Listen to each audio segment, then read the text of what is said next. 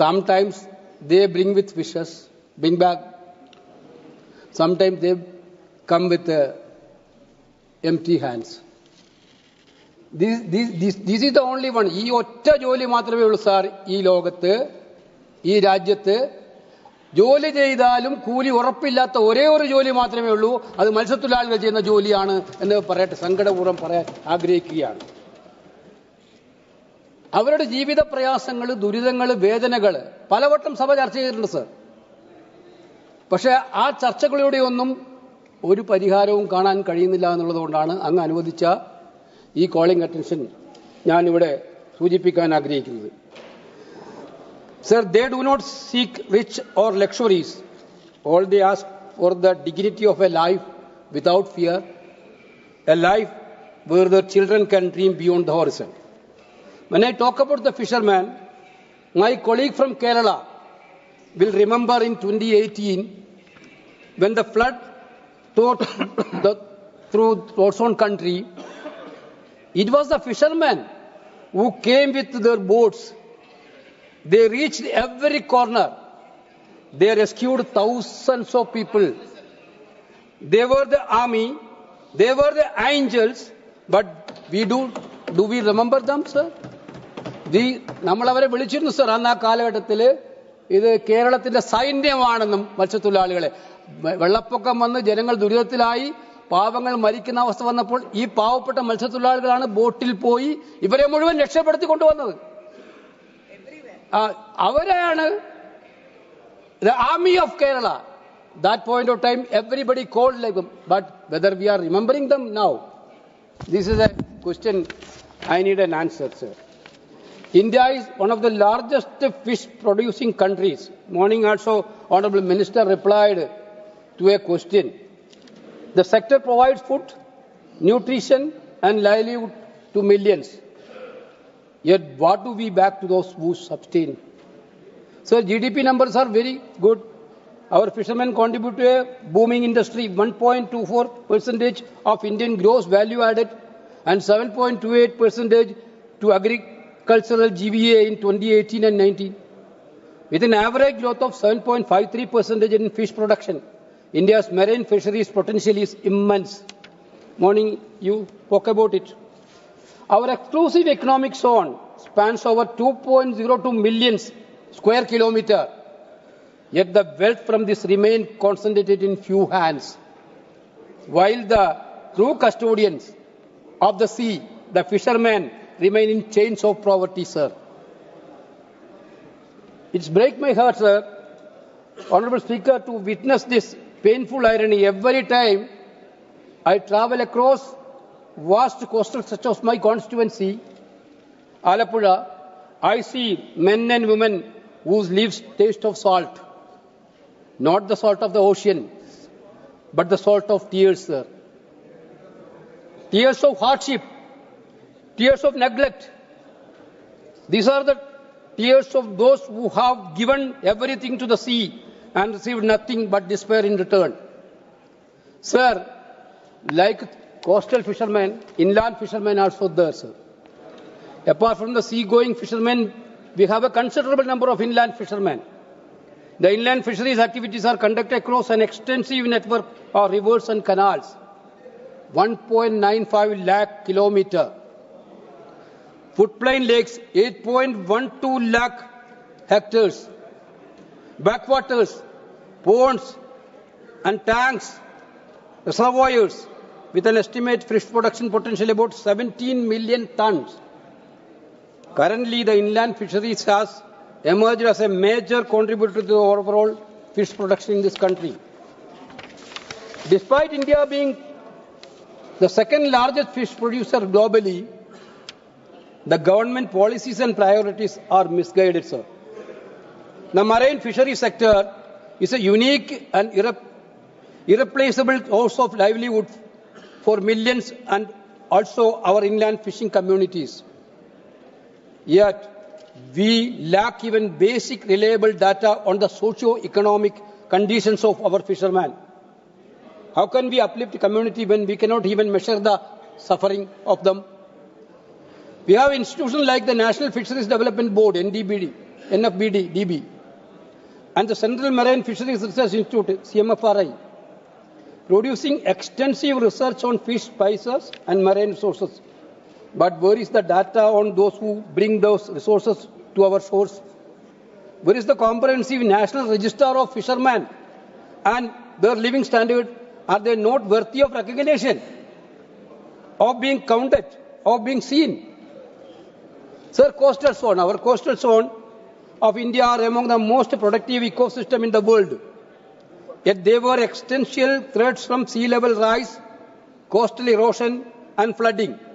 The government must answer a fundamental question. Who control our coast, sir? Who control our coast? Who is monopolizing our marine wealth while the traditional custodians are pushed aside? Honorable Speaker, sir, it is alarming that one company operates a port of terminal every 500 kilometers along India's 7,516 kilometer long coastline. Only one company has the monopoly. They have, within 500, they have their own one big endeavor. The group now controls 14 ports and terminals, representing 27% of India's total port volume. Ports from Halda in West Bengal to Vizhinjam in Kerala are under their control. Sir, the problem, what is the problem? In these areas, total privatization of these ports now creating problem for the poor fishermen. Thousands of poor fishermen are being displaced, their livelihoods snatched away, their futures are stolen, sir. Sir, rivers and backwaters. Look at I told about inland fishermen, sir. We have much of rivers and backwaters. For my own constituency, I think you had been there. One of the beautiful backwater area in the world itself. Gateway of the backwaters. मुझे आप लेके कब गए जो मैंने देखा ही नहीं? बिल्कुल बिल्कुल. I am inviting, sir. Vembanad Lake, our parliamentary affairs minister like that. Vembanad Lake is one of the most beautiful lake. But nowadays, what is the poor fisherman is not in a position to fishing there because complete weed, all Vembanad Lake become weed and mud, and area is also shrinking day by day. Therefore, our water bodies has to be purified, sir. Then only proper fishing can be done in that area. We need to clean our rivers and backwaters, remove the weeds, and bring life back to these waters. Our fishermen deserve a chance to live with dignity. Sir, now I am coming to a major point, sir, which I bring into your notice earlier also. Now, Government of India is going for a seashore mining, offshore mining, sir. The government speaks of the blue economy. But for whom? Under the offshore areas, Mineral Act 2023, private company will soon drill our sea beds, extracting crude oil, gas and minerals. What will be left for the fishermen, sir? Whose livelihood is tied to these waters? I asked a question. Our IB Eden has asked a question in this session only. The reply given by the mining minister is that before notifying the above blocks in offshore areas, the central government had consulted several key ministries, including Ministry of Environment, Forest and Climate Change, and the Department of Fisheries under Ministry of Fisheries. This is a direct question to Honourable Minister. Whether the Fisheries Ministry has done a study on impact of this offshore mining. I have data by our scientists. Geological Survey of India, National Institute of Ocean Technology, National Institute of Oceanography, National Center for Polar and Ocean Research, National Geophysical Research Institute and Earth System Science Organization are the agencies involved. These people are not studied any impact on sand mining, offshore mining. There are people who done this study. That type of people, I will tell you, sir, the studies suggest that offshore sand mining is often poorly managed, leading to severe environmental, social and economical consequences. There is a knowledge gap in offshore sand mining management and sustainability, and we need to conduct additional research to fill this gap. According to FAO Globe Fish Research Program Volume 122 2016, the main expected impact from seabed mining are: 1. Changes in the seabed landscape by removing nodules from the sea floor. Number 2, changes in the marine habitat that sustain different forms of life. Number 3, sediment plumes, which will cause a reduction of oxygen and light in the water column and the introduction of metal into the water column. Next, disruption of the sea floor and redistribution of sediments, causing some benthic ecosystem and creatures to be buried. 5, very slow ecosystem recovery from the changes to the sea floor and displacement of marine life. Sir, this much serious impact, our scientists are predicting about this much serious impact on offshore mining. Our Fisheries Ministry Department is already consented for this. But for whom this Fisheries Department is working? This is for mining people or the fishermen? My direct question to you, sir. Are you working for the mining companies or the poor fishermen of this country? Sir, this is this much impactful mining. How can you allow, sir, without a proper study? Fisheries, sir, my point is, so without a proper study, they are doing. Premachandran already raised this issue. This Kollam area, Alappuzha area, my constituency, now they are already done tenders. Now they are going to do mining. Entire fishermen is in agitation. Kerala Assembly unanimously passed the resolution and they wrote to you, Minister. No action. The government has to come. Yesterday, our Honorable LOP Rahul Gandhiji wrote to Prime Minister to withdraw the name from the mining. Somebody has to stop this mining. Government side has to come forward onto mining to give a rescue for the poor fishermen of this country. That's why my valid point, sir, I am trying to tell that we cannot allow these things, sir. Because otherwise also fishermen are, yes, you are not even allowing a construction of houses for the fishermen, poor fishermen. When the fisherman is going to construct a house, you will tell CRS norms are there, you are not allowed to construct a small house. Now, of large scale mining, they can do in sea. No problem. No environmental impact study. Nothing is there. Now, what government is telling, after tender, if somebody took a tender company has to do environmental impact study. What is it? Like letting the folks guard the hen house. Honourable member, please address chair. Sir, I said, okay, sir. Sorry, sir. Sir, this is what letting the folks guard the hen house. This is what happened. The company has to do environmental impact study. This is ridiculous. Basically, therefore, this reckless pursuit of profit is robbing our fishermen of their heritage, their dignity, and their means of survival. Our coastal communities, environmentalists, and marine scientists are united in protest. Majority of the political parties are in protest. Then why government of India is doing all these things? My submission to the Fisheries Minister, you are a senior most leader of the ruling party also. Tell the Prime Minister and to at least stop this mining process there. Sir, I am already talked about the housing issue, CRZ norms. Some amendments has been done. That also not sufficient. Poor fishermen is not having a position to construct the dwelling houses. The government has to come forward with a clear-cut, flexible idea on CRZ. The major point, IB morning raised the issue of sea erosion. Sir, you see this is a shocking. 70% of the world beaches are vanishing in India. The ocean waves and currents are eating away our shores. In undeveloped places. 2 minutes. In undeveloped places, erosion comes and goes. But in developed areas, it is a disaster. A study of the National Center for Coastal Research shows Kerala is one of the worst states. More than 46% of Kerala coast has been eroded, sir, through this sea erosion. Actually, earlier time, sir, the coasts are not just land, sir. They are our borders. They are as important as our northern and western boundaries. The sea brings dangers, terrorism, sir, trafficking, sir, and drug smuggling happening through sea, sir, now. But erosion is threat too. So it is taking away land and destroying the lives of fishermen and coastal communities. These are the same people who risk their lives in flood to save others. Now we turn away the sea distortion home. Sir, one more point, sir. Kerosene, subsidized kerosene. Kerala alone has 1.95 lakh fishermen who go out to sea every day. The sea is their life. It gives a living to 8.04 lakh fisher folk. Those traditional fishermen use small boats with outboard motors that run on kerosene.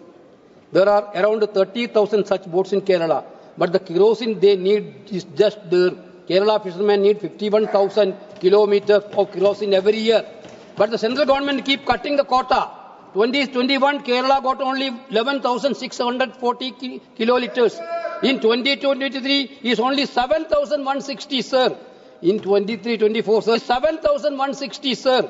In 23-24, sir, just 3,300 kiloliters. And this year is shocking, only 648 kiloliters. This is nothing other than cruelty, sir. Sir, therefore subsidized kerosene has to be increased.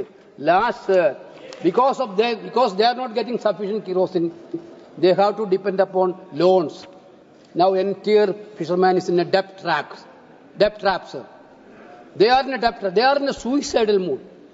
Sir, ജീവിക്കാൻ കഴിയാത്ത സാഹചര്യം. മണ്ണെണ്ണ കിട്ടാനില്ല. കടലിൽ പോയ മീൻ കിട്ടാനില്ല. അവസാനം ജീവിതത്തിന് വേണ്ടി ബാങ്കുകളിൽ നിന്ന് കടം വാങ്ങിച്ചാൽ ആ കടം വാങ്ങിച്ച ബാങ്കുകൾ അവരുടെ ജീവിതത്തെ തന്നെ വേട്ടയാടിക്കൊണ്ടിരിക്കുന്ന അതിദയനീയമായ സാഹചര്യം ഇതുപോലെ ഒരു കമ്മ്യൂണിറ്റി നേരിടുന്ന ഫിഷർമെൻ കമ്മ്യൂണിറ്റിയാണ്, സർ. അവരുടെ പ്രശ്നങ്ങൾ കേൾക്കാൻ ഇവിടെ ആരുമില്ല. ഓഫ്ഷോർ മൈനിങ് എന്ന് പറഞ്ഞാൽ അതിനുവേണ്ടി എല്ലാ അന്തരീക്ഷവും ഉണ്ടാക്കും. പാവപ്പെട്ട മത്സ്യത്തൊഴിലാളിയുടെ പ്രശ്നം കേൾക്കാൻ ആരുമില്ല. സർ, ആ പ്രശ്നം കേൾക്കാൻ ഈ സർക്കാർ ഉണ്ടാകണമെന്ന് ആവശ്യപ്പെടുന്നതിന് വേണ്ടിയാണ് ഈ കോളിംഗ് അറ്റൻഷൻ അവതരിപ്പിച്ചിരിക്കുന്നത്, sir. I would request honourable minister, kindly look into these issues. In favor of, you are given a statement. Our statement is covering up some issues, what we are doing central government. But what you are doing specifically for fishermen house, their drinking water, their debt, nothing is covered. Please think about the poor fishermen of this country. Okay. Thank you very much, sir. Shri TR. बालू जी, आप केवल प्रश्न पूछना है. आप senior leader है, call attention में main व्यक्ति. I understand, sir. So I'll be very short. Kindly give me a few minutes. So actually, with a heavy heart, I should like to call the attention of the Honorable Minister for Fisheries about the sad plight of Indian fishermen, especially fishermen from Tamil Nadu, who are day in, day out, are subjected to hardship in the hands of Sri Lankan security forces. And every day, government of Tamil Nadu is writing to the state guards to intervene and see that proper action is taken, or the government of Sri Lanka should be advised properly so that things may not go wrong.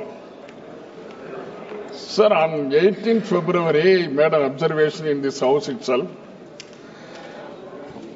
On 18th February, sometime back, I made an observation. On 18th February, Honorable Minister for External Affairs Jaishankar has written to me.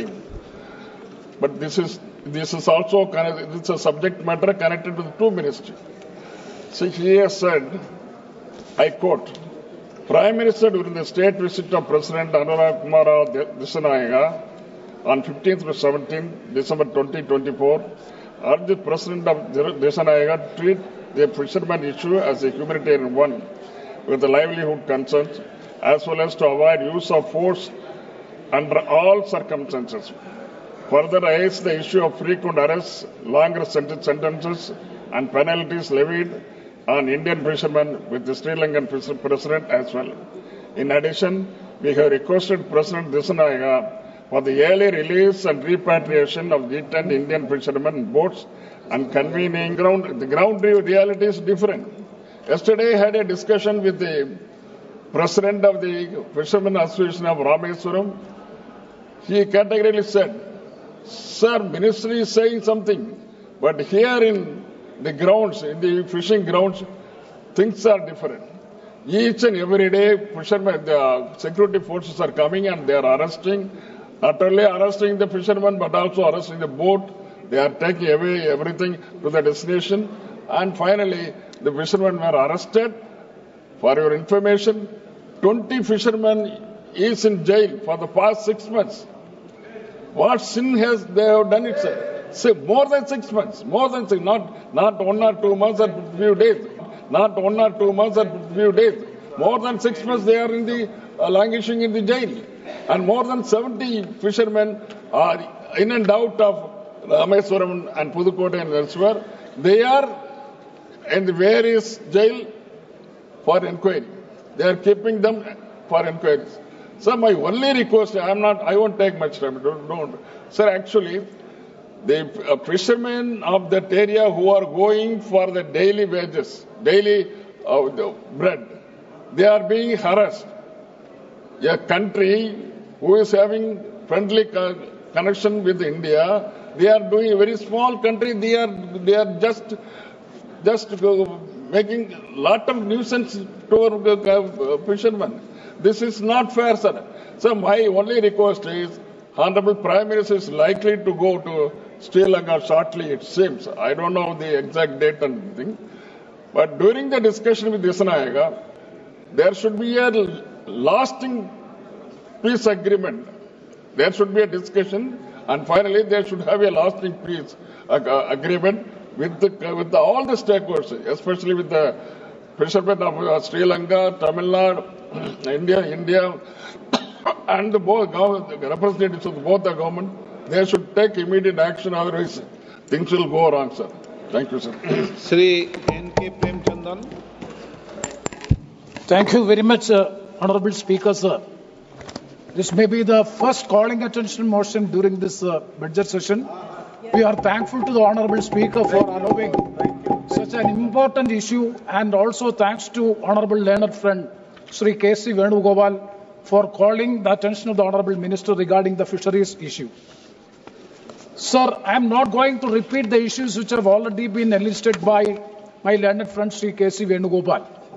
Sir, the pathetic condition of the fishermen in the coastal area, there is no words to explain it. It is just like that of the tribal people in the mountain area. Sir, fishing is the only main source of income of the fishermen is the fishing. But due to the unsustainable fishing practices, deplete the fishing stocks, impacting the livelihoods of the fishermen and the health of the marine ecosystem. Rising sea temperatures, changing ocean currents and increased storm activity can disrupt the fishing grounds and threaten fish populations. And pollution from industrial and agricultural sources can contaminate fish population and make them unsafe for consumption. Sir, after the tsunami and Oki disaster in the state of Kerala and throughout the country, the quantity or the abundant fish wealth has declined like anything. In such a situation, I would like to know from the Honorable Minister, I am seeking the clarification. Clarification number 1 is regarding, the Parliament has passed the law Right to Forest Act.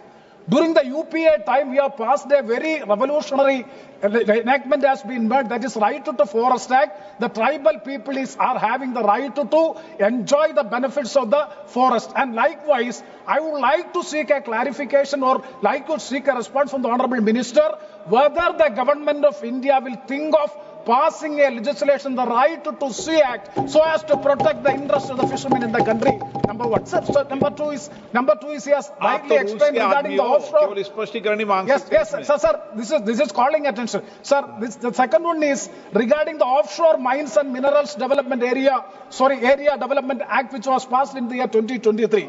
Sir, pardon, sir. As has rightly pointed out, that is deep sand mining in the offshore. And Parappu area in my constituency and Alappuzha, 85 kilometers of length is there. Now the tender has been invited so as to have the sand mining. Definitely there is no doubt that the ecosystem, marine ecosystem will be disrupted like anything, and that will be adversely affecting the coastal fishermen. So my submission is whether, considering the agitation now which is going on in the state of Kerala, and even yesterday the leader of the opposition has rightly pointed out that it will be adversely affecting the interest of the fishermen, coastal fishermen. Would the government will reconsider and recall the tender? Because without having the environmental impact assessment, without having the social impact assessment, let me conclude. Without having this is being done, so I would like to know from the Honourable Minister, would the government will recall the tender and have a discussion at large? Without having all these things, it cannot be allowed. These are the 2 points which I would like. मेरा सदस्यों से आग्रह है कि केवल एक-एक प्रश्न पूछ ले उसमें. Thank you, sir. In fact, thank you very much for permitting this entire discussion. I do have 5 clarifications to ask the Minister, sir, because these are issues I have been raising for 15 years in this House without satisfactory response. I'll be very brief on each of them. Number 1, sir, coastal erosion. Yes, sir. I mean, coastal erosion, something that affects my constituency gravely. Ferocious monsoons have been devastating our coastline, destroying homes and livelihoods, and the fisher folk are suffering terribly because of a lack of adequate sea walls and groins. This issue was raised this morning by my colleague Haibi Eden. The minister's reply put the entire onus on the state government. The state government says they don't have the resources. So Bharat Mata ki dharti ja rahi hai. Ye jo akraman ho raha hai samudra se, hamari dharti ja rahe, meri constituency se 64 square kilometers chale gaye hain. तो उसमें क्या central government की कोई responsibility नहीं है, कोई जिम्मेदारी नहीं है? I would like to request the minister to assume the responsibility for protecting Indian territory. Second, sir, lack of fishing harbours. You've talked about the PMMSY supporting 100 coastal villages, but the coastal villages are not enough. They need harbours. We have, in my constituency, we have 28% of Kerala's fishermen, sir, and they have absolutely no harbours other than one major port that's now coming up.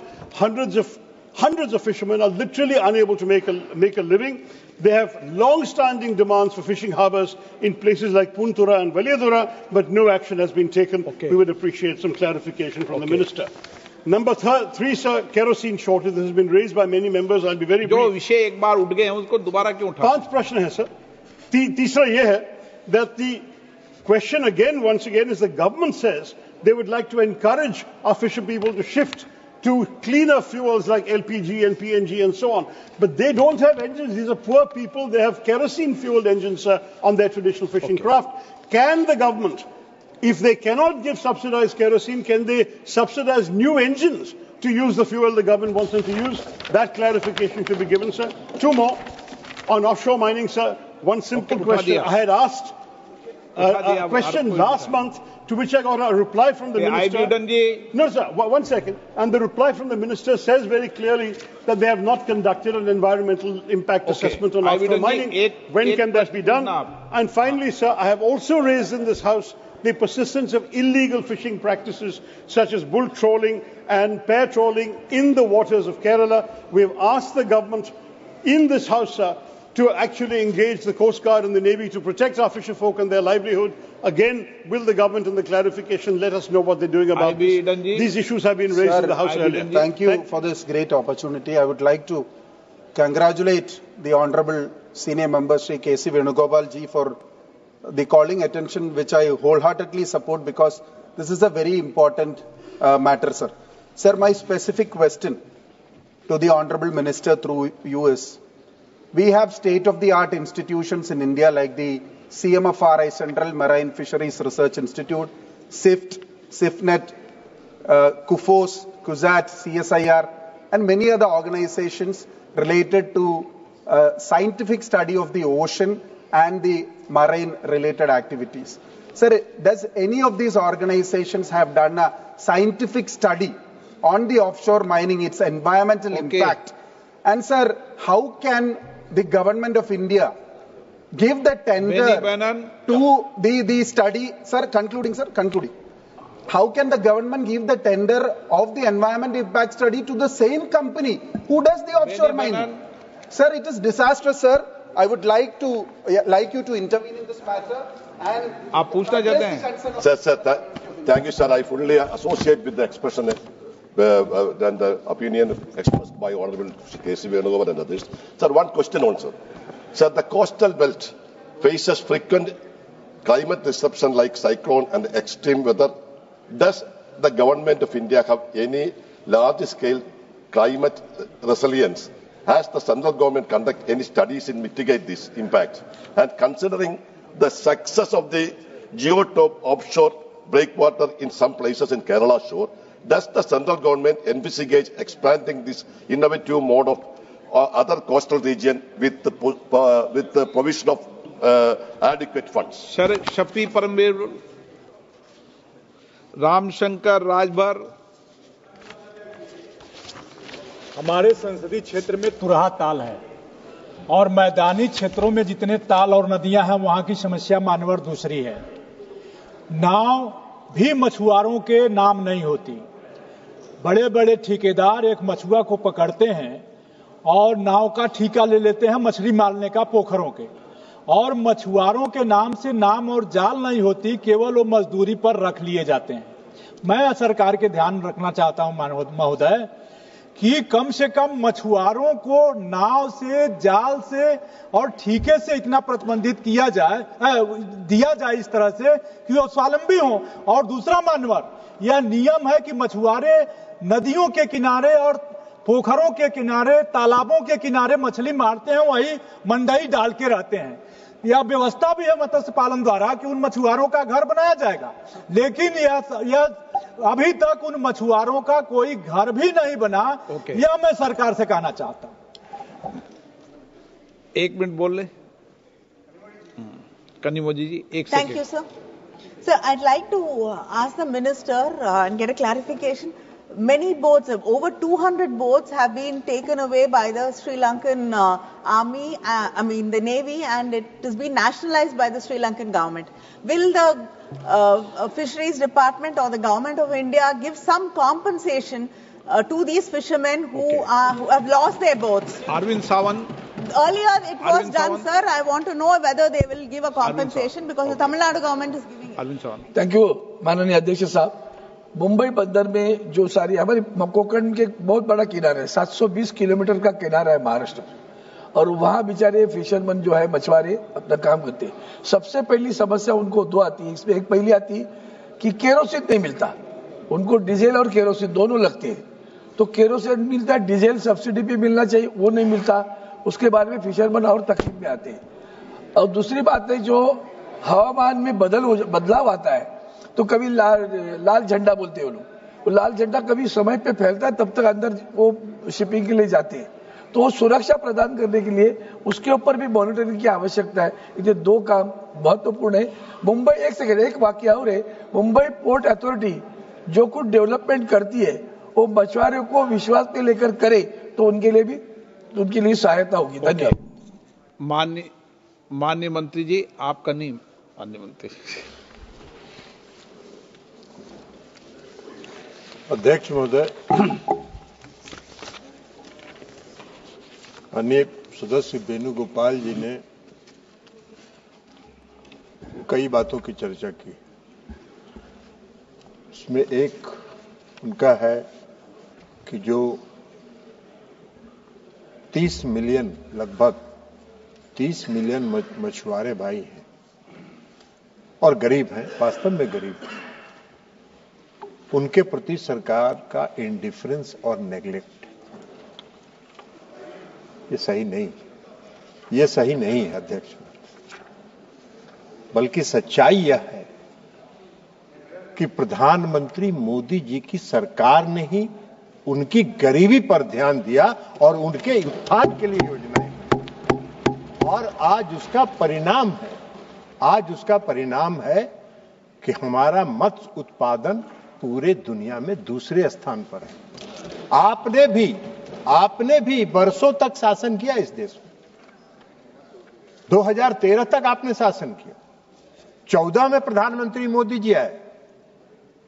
आपके समय में तो मछुआरे भाई जो हैं वो भूखमरी के कगार पर थे। आज हम आपको बताएंगे, अध्यक्ष महोदय और माननीय सदस्य को भी बताएंगे कि प्रधानमंत्री जी ने क्या क्या इनिशिएटिव लिया जिसके कारण आज मछुआरे समुदाय के लोग सुखमय जीवन जीते रहे और कुछ हद तक उनके दूर हुई है। आपको बताएंगे। आपको देखिए, आप वेणुगोपाल जी, आपको जब हम आईना दिखा रहे हैं तो अपना चेहरा देख के आपको क्यों चिढ़ हो रहा है? अरे अपना चेहरा तो देखिए, क्या किया आपने। अब ये ऑफशोर माइनिंग की बात कर रहे थे, पहले हम उसी का अध्यक्ष महोदय जवाब दे देते हैं। ऑफशोर माइनिंग का कोई कंसेप्ट इस देश में नहीं था। सबसे पहला ऑफशोर माइनिंग का कंसेप्ट अगर लाया तो यूपीए सरकार ने offshore areas and mineral and development act 2002 यहां इस सदन में पास कराया और उसके बाद से हुआ। सुन लीजिए, अरे बैठिए, पूरा सुनिए, आप सुनिए बात, अरे सुनिए तो सही, अरे आप बतवा तो पूरा, अरे पूरा सुनिए तो सही, अभी पूरा बता रहे हैं ना। अरे आपको पूरा बात कहां सुन रहे हैं। उसके बाद 2010 में इन्होंने रूल्स बनाए। आज तक कोई ऑफशोर माइनिंग केरला में या किसी समुद्री तट में प्रारंभ ही नहीं हुआ है, तो उसके कहां सवाल है, उसके प्रभाव का, कुप्रभाव का कोई नहीं हुआ है। सिर्फ हम आपको बताना चाहते हैं अध्यक्ष महोदय कि एनआईटी, उसके लिए एनआईटी 13 ब्लॉक्स के लिए नवंबर में जारी हुआ है, नवंबर 2024 में, और उसमें मात्र 3 ब्लॉक्स हैं जो केरला के हैं और वह भी 12 नॉटिकल माइल से बाहर के हैं जो एक्सक्लूसिव इकोनॉमिक जोन में आता है। आप कहां से बात कर रहे हैं ऑफशोर माइनिंग की बात? आज तक तो ऑफशोर माइनिंग प्रारंभ ही नहीं हुआ। आप कह रहे हैं कि उसका व्यापक प्रभाव पड़ रहा है, सारे लोग बात कर रहे हैं। अरे आप सारी बात, और ये पूरा मामला खनन मंत्रालय से, हमने खनन मंत्रालय से जो सूचना प्राप्त किया है उसके आधार पर हम इनको बता रहे हैं।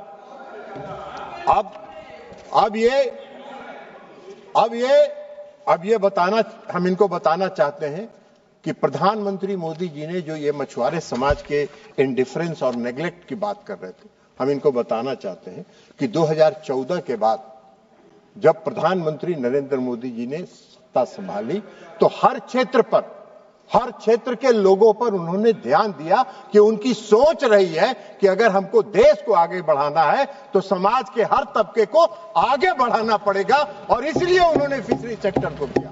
2019 में उन्होंने इस विभाग को अलग किया, 2019 में अलग इस विभाग को किया।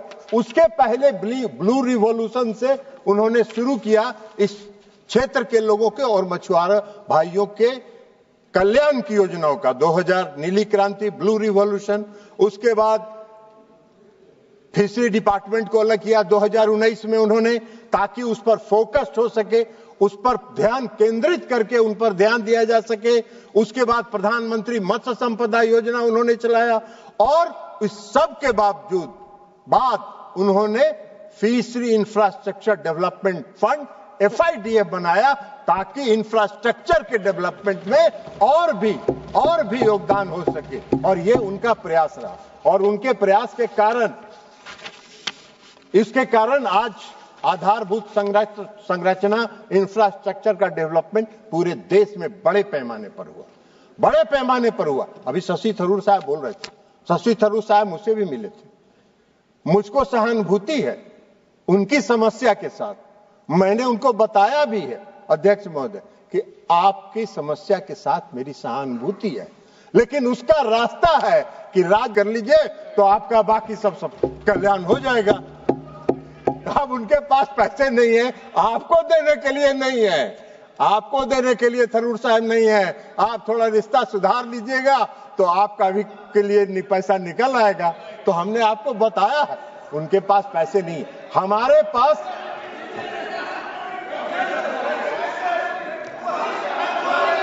ये तो अपोजिशन में रिश्ता क्यों सुधारेंगे?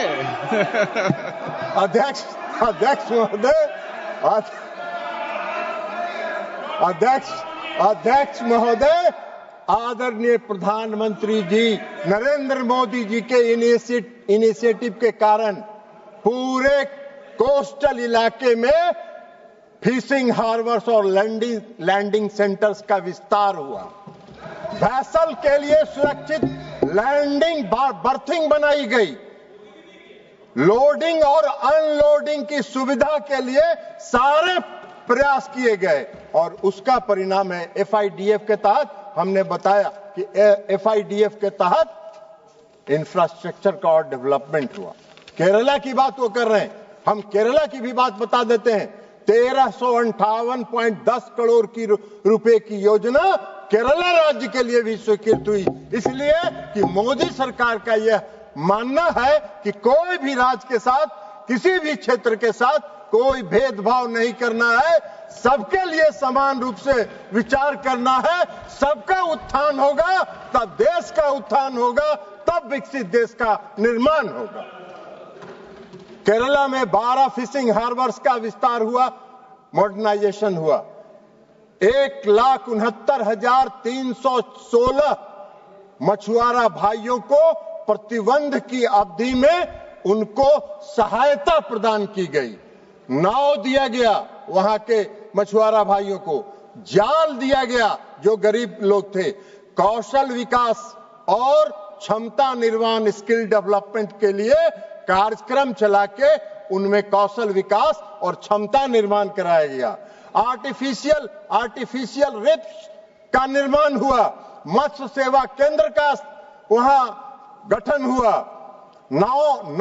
6 मॉडर्न कोस्टल फिशिंग विलेजेज हैं, जहां पर जो वो चर्चा कर रहे थे पीने के पानी का, सारी सुविधा का, उन सारी सुविधाओं का इस्तेमाल वहां प्रावधान किया गया है।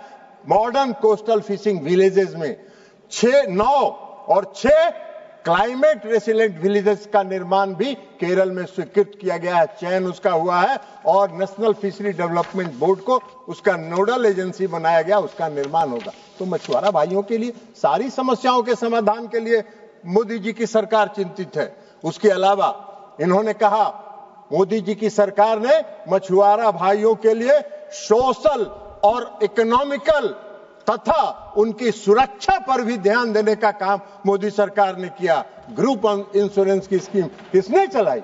ग्रुप इंश्योरेंस की स्कीम मोदी जी की सोच का परिणाम है कि मछुआरा भाइयों को जब दुर्घटना में उनकी मृत्यु होती है तो 5 लाख रुपए, अगर गंभीर रूप से घायल है तो 2.5 लाख रुपए, और कम बीमार है, घायल है तो 25,000 रुपए की सहायता उनको ग्रुप इंश्योरेंस स्कीम से दी गई।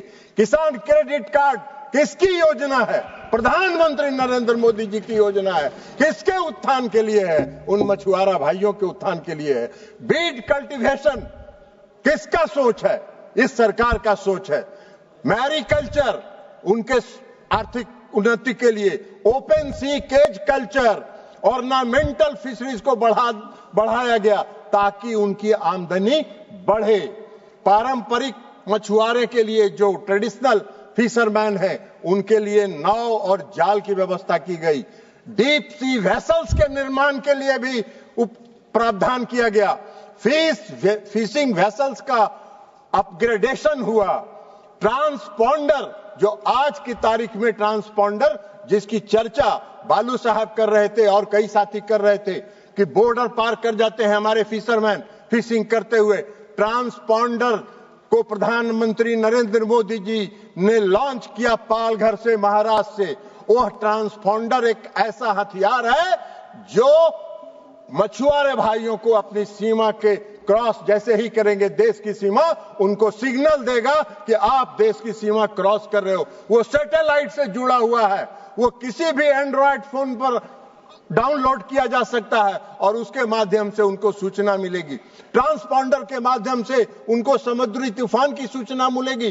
ट्रांसपॉन्डर के माध्यम से उनको यह जानकारी भी मिलेगी कि कौन से इलाके में आपका कैच ज्यादा संख्या में उपलब्ध है, वहां फिशिंग करने का काम करिए। उनका डीजल बचेगा, उनका केरोसिन बचेगा, उनको मेहनत कम करना पड़ेगा, कैच उपलब्ध होगा। वो अपने परिवार के साथ जुड़े रहेंगे उस ट्रांसपॉन्डर के माध्यम से। वो अपने मालिक, वेसल्स के मालिक के साथ जुड़े रहेंगे उस ट्रांसपॉन्डर के माध्यम से। 1 लाख मछुआरा भाइयों को मुफ्त ट्रांसपॉन्डर्स देने की सरकार का फैसला है और कई राज्यों में उसका काम शुरू हो गया है, दिया जा रहा है मछुआरा भाइयों को, तो ट्रांसपॉन्डर्स की सुविधा हो गई। 100 कोस्टल विलेजेस को 100% वित्त सब पोषण के साथ कोस्टल फिशरमैन रेसिलिएंट विलेज के रूप में चिन्हित किया गया है, उनका चयन हुआ है।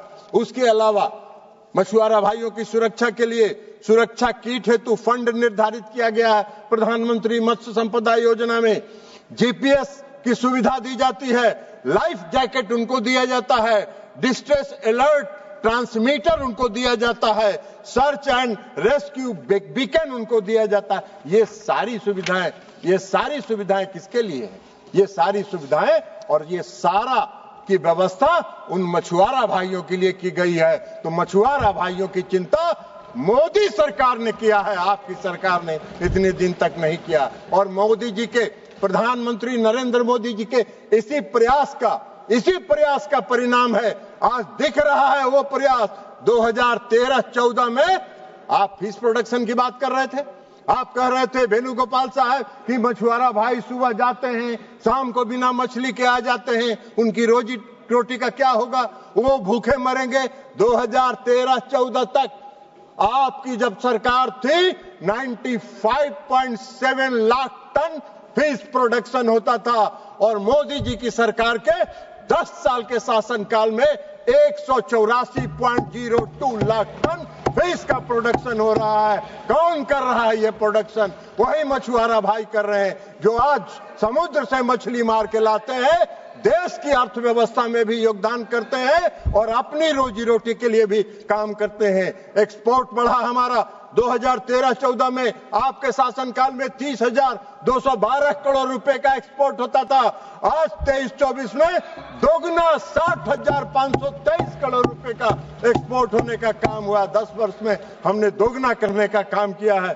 तो इसलिए कोस्टल इलाके में आपके शासनकाल में 3.22 लाख टन होता था। मोदी जी के शासनकाल में 23-24 में 11.84 लाख टन झींगा का उत्पादन हुआ है। ये आप कह रहे हैं, आप कह रहे हैं कि फिशरी सेक्टर में कोई प्रयास नहीं हुआ, फिशरमैन पर ध्यान नहीं दिया गया, फिशरमैन नेग्लेक्टेड है, फिशरमैन इंडिफरेंस है। ये क्या तरीका है? ये नहीं है। जीबीए में, आपका जीबीओ में भी बता दें, जीबीए में 9.08% का रेगुलर ग्रोथ है हमारे जीबीए में फिशरी सेक्टर का।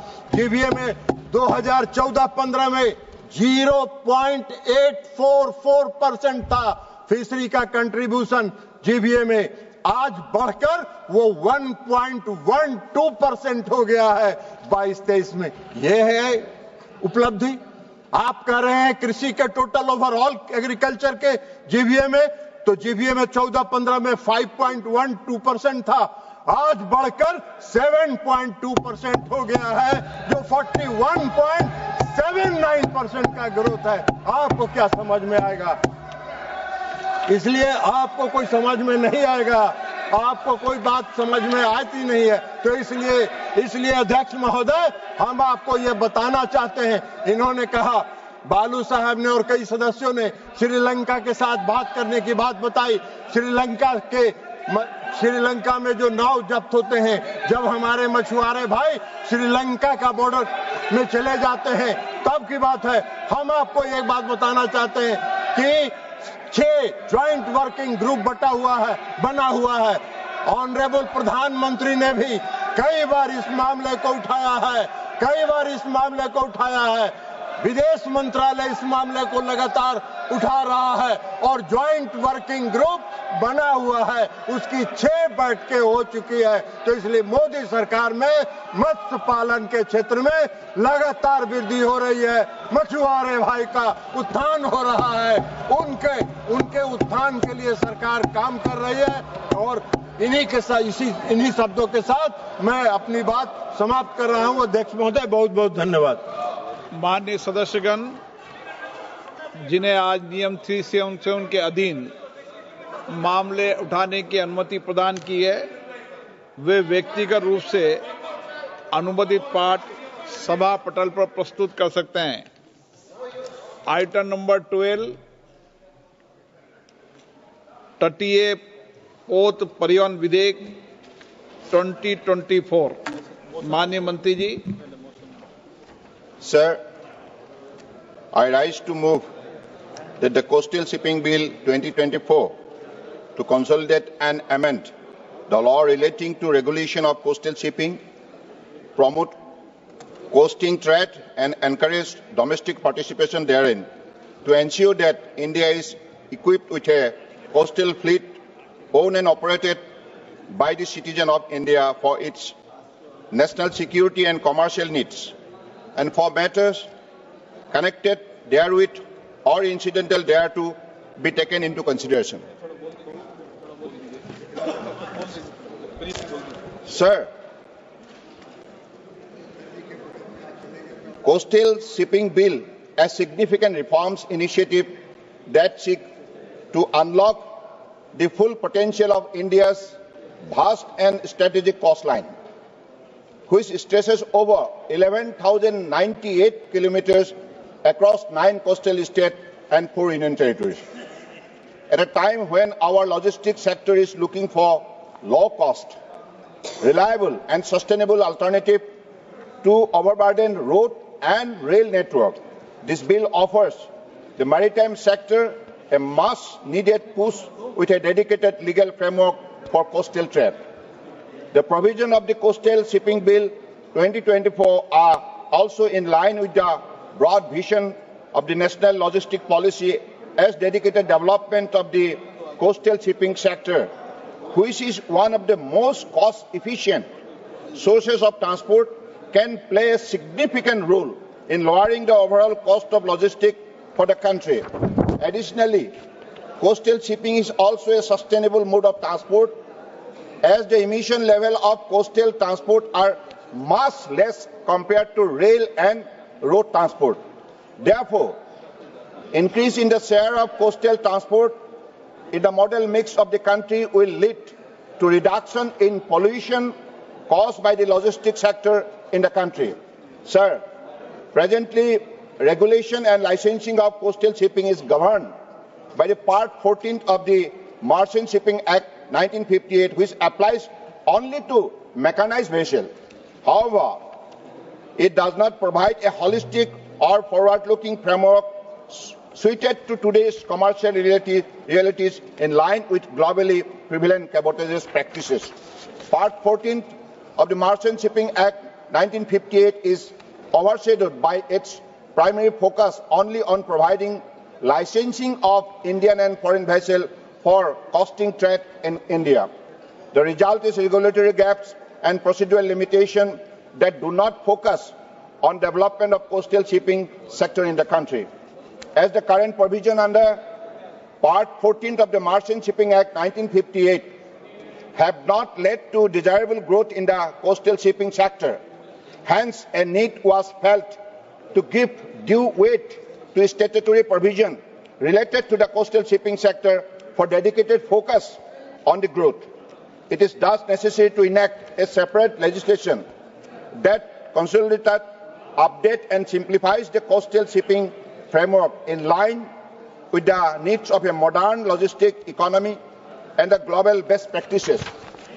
Madam, the Coastal Shipping Bill 2024 is designed to do exactly that, to make coastal trade easier, more competitive and better integrated with India's overall transport vision.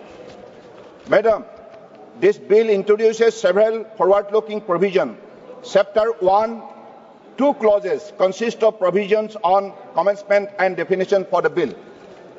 Chapter 2, 5 clauses deal with provision regarding licensing and regulation of foreign vessels participating in coastal trade of India.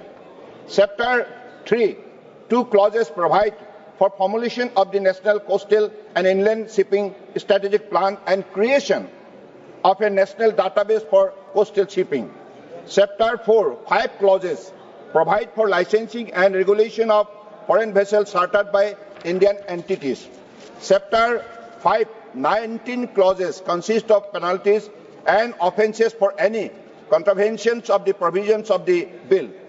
The provisions related to penalties are in line with the central government goal of decriminalization of law. Chapter 6, 9 clauses consist of provisions regarding power of DG shipping to seek information, issue direction, central government power to issue direction and provide exemption, among others. With respect to the key provisions of the bill, first and foremost, it does away with the requirement of a general trading license for Indian ship to engage in the coastal trade, that is clause 3. This step will significantly reduce compliance burden and promote ease of doing business for Indian shipping companies, which is in line with the Government of India's mission of enabling ease of doing business. Secondly, Madam, the bill provides that the foreign vessels may only participate in India's coastal trade under a license issued by the Director General of Shipping, clause 4, and allows the imposition of statutory conditions on such licenses. This may include crewing requirement or stipulation that part of the vessel be built in India. This will not only support Indian shipyard and generate employment for Indian seafarers, but also protect our long-term strategic maritime interests. Madam, importantly, the bill mandates the preparation of a national coastal and inland shipping strategic plan, clause 8, to be revised every 2 years. This will assess the condition of shipping routes, forecast future traffic, identify areas for improvement and promote synergy with inland waterways. The plan being formulated under clause 8 is rightly referred to as a strategic plan because it will provide the long-term vision and determine the roadmap to achieve the goal specified in the preamble of the bill. Further, the integration of coastal and inland waterways will promote regional development of riverine and coastal areas alike in the country. This bill will also give impetus to the long-term vision of development of coastal and inland waterways transport in states such as Odisha, Karnataka and Goa, among others. Another major step is the creation of a national database of coastal shipping, that is in clause 9, containing details of the license issued, route use, vessel involved and other key information. This will bring transparency, enhance coordination, enable data-driven and timely decision-making for regulators, shipping companies and the broader logistic ecosystem. Additionally, the bill also provides for licensing of foreign vessels chartered by citizens of India, NRI, OCI, LLPs, as well as any other Indian entity as may be specified by the central government. That is clause 11. This provision expands the category of charterers who can charter a foreign vessel in India.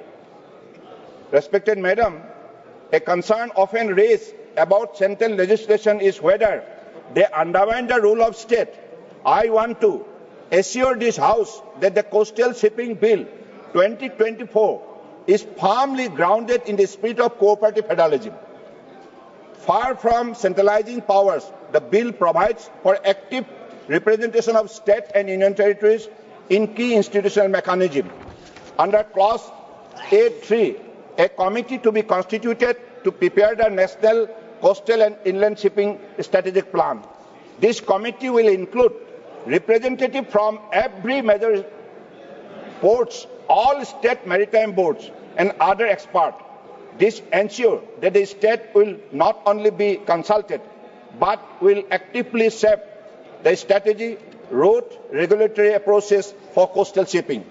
Such an approach will help align national policy with local priorities and unlock region-specific opportunities.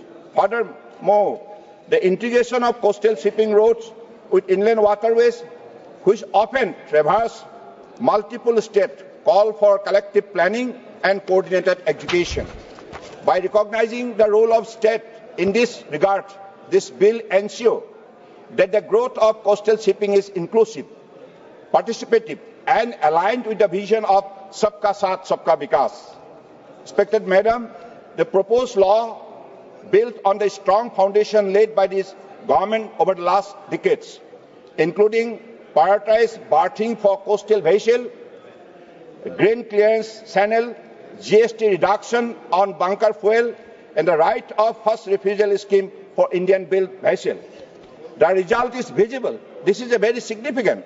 Because of the adopting this kind of initiative, the result is visible. Coastal cargo traffic has grown by 119% over the last 10 years, rising from 74 million metric ton in 2014-15 and to over 162 million metric ton in 23-24. We now aim to grow this further to 230 million metric ton by 2030. To support this aspiration, we need legal clarity, regulatory stability, and investment-friendly rules, and that is exactly that this bill delivers. Internationally too, countries as the United States, Australia, and the European Union have adopted dedicated laws for coastal trade. This provision in this bill reflects the best of those practices adopted to suit Indian conditions. Madam, this bill is the outcome of consultation with stakeholders across the maritime sector. In addition to interministerial consultation, input were also received from several private stakeholders. In conclusion, this legislation is timely, necessary, and forward-looking. It will reduce logistic costs. What is the merit of the particular this initiative, this particular bill? It will reduce logistic costs, promote green transport, support Make in India, and create thousands of jobs in shipbuilding, port services, and manning of vessels. The overarching goal of the bill to develop a coastal fleet owned and operated by Indian entities will lead to reduce dependence on foreign vessels for critical areas relevant for our country's coastal shipping. Since coastal shipping is highly significant for movement of critical cargo, including food grains and fertilizer, greater number of Indian ships handling coastal cargo provides supply chain security and prevent escapement of revenue forex to foreign owners and enables a burgeoning local economy in terms of job, shipbuilding, and the likes. These goals are in line with the broad mission of self-reliance as envisaged in creating Atmanirbhar Bharat. Further, increasing the number of Indian fleet in coastal shipping and statutory regulation of foreign vessels operating in our coastal water is critical for ensuring our national and maritime security too. Hence, this bill has well accounted for the same. It aligns local aspiration with national goals and provides a framework for the next 25 years of coastal economic growth under the Maritime Amritkal Vision 2047. I urge honourable members to support this bill and help lay a strong, modern foundation for India's maritime future. Thank you. माननीय सदस्य Shri Manickam Tagore ji. Thank you, Madam Speaker. Respected colleagues and friends of the House, I rise today from Virudhunagar, a town far from the sea's call. Yet I speak the heartbeat of India's fishermen pulsing through me. From the India's Tamil Nadu's Park Bay to Gujarat Kutch, from Kerala's shores to Odisha's delta, their voices unite us. As a member of Indian National Congress, a party born out of freedom's fire, I open this debate not just as on the Coastal Shipping Bill 2024, but on the legacy and the stretches back on thousand years to the Cholas, whose ships ruled the seas, to VOC Pillai, who defied empires, and the East India Company, to the fishermen of today, betrayed by neglect and greed. This bill promises a maritime revival, Indian vessels in our waters, trade unleashed, ports reborn. From Madurai's blustering markets, I see its spark goods flowing to Chennai's docks, prosperity weaving inland to shore. But, Honorable Ma'am, where is the fisherman in the tale? The man whose boat braves the dawn, whose net feeds our homes. Our history whispers their warmth. A millennium ago, the Cholas, masters of Tamil Nadu, built a naval empire that sailed through Tamil Nadu to Southeast Asia. Rajendra Cholan in 1025 sent fleets of wooden ships, some say hundreds strong, to conquer now in Indonesia, Sri Vijaya. Their shipyards in Nagapattinam crafted vessels of teak and skill. Their miners mapped the Bay of Bengal. Their trade spanned China to Arabia. The Cholas did not just fish. They commanded the seas as a legacy enriched to our blood. Coming centuries later, VOC Chidambaram Pillai, VOC the Kapalotiya Tamilan, revived that spirit. Born in 1872, he launched the Swadeshi Steam Navigation Company in 1906, India's first indigenous shipping line, with ships like SS Gallia and SS Lava plying Tuticorin to Colombo. Against the British might, he raised funds from every corner, vowing, "I'll return with ships or perish in this sea." They jailed him, broke him on the oil press, but his dreams endured. Today, this bill would echo the Cholas and VOCs, lifting our fishermen, honor our maritime soul. Instead, it drifts past them, mute on their safety, their stake, and their future. Let me widen this canvas, ma'am. For the fishermen's fight is India's fight. In Tamil Nadu, 843 fishermen have fallen to the Sri Lankan guns and jails in the past years. Boats seized, families shattered. In Gujarat, Pakistan looms. In Odisha, cyclones rage. In Andhra, pollution poisons. Over 1 million fishermen, 70,000 households in Tamil Nadu alone, scrapped by less than 24,000 rupees a year. And now, in a new tide rises. The Prime Minister's favorite ports company in Villingam, where Kerala fishermen blockade Adani's 7,525 crore project. 600 displaced, beaches lost, fishes vanish as groins and dredges choke the coast. In Diggi, Maharashtra and Gangavaram, Andhra Pradesh, the same company's expansions turn fishers into strikers and laborers. Their seas sold.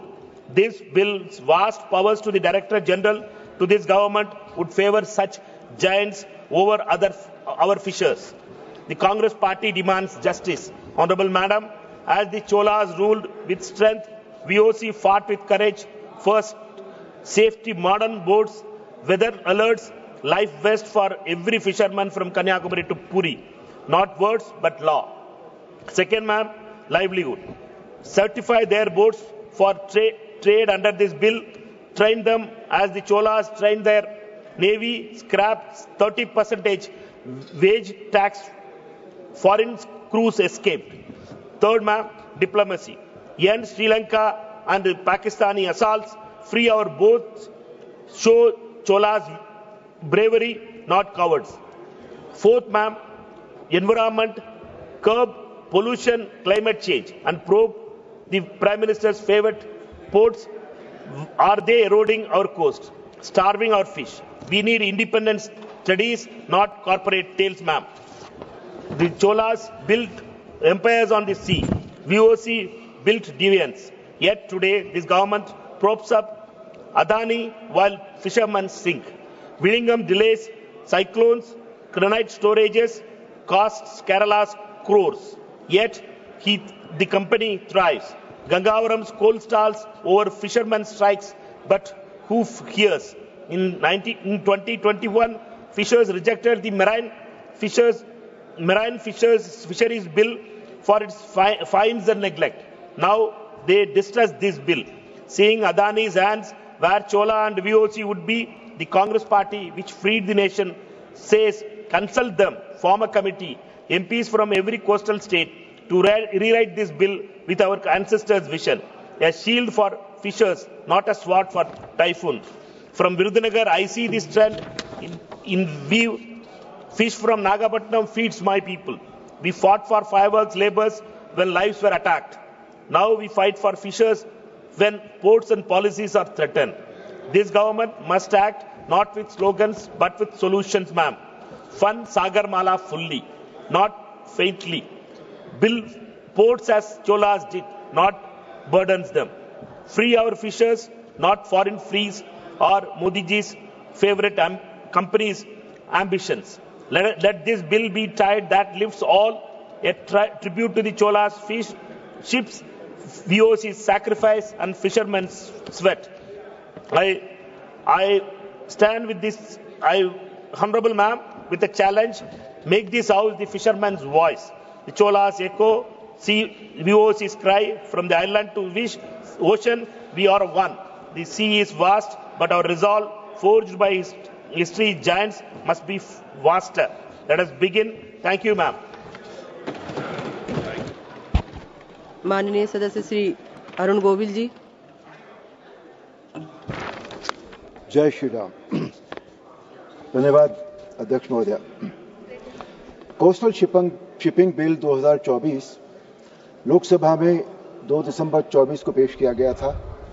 इस bill का मकसद भारत के coastal trade को बढ़ाना तथा भारतीय ध्वजवाहक समुद्री जहाजों को बिना किसी बड़ी फॉर्मेलिटी या लाइसेंस के कोस्टल ट्रेड की परमिशन देना है। अभी कोस्टल शिपिंग में विदेशियों का वर्चस्व है। 2005 में यूपीए सरकार ने जब देश के पूर्वी तट और पश्चिमी तट के बीच व्यापार के लिए रास्ता छोटा करना चाहा, राम सेतु को तोड़ने की साजिश की, तब पूरे देश का ध्यान कोस्टल शिपिंग और यूपीए सरकार द्वारा भगवान श्री राम को काल्पनिक बताने की ओर गया था।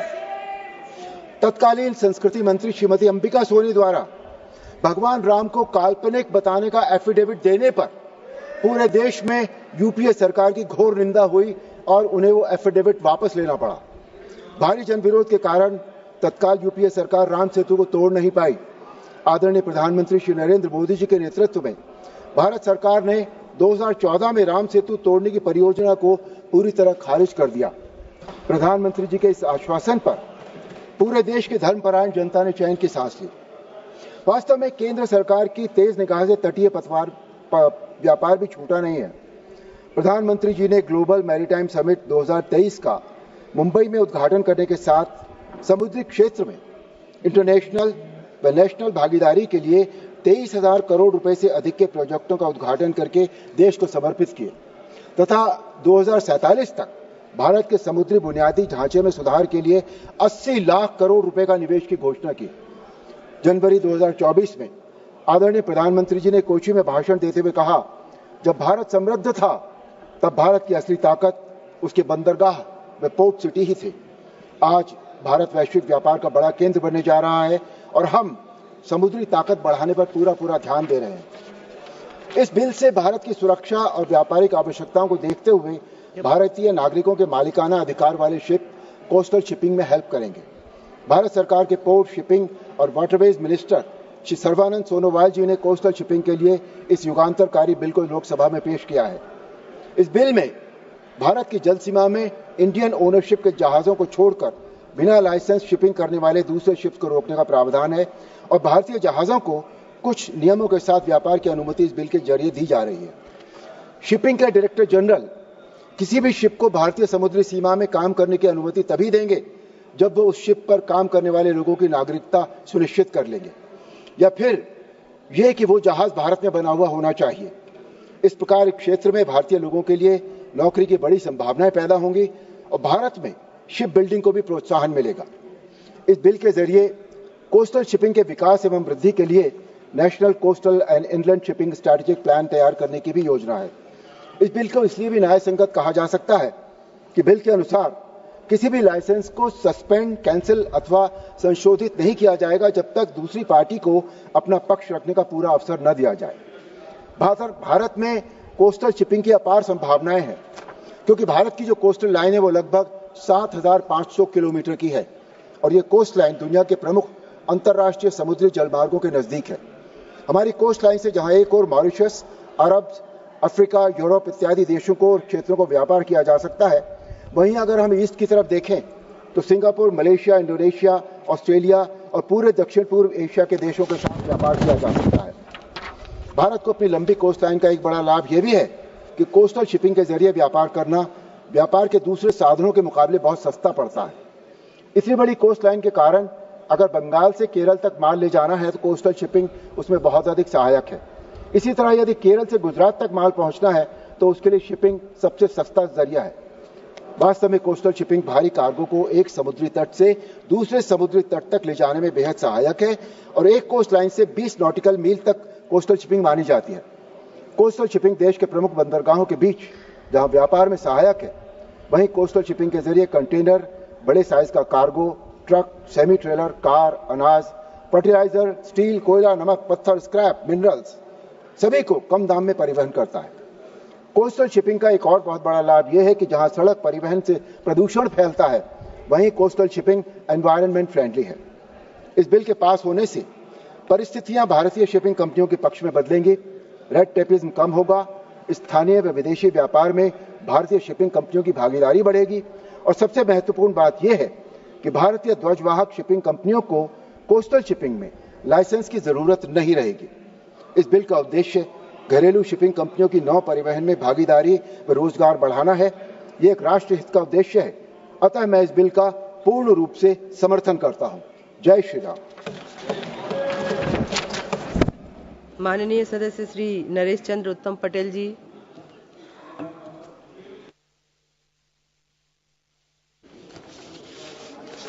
धन्यवाद सभापति महोदय। मैं इस तटीय पोत परिवहन विधेयक 2024 पर अपने विचार प्रस्तुत करने के लिए प्रस्तुत हूँ। ये विधेयक अच्छे इरादों की बात करता है, लेकिन इसमें कई खामियां हैं जो हमारे देश के हितों को नजरअंदाज करती हैं। मैं मुख्य बिंदुओं पर अपनी बात रखना चाहता हूं। ये विधेयक सारी शक्ति केंद्र के हाथों में देता है। शिपिंग महानिदेशक को लाइसेंस और नियम बनाने का अधिकार देना राज्यों की भूमिका को कम करता है। तमिलनाडु, गुजरात, बंगाल जैसे तटीय राज्य इस विधेयक में अपनी आवाज खो रहे हैं। क्या ये संघवाद का सम्मान है? हम मांग करते हैं कि राज्यों को निर्णय प्रक्रिया में शामिल किया जाए। सरकार कहती है कि यह विधेयक रोजगार बढ़ाएगा, लेकिन ये बड़े कारपोरेट्स को फायदा पहुंचाने वाला है, ना कि मछुआरों या छोटे जहाज मालिकों को। मानवर 2001 में सिर्फ एक बड़े बंदरगाह मुंद्रा से अडानी समूह आज सबसे बड़ा निजी ऑपरेटर बन गया है, जिसके पास 14 बंदरगाह और टर्मिनल हैं जो देश के बंदरगाहों से गुजरने वाले सभी कार्गो का 1/4 हिस्सा संभालते हैं। औसतन हर 500 किलोमीटर तट पर एक अडानी बंदरगाह है। ये अभूतपूर्व विस्तार, जिसका ज्यादातर हिस्सा अधिग्रहणों के जरिए हुआ है, पिछले 10 सालों में ये चिंता का विषय है। उसके बाद कि एक बंदरगाह खरीदने की अनुमति क्यों दी जा रही है? कुछ मामलों में तो पिछले मालिकों पर छापे के बाद और इसके गंभीर सुरक्षा निहितार्थों के बारे में विचार किए बिना सितंबर 2000 में गुजरात के मुंद्रा स्पोर्ट पर 3000 किलोग्राम ड्रग्स जब्त किया गया। यह एक गंभीर चिंता का विषय है। मानवर अगर विदेशी कंपनियों को अधिक अधिकार मिलते हैं तो असमानता बढ़ेगी। क्या गरीब तटीय समुदायों के लिए कोई ठोस योजना है? हमें समावेशी विकास चाहिए, ना कि चुनिंदा लाभ। 2001 में सिर्फ एक बड़े बंदरगाह मुंद्रा में अडानी समूह आज सबसे बड़ा निजी ऑपरेटर बन गया है, जिसके पास 14 बंदरगाह और टर्मिनल हैं, जो देश के बंदरगाहों से गुजरने वाले सभी कार्गो का 1/4 हिस्सा है। हमारी तट रेखा सुंदरबन से लेकर पश्चिमी तट तक संवेदनशील है, लेकिन यह विधेयक प्रदूषण रोकने के लिए सख्त नियम नहीं लाता है। जहाजों से होने वाले उत्सर्जन और कचरे पर निगरानी का कोई प्राविधान नहीं है। मानवर, क्या हम व्यापार के लिए अपनी प्रकृति को दांव पर लगाएंगे? पर्यावरण सुरक्षा को प्राथमिकता देनी होगी। मानवर शिपिंग महानिदेशक को इतनी शक्ति देना नौकरशाही को बढ़ावा देता है। राष्ट्रीय डेटा बेस की बात तो हो रही है, लेकिन डेटा गोपनीयता का क्या? ये विधेयक पारदर्शिता के बजाय अस्पष्टता लाता है। हम संसदीय निगरानी और जन परामर्श की मांग करते हैं ताकि जनता की आवाज सुनी जाए। अंत में ये विधेयक बुनियादी ढांचे की कमियों को नजरअंदाज करता है। बंदरगाहों में सुविधाएं नहीं हैं, अंतर्देशीय संपर्क कमजोर हैं। गंगा नदी पर राष्ट्रीय जलमार्ग की हालत देखिए, गाद कम गहराई और टर्मिनलों की कमी इसे बेकार बनाती है। बिना गंगा जैसे जलमार्गों को ठीक किए तटीय नौवहन से जोड़े ये विधेयक सिर्फ कागजी वादा है। सरकार को निवेश करना होगा, न कि सिर्फ कानून बनाना। मानवर, मेरा जिला फतेहपुर गंगा यमुना के बीच में स्थित है। मेरे गृह जनपद में बहुत झीलें हैं। अखनई जैसी झील है जो अंतिम सांस ले रही है। इस झील की परिधि 7 किलोमीटर है, जो नैनीताल झील से भी अधिक है। इस झील में ससुर खरेदी नदी निकलती है, जो यमुना की सहायक नदी है, और यमुना अंततः गंगा की सहायक नदी है। फतेहपुर में इसके अतिरिक्त कई अन्य झीलें हैं जिनके पुनरुद्धार की तत्काल आवश्यकता है। मेरी सरकार से मांग है कि इन झीलों के पुनरुद्धार हेतु नमामि गंगे योजना के तहत विशेष परियोजना लागू की जाए। मानवर, अभी सदन में मछुआरों की दयनीय स्थिति पर चर्चा हो रही थी। मानवर, मेरे जिले में गंगा जमुना के किनारे मछुआरे बहुत बड़ी तादाद पर रहते हैं, लेकिन डबल इंजन की सरकार में उन मछुआरों की जीविका पर पूरा कुठाराघात किया गया है। माननीय अखिलेश यादव जी की सरकार में मछुआरों को आवास दिए गए। माननीय अखिलेश यादव जी की सरकार में उनको तालाब के पट्टे दिए गए। गंगा यमुना के किनारे मछली मारने के उनको ठेके दिए गए। लेकिन आज मानवर, उस डबल इंजन की सरकार में मेरे जनपद में माफिया हावी है।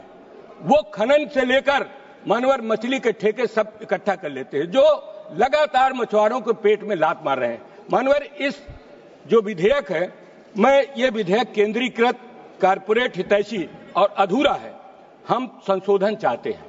राज्यों की भागीदारी, पर्यावरण सुरक्षा और छोटे ऑपरेटरों के लिए समर्थन सुनिश्चित, ये देश का भविष्य है, इसे हल्के में न लिया जाए। मनोहर, मेरी कुछ मांगे हैं।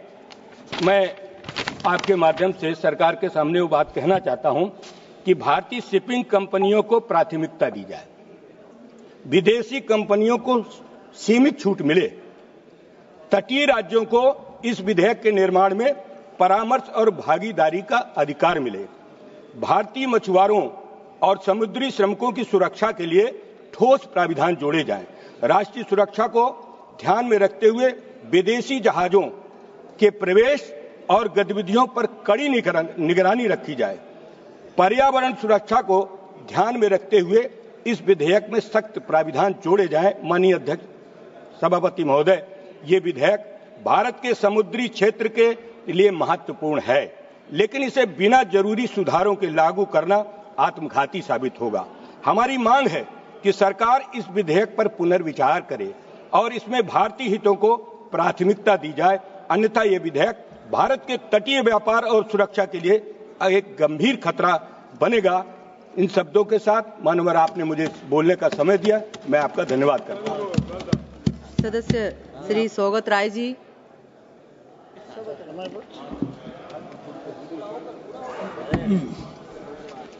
Thank you, Madam. I rise to speak on the Coastal Shipping Bill 2024 brought forward by the Shipping Minister Sarbanand Sonowal. Madam, coastal shipping is a huge area. It covers 7,500 kilometers of our coast. Problem with our coast is that we have a long coastline, but it is not indented. If you compare it with Scandinavian coast, there are indentation so that ships can go straight into the harbor. We don't have that facility, but we have to make do what we have. Now, the main thing is that coastal shipping is cheaper. For instance, you are from Madhya Pradesh, you wouldn't realize we have a problem with Calcutta. From Calcutta to Chennai, we can carry coal very easily. Easier than train or truck. And this was very prevalent. The minister wants to improve that. But at present, waterways account only 6.4% of our transport mix. Much lower than countries like China, Japan, and the EU. The bill seeks to increase the share to 7.5% by 2030 and 12% by 2047, reducing congestion on roads and railways. The minister has done some work on improving inland river connectivity. Mainly our national waterways are there, Ganga, Brahmaputra, and other places.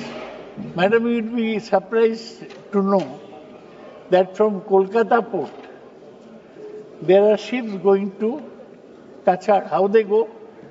They go down Ganges to the sea. Then from Bangladesh, they go up Brahmaputra to reach Kachar. There is a regular trip to Karimganj from Kolkata. Now, these are great advantages. There is no traffic jam on waterways and the cost is less. But one thing, if we improve our coastal shipping, it will enhance India's marine competitiveness. Though 100% FDI is allowed in the shipping sector, complex regulations have hindered foreign investment so far. We must not allow regulations to hamper investment. This bill introduces uniformity and transparency, encouraging more ships to register in India and boosting maritime trade. Madam, you possibly know that there are mechanized vessels and non-mechanized vessels. For instance, if you take a barge, huge barge, going by the Ganges or going into Bangladesh, it is a non-mechanized vessel. If you look at the huge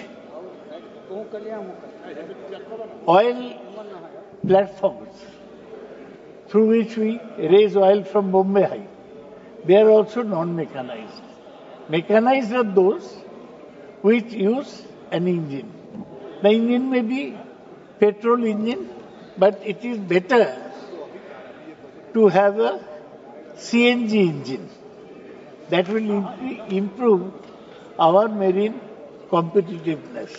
This is one suggestion that we have.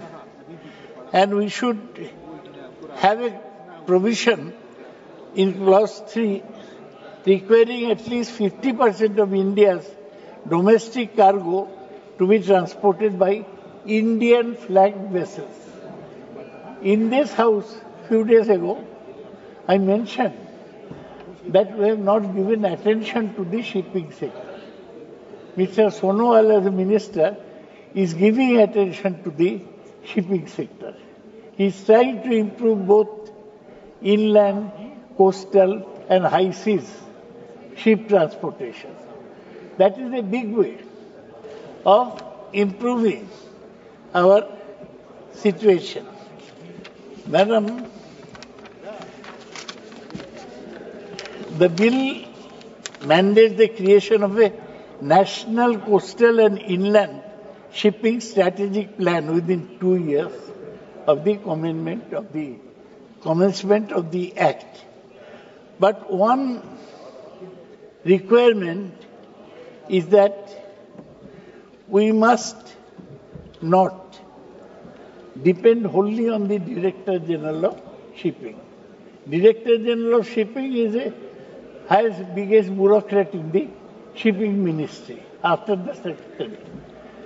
We must create an independent body to look after shipping matters instead of giving it to a single Director General of Shipping.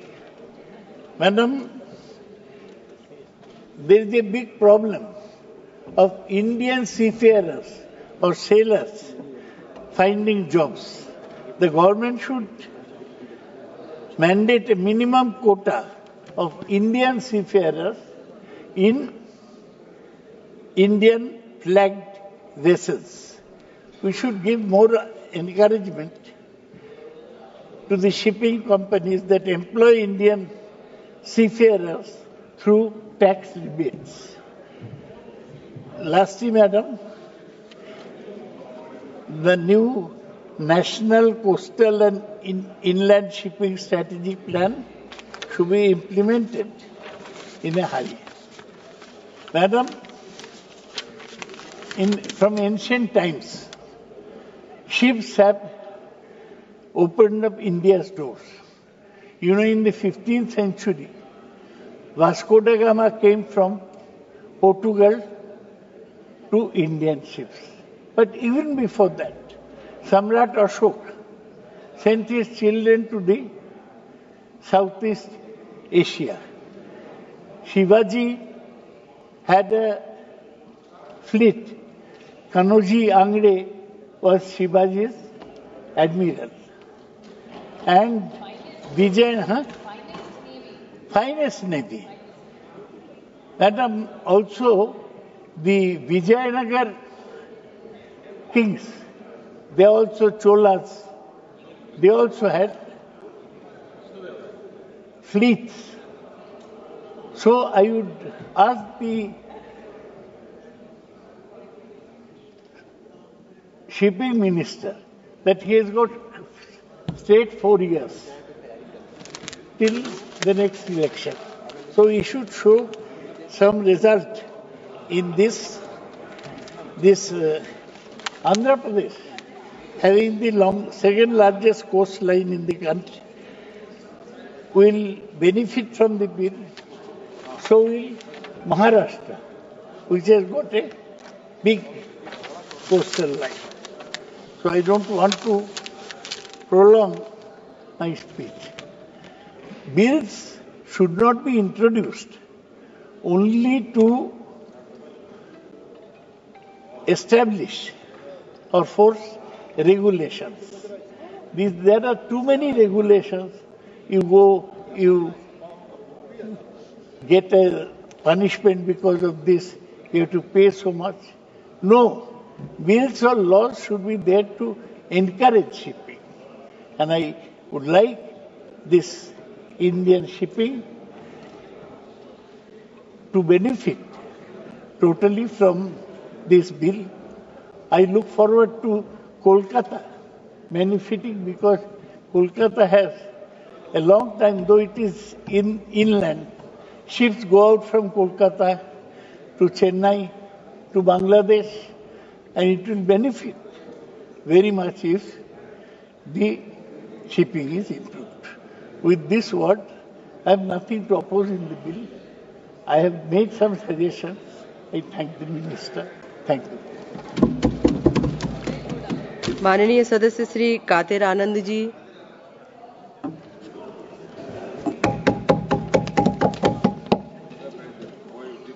வணக்கம் chairperson அவர்களே, esteemed members of this house, I stand before you today not merely as a representative but as a voice of Tamil Nadu a state wronged by the Coastal Bill 2024. This legislation, draped in the garb of modernization, is an insult to our maritime legacy, a betrayal of our economic aspirations, and a dagger aimed at the heart of our coastal communities.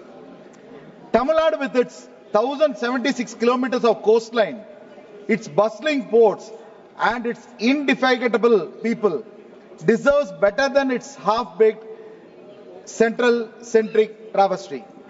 Let me tap through this facade and demand a justice for my state, madam. First, this bill dares to dangle the carrot of ease of doing business by scrapping licenses for Indian flag vessels. A fine idea. If we ignore the stark of reality of Tamil Nadu, our shipyards are shadows of what they could be. Our ports grown under decades of neglect, and our shipping firms struggle to compete. Where are the ships were meant to flag? Madam, Gujarat may boast about its maritime might, but Tamil Nadu languishes without the infrastructure to claim this so-called benefit. And yet, under the visionary leadership of our Honorable Chief Minister Tamil Nadu, Through M.K. Stalin, he has fought to rise above his apathy, pushing for port expansions at Tuticorin, modernizing Chennai, and dreaming of shipbuilding hub in our state, madam. Why then this bill offer us crumbs while others feast? We demand funding, not empty promises. Madam, the bill's grant talk of integrating our inland waterways with coastal shipping is a cruel joke for Tamil Nadu, madam. The Buckingham Canal, once a jewel of our trade network, lies choked, abandoned, a victim of central indifferences. Our Chief Minister has tirelessly championed its revival, allocating funds and drafting plans to link it to our ports. Yet this bill offers no support, no commitment, just vague platitudes about coordination. Why must Tamil Nadu beg for what other states are handed? We will not be sidelined while the center dreams of rivers that we do not have. Restore our waterways or admit this bill is a sham. Third, madam, the National Coastal and Inland Shipping Strategy Plan is a slap in the face of the state autonomy. Every 2 years, center will dictate our maritime fate as if Tamil Nadu needs can be scribbled on our bureaucrats' notepad. Our minor ports need dredging. Our fishing harbors need protection. Our industries need connectivity. Yet this bill chains us to centralized leash. Our Chief Minister has shown the way, fostering maritime growth with initiatives like Tamil Nadu Maritime Board and Coastal Economic Zones. Why should his efforts be shackled by a plan that ignores our voice? We demand co-ownership of this strategy, not subversive to it. Fourth, madam, the environmental stakes of this bill are a ticking time bomb for Tamil Nadu. Our Gulf of Mannar, our Palak Bay, these are not just waters, they are our lifeblood. Cradling biodiversity found nowhere else, madam. Increased shipping spurred by this bill promises oil spills, pollution, and ruin for our fishermen. The Ennur disaster still haunts us. Oil-stained shores, poisoned fish, broken livelihoods, yet enforcement falters. Fines of 15 lakhs, a pittance when our ecosystem hangs in balance. Our Chief Minister had stood firm, enforcing green norms and pushing for the sustainable ports. This bill must match his resolve with ironclad safeguards or its death sentence for our coast, madam. Finally, the bill's content for our small-scale operators is unforgivable. Tamil Nadu's maritime soul beats in the catamarans and mechanized boats of our 1.2 million fisher folks and traders. They are not footnotes. They are our backbone. Yet this bill fixates on grand vessels, leaving our small operators to drown in red tape and cost they cannot bear, madam. Our Chief Minister has uplifted them with subsidies, training and harbour upgrades. Efforts this bill ignores. We will not let you crush the very people who sustain us. Amend this bill to protect them or face our wrath, madam. Honorable members, Tamil Nadu is not a beggar at the table of progress. We are a titan demanding our due. Our Chief Minister has lit the path, expanding Tuticorin's capacity, greening our ports, and dreaming of a maritime renaissance. But this bill dims that light with its neglect, its arrogance, its blindness. I say to the House, rewrite it, fund our ports, revive our waterways, respect our autonomy, shield our environment, and honor our small operators. Anything less is affront to Tamil Nadu's pride, a mockery of our Chief Minister's toil, and a betrayal of our Tamil Nadu people. We will not bow, we will not break. Give us justice or prepare for the roar. Thank you, Madam. माननीय सदस्य Shri लाभू Shri Krishna ji.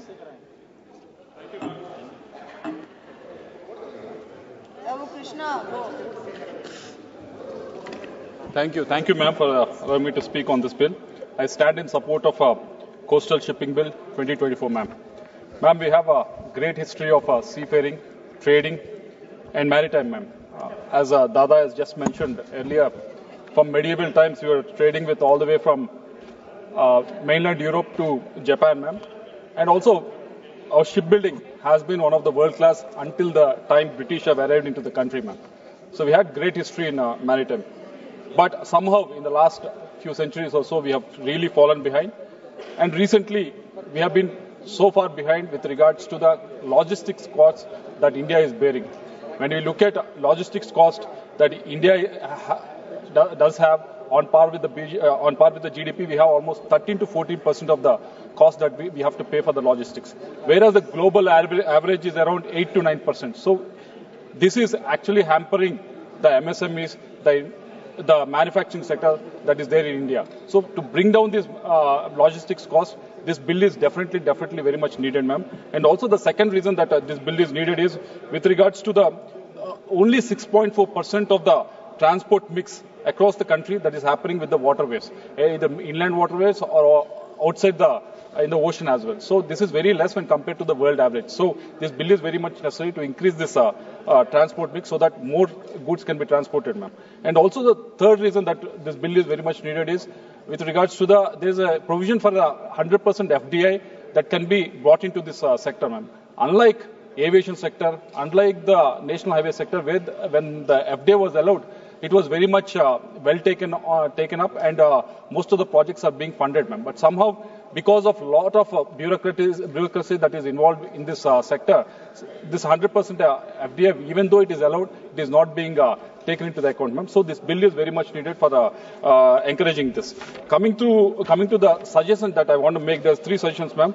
The first one being, I think Dada has already mentioned about this, that 50% of the Indian domestic cargo has to be mandated so that they can be transported via Indian flagged vessels. Example, China does that, wherein the China flagged vessels will have a mandatory condition that some percentage of the cargo has to be taken care of by the Chinese flagged vessels. So I hope the minister will take this into account. The second suggestion is with regards to there's a lot of Indian seafarers that are doing a lot of good work, not only in Indian vessels, but the vessels outside the country also. So mandate the minimum quota for these Indian seafarers so that they can get better jobs on Indian vessels. The third suggestion I want to make is with regards to there is a 49% of Indian coastal fleet, which is almost 20 years old or more than 20 years old.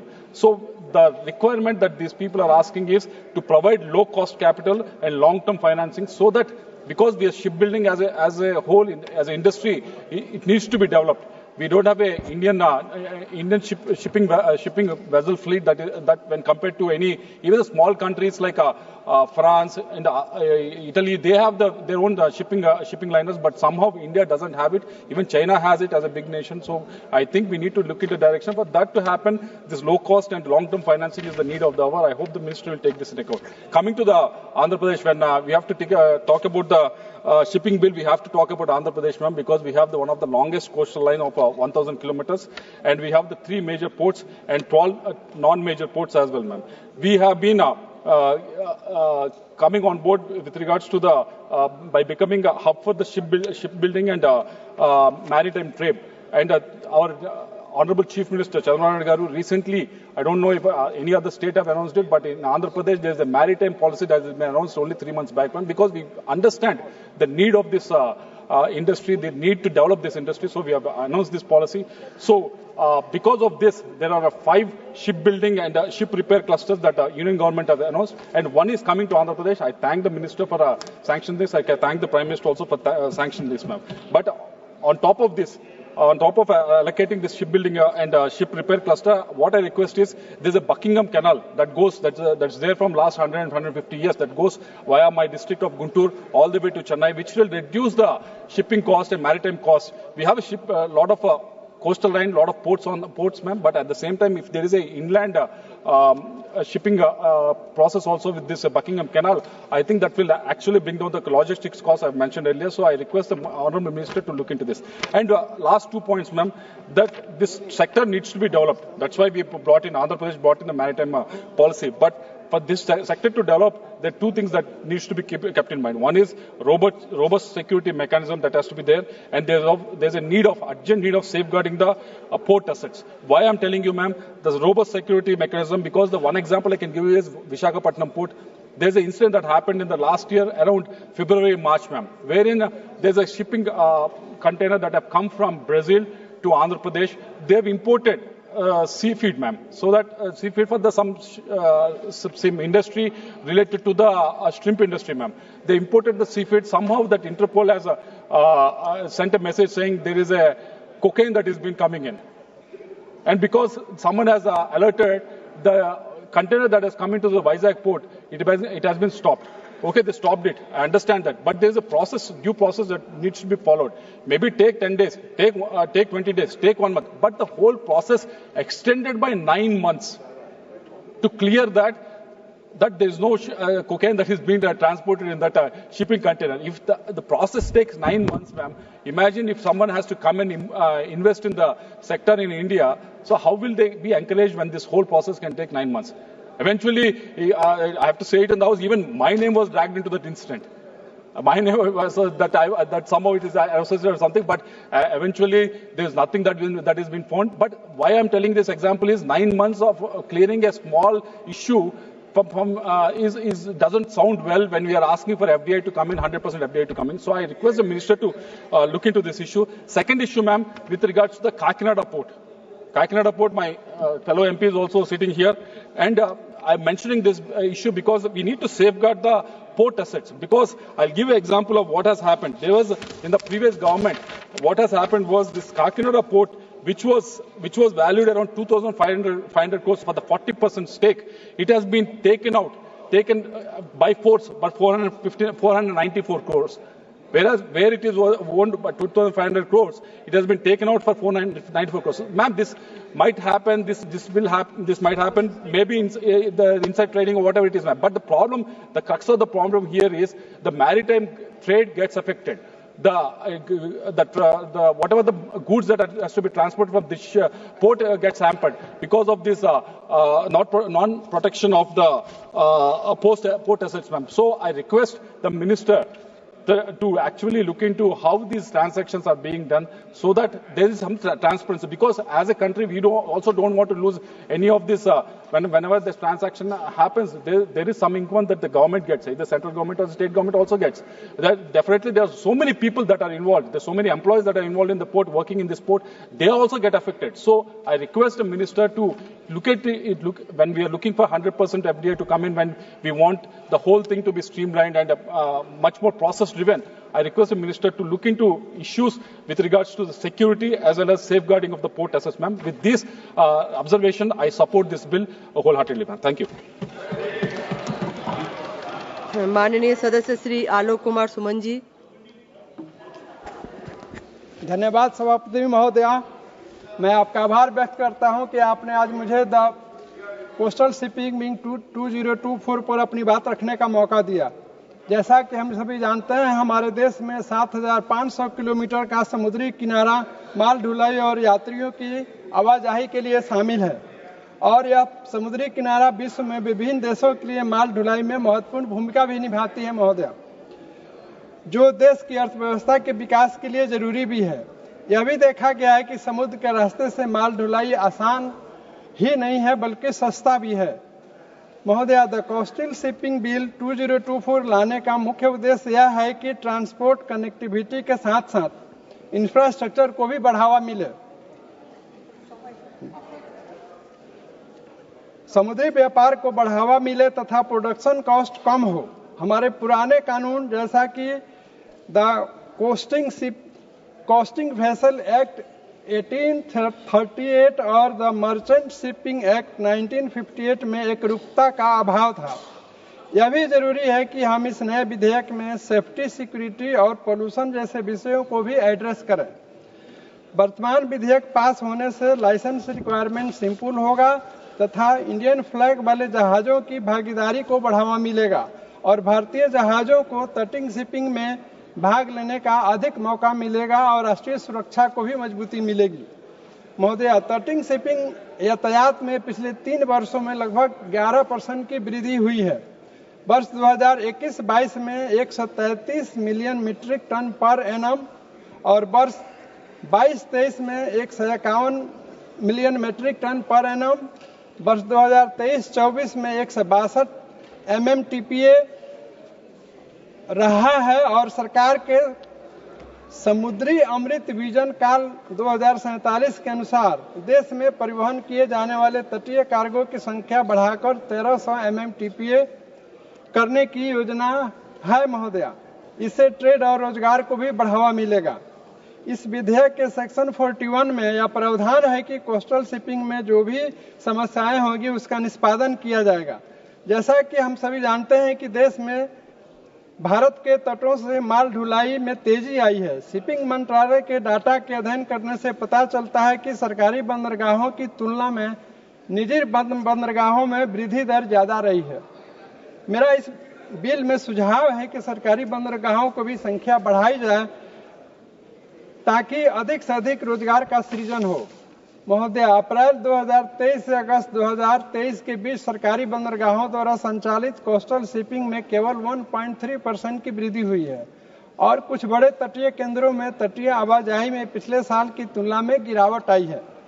वर्ष 2023-24 में प्रमुख बंदरगाहों में 750 lakh ton तटीय cargo का संचालन किया है, जबकि गैर प्रमुख बंदरगाहों से 550 लाख टन की ढुलाई हुई है।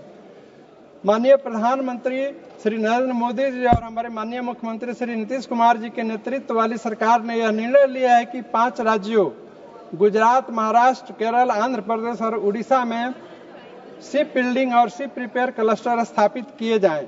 इस विधेयक से निश्चित ही कोस्टल शिपिंग में मजबूती आएगी। वर्तमान विधेयक के पास होने से भारत के समुद्री बुनियादी ढांचे में क्रांतिकारी बदलाव आएगी। महोदया, द कोस्टल शिपिंग बिल के पास होने से देश में जल मार्ग के नए राजमार्ग बनेंगे, देश में रोजगार के नए अवसर पैदा होंगे एवं विकास का मार्ग भी प्रशस्त होगा। इस बिल में मेरा एक सुझाव भी है कि हर मौसम में काम करने वाले गहरे पानी के अंदर बंदरगाहों को भी बनाने का प्रावधान किया जाए ताकि हम समुद्री क्षमताओं का भरपूर उपयोग कर सकें। महोदया, द सस्टेनेबल डेवलपमेंट गोल 14 जो कि यूज ऑफ ओशियन, सीज और marine resources of sustainable development की बात करता है, इसलिए मेरा यह सुझाव है कि हरित ईंधन और हाइड्रोजन संचालित जहाजों के निर्माण को भी बढ़ावा दिया जाए ताकि समुद्री प्रदूषण को भी अधिक से अधिक कम किया जा सके। महोदय, मैं इन्हीं शब्दों के साथ अपनी बात समाप्त करते हुए इस बिल का समर्थन करता हूँ। धन्यवाद। माननीय सदस्य श्री अनिल देसाई जी। Thank you, Chair Madam. Coastal Shipping Bill 2024. I have few points to make out of this bill. I think Shipping Minister is missing from the House. This bill envisages and it has got a main objective to enhance and strengthen the water-based trade.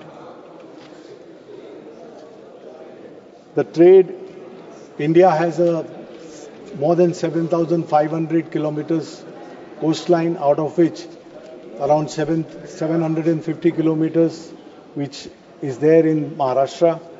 As far as Maharashtra is concerned, the laws which are there, which shipping industry goes through or observes them, that major ports are connected and regulated from the central government, and minor and intermediate ports are being taken care by the maritime bodies of the state governments. Sir, Madam, when nothing was in sight and when India was ruled by the Britishers, much before that, when the Mughal emperors, they reigned India, it was Chhatrapati Shivaji Maharaj who you could call or describe him as a visionary who was real admiral of the naval fleet.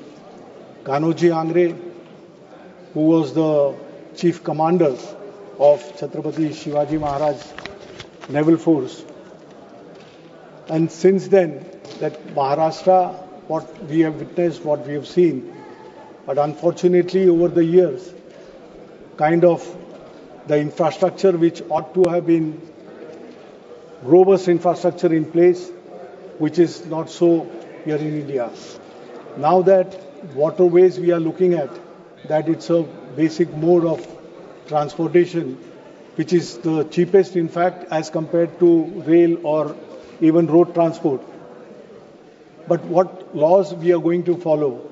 Now here in the bill, if we have, whatever time has been allotted to me to speak on this, but I would say that, as has been mentioned earlier by, I think, Saugata Royji, that DGCA, the kind of powers which are given to through this bill to the DGCA, Director General, that concentration of power, that will hamper the objectives and the aims of the bill, what you envisage. There are revision in penalties also. These are the things when we think of encouraging one part, and if government really thinks very seriously to come out with something to dole out to the people who your participation of private players is also envisaged in this. You've given a lot of encouragement through that also if private players come into this. If you want to have that, the kind of liberty which should be given, of course regulation has to be there to check, but check the accountability, check the regulation of the law, but at the same time, that kind of liberty be given. If you see the internationally what is happening, compared to that, we are nowhere near international benchmarks. We go by, like for compounding of offences, these are the powers which are with the principal officer and the DGCA, the authorities. Now, offences which happen, one who is a regular history sheeter, one can understand that revocation of licensing and all that.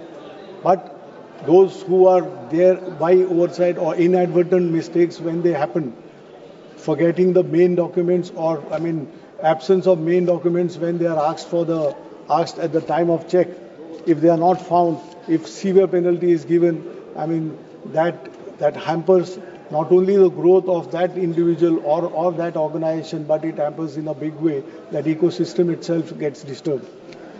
The another potential what you have seen is regarding the recruitment of good people. What Indian seafarers today are finding, because foreign shippers are the main players who have captured this complete industry, and if Indian vessels, Indian flag vessels are to come into the play, then we have to compare with what is happening internationally.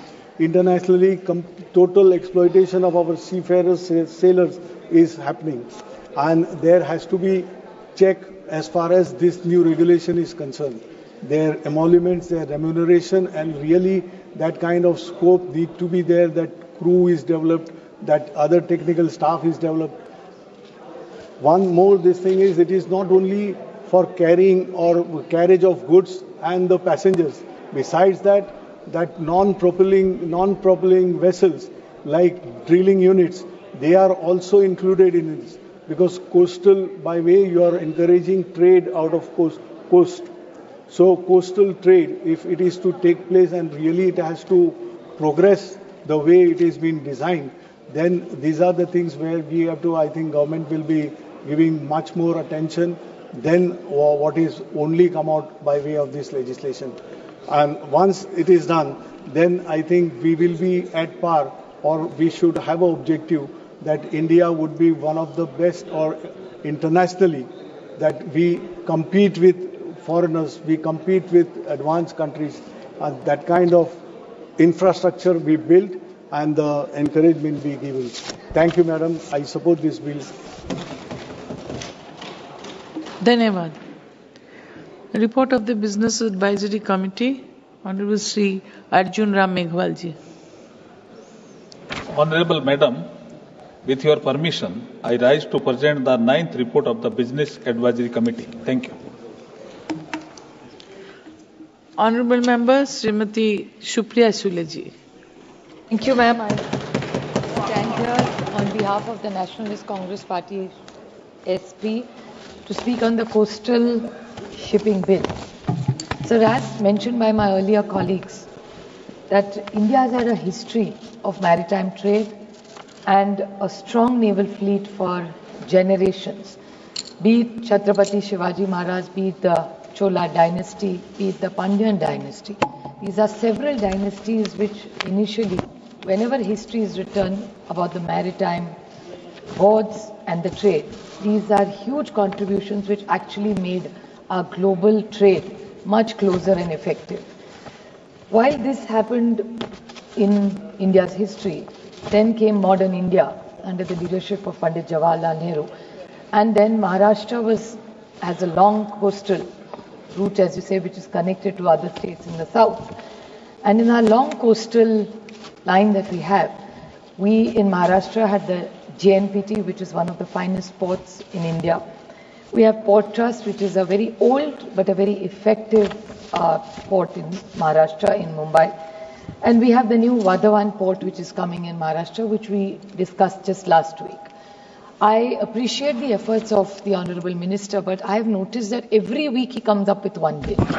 I request him that if he brings a large consolidated bill of making effective changes in his ministry, it will make a larger impact on this maritime trade that this government is trying to bring in. I would like to make a few suggestions to the Honourable Minister and ask him a few questions for clarification of the industry as well. That there was a 1838 and a 1958 Vessels Act, which talked about regulation, safety, security, pollution, prevention. Now, while he is covering all these points and consolidating several of these issues every week in his mantralaya, in his department, I request him that he should even make sure that every fisherman, because we just debated a lot of fishery, dairy, allied businesses and agriculture today.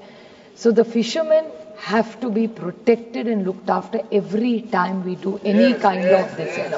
My colleague sitting here from the DMK, I know how much they suffer every time. When some fisherman by default goes across the border, he has no clue, there are really no borders there. And how they are caught, punished. So I think while we have policies for port and maritime trade, we must be very, very sensitive to the fishermen of this country, which are very critical part of an economy of this country as well. They do participate in the growth of this country. Just because they don't have a loud voice, that doesn't mean, or they don't create crores of infrastructure, that doesn't mean they don't deserve a voice in this house that we are standing on. I would like to ask them a few questions which we need to seek clarification, ma'am. Streamlining of licensing in these procedures. I appreciate the efforts of the government to bringing the foreign and the Indian vessels together on the same thing. But while you are bringing this great introduction by using technology, I would like to ask that will there be a license which will be approvals or rejections in a timeline manner?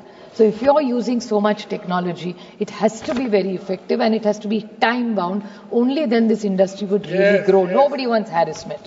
The second thing is they've used the word services. Now in services, after GST has come, there are various services. The income tax bill which we have in the all of us, several of us in the committee, there is a word service. GST has the word service. Every industry has the word service. Now this also they have brought in a service. So while there is taxation and services, the definition of the word services must be totally uniform in all these cases is something that the government must clarify. And if they haven't done it, I urge them to bring it under one meaning in every bill and make sure it is the same everywhere so there is no confusion in any industry. Next thing is modernization and digital integration. Now they have talked about making a database. With so much technology, it is so easy. But this real data name, it has to be analytical driven and make sure that policy making and investments in this industry have to be tracked. Because most young people who are looking for jobs are always confused. They don't know where to apply. Even if they apply, the skilling is not good enough. There's always upgrading of skills required with so much change in technology. So be it policy or employment, what is the specific intervention this government is doing, they must clarify. While just last week my colleague and friend Kanimoli ji talked about extensively during question hour about environmental safeguard. She herself comes from a constituency which has a very big port, which was mentioned by my colleague earlier. Now, the whole thing is decarbonization efforts for making sure there is no or less pollution. I won't say no pollution because that's not possible. It's too idealistic to expect that. But can we not work towards making it a zero pollution business and making sure that the fuels in this entire shipping industry are clean? India has a huge ammonia efforts that we have. We have a lot of ammonia. Is it possible to integrate it, which is an international demand? From January, I'd like to just quote this. From January 1st, 23, all ships must comply to an international maritime organization's energy efficiency existing shipping index and a carbon intensity indicator. I think this is very, very critical. And Kanimoli ji also talked about it in the question hour. So I think we need, while you're making these policies, environment has to be at the center of any growth of any great infrastructure project in this country. Conflict resolution, Professor Roy talked about it. I will not repeat it, but I'd like to make a small point. What he has suggested, I'd like to reiterate that the Director General is going to be made in charge of all this policy. Will it be too much consolidation of power in one place? So I'd like to reiterate what Professor Roy has said, that please rethink it. It's not that we don't mistrust anybody, but to consolidate energy in one place may not be the idealistic situation in any business for that matter. The other small point is that ease of doing business. This government constantly talks about ease of doing business. So they have used the word penalties, restrictions. These are not words anybody likes in a growing economy anywhere in the world. So I urge them, like we have made in other laws, that you either give them a first warning, second warning and third warning, or even a case which my colleague Krishna, I may not have agreed with his entire speech, but I do value the intervention that he made, that if there is an industry which is suffering and if somebody has a penalty and for 9 months somebody who has really not done anything wrong has to suffer, the business suffers, and not only the business or the owner suffers, thousands of stakeholders of that company suffer who are very poor and hardworking and honest citizens of the state. So while you are talking about penalties and ease of doing business, I think this government must focus. Don't put fear in. Even in taxation, I spoke in my finance bill, don't put fear in the industry. Investors are honest. Indians by nature are honest. So don't threaten them or bring fear, be it income tax, be it in GST. We don't want tax terrorism or any policy to scare investors. If you are making policies, make them people friendly. Show people that you have faith in them and Indians will deliver superior results and make sure it's India's growing economy which they want from the 5th to the 3rd, 3rd to the 1st. We are very happy if they reach by 47, 57 or whichever year they want to go into. But these are all idealistic things on paper. I think they need to walk the talk for making sure that they are good in ease of doing business. And the last small point for good investors in India operation and shipbuilding, there are 3 very serious interventions this government needs to make. Is make sure that's a good and easy tax policy, make sure there's good access to credit and easy access to credit, and the infrastructure support that governments need to go and encourage maritime trade. I again take this opportunity. I appreciate all the good work done by the very honorable minister, but if he consolidates it, I think he'll be far more effective. He is effective, but he'll be far more effective if he consolidates all his bills together. Thank you. Honorable Member Shri Ravindra Vaikar ji.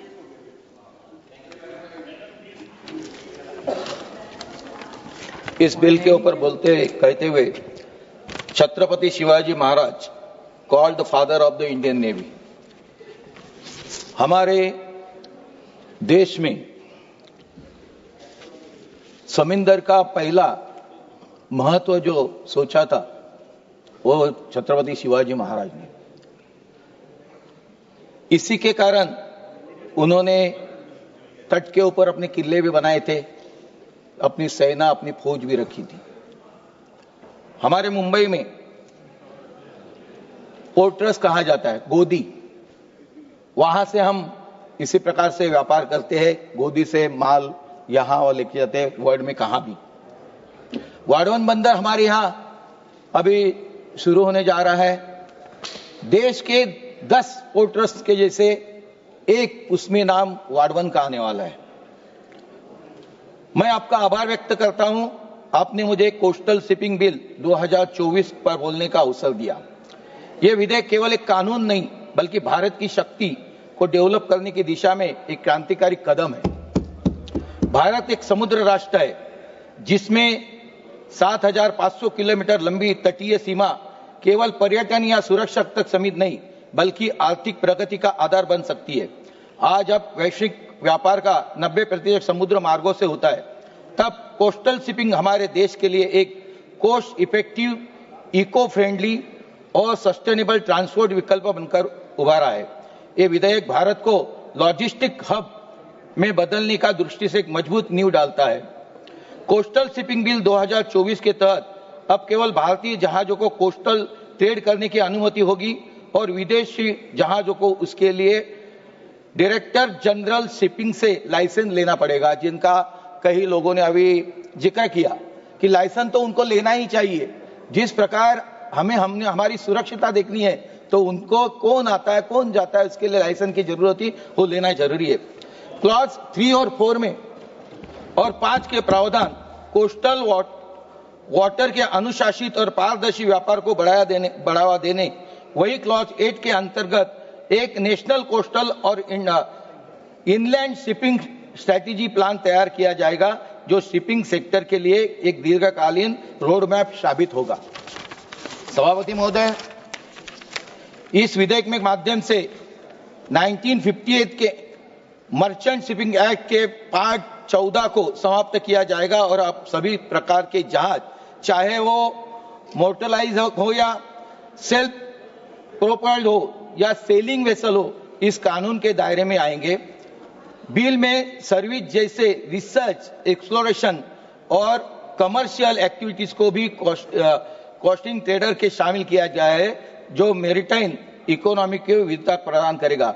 ये कानून इस बात की भी व्यवस्था करता है कि अगर जहाज पूरी तरह से भारतीय नागरिकों के स्वामित्व में है तो उसे लाइसेंस की आवश्यकता नहीं होगी, यानी हमारे लोगों को हम लोग बढ़ावा दे रही है। ये कदम ईज ऑफ डूइंग बिजनेस को बढ़ावा देता है।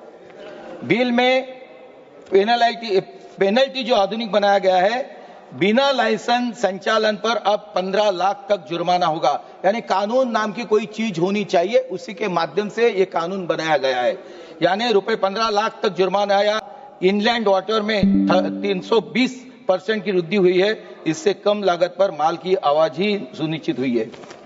सभापति महोदय, मैरीटाइम डेवलपमेंट फंड के रूप में 25,000 करोड़ का कोष व्यवस्था की गई है, जिसमें सरकार 49% की भागीदारी करेगी और बाकी योगदान मेजर पोर्ट, पीएसईएस, फाइनेंशियल इंस्टीट्यूट और प्राइवेट इंटाइटल्स को दिया जाएगा। यानी किसी को ना किसी को तो हमें मदद करना ही है, यानी हमारा भी पार्ट होगा और बाकी के लोगों को भी इसमें पार्टिसिपेट करने को मिलेगा।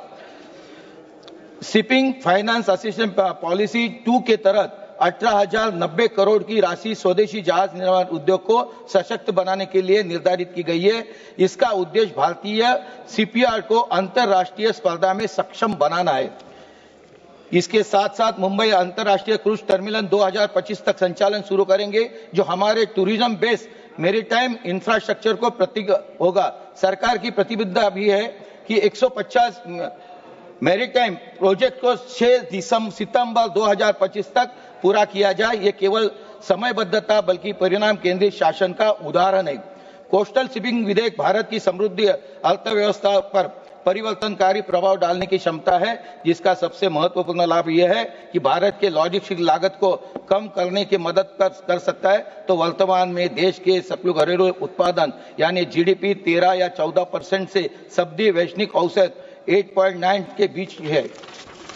सभापति महोदय, कोस्टल शिपिंग विशेष रूप से कोयला, इस्पात और सीमेंट जैसे भारी मालों के लिए सड़क और रेल परिवहन की तुलना में एक कम लागत वाला और प्रभावी विकल्प प्रदान करता है। ये विधेयक सड़क और रेल परिवहन से कोस्टल शिपिंग की और एक मॉडल शिप की प्रोत्साहन करता है, जिससे परिवहन लागत में आएगी और अंतर्राष्ट्रीय बाजार में भारतीय वस्तु की प्रतिस्पर्धात्मक बढ़ेगी। लेकिन इस विधेयक में कुछ महत्वपूर्ण पहलू है जिनमें और बेहतर किया जा सकता है। मंत्री महोदय, जिसके माध्यम से सबसे पहले हमें उन देशों से सीखना है, आवश्यकता है जिन्होंने कोस्टल शिपिंग को अपने ट्रांसपोर्ट सिस्टम में सफलतापूर्वक एकीकृत किया है, जैसे कि अमेरिका के जॉन्स के तरह भारत में इंडियन फ्लैग शिप्स और इंडियन स्क्रू की अनिवार्यता सुनिश्चित करे। जापान और ऑस्ट्रेलिया जैसी देशों की मल्टी मॉडल कनेक्टिविटी से हम सीख सकते हैं कि कोस्टल शिपिंग को रोड और रेल ट्रांसपोर्ट में कैसा जोड़ा जाए। ये जोड़ने से हमारा और व्यापार वृद्धिगत और अच्छा हो जाएगा। दूसरा, ये बिल सुनिश्चित करता है कि कोस्टल शिपिंग पर भारतीय नाविकों को की अनिवार्य नियुक्ति हो। जब हम आत्म भारत की बात करते हैं तब मैरीटाइम जॉब्स को सृजन हमारी प्राथमिकता से होना चाहिए। यह जरूरी है कि इन जहाजों पर भारतीय नागरिकों को प्राथमिकता देनी चाहिए। तीसरा, डोमेस्टिक शिपिंग ओनर और ऑपरेटर्स को फाइनेंशियली बर्डन उठाना पड़ता है, खासकर टैक्स और ऑपरेशनल कॉस्ट में रूप में। यदि भारत को long term coastal shipping ecosystem बनाना है तो इन चैलेंजेस को दूर करना होगा।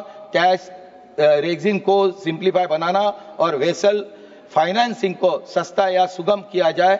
चौथा, भारत की कोस्टल शिपिंग का मॉडल शेयर 6.4% की, जबकि चीन, जापान और यूरोपीय देशों में 30% से अधिक है। इसका सीधा असर सड़कों के ट्रैफिक प्रदूषण, लॉजिस्टिक कॉस्ट पर पड़ता है। हमें कार्गो मूवमेंट को इंडियन फ्लैग वेसल पर अनिवार्य करना चाहिए ताकि भारतीय शिपिंग को मजबूती मिले और विदेशी निर्भरता घटे। भारत का लॉजिस्टिक कॉस्ट अभी जीडीपी 13 से 14%, जबकि ग्लोबल। मैं खाली सुझाव देता हूं, मेरे 3 सुझाव है खाली। बंदरों का आधुनिकीकरण और डिजिटलीकरण करना चाहिए। भारत के बंदरों का आधुनिकीकरण तकनीक से लेस करना और प्रक्रिया को डिजिटल बनाना महत्वपूर्ण है। इससे दक्षता बढ़ेगी, समय की बचत होगी और लागत कम होगी।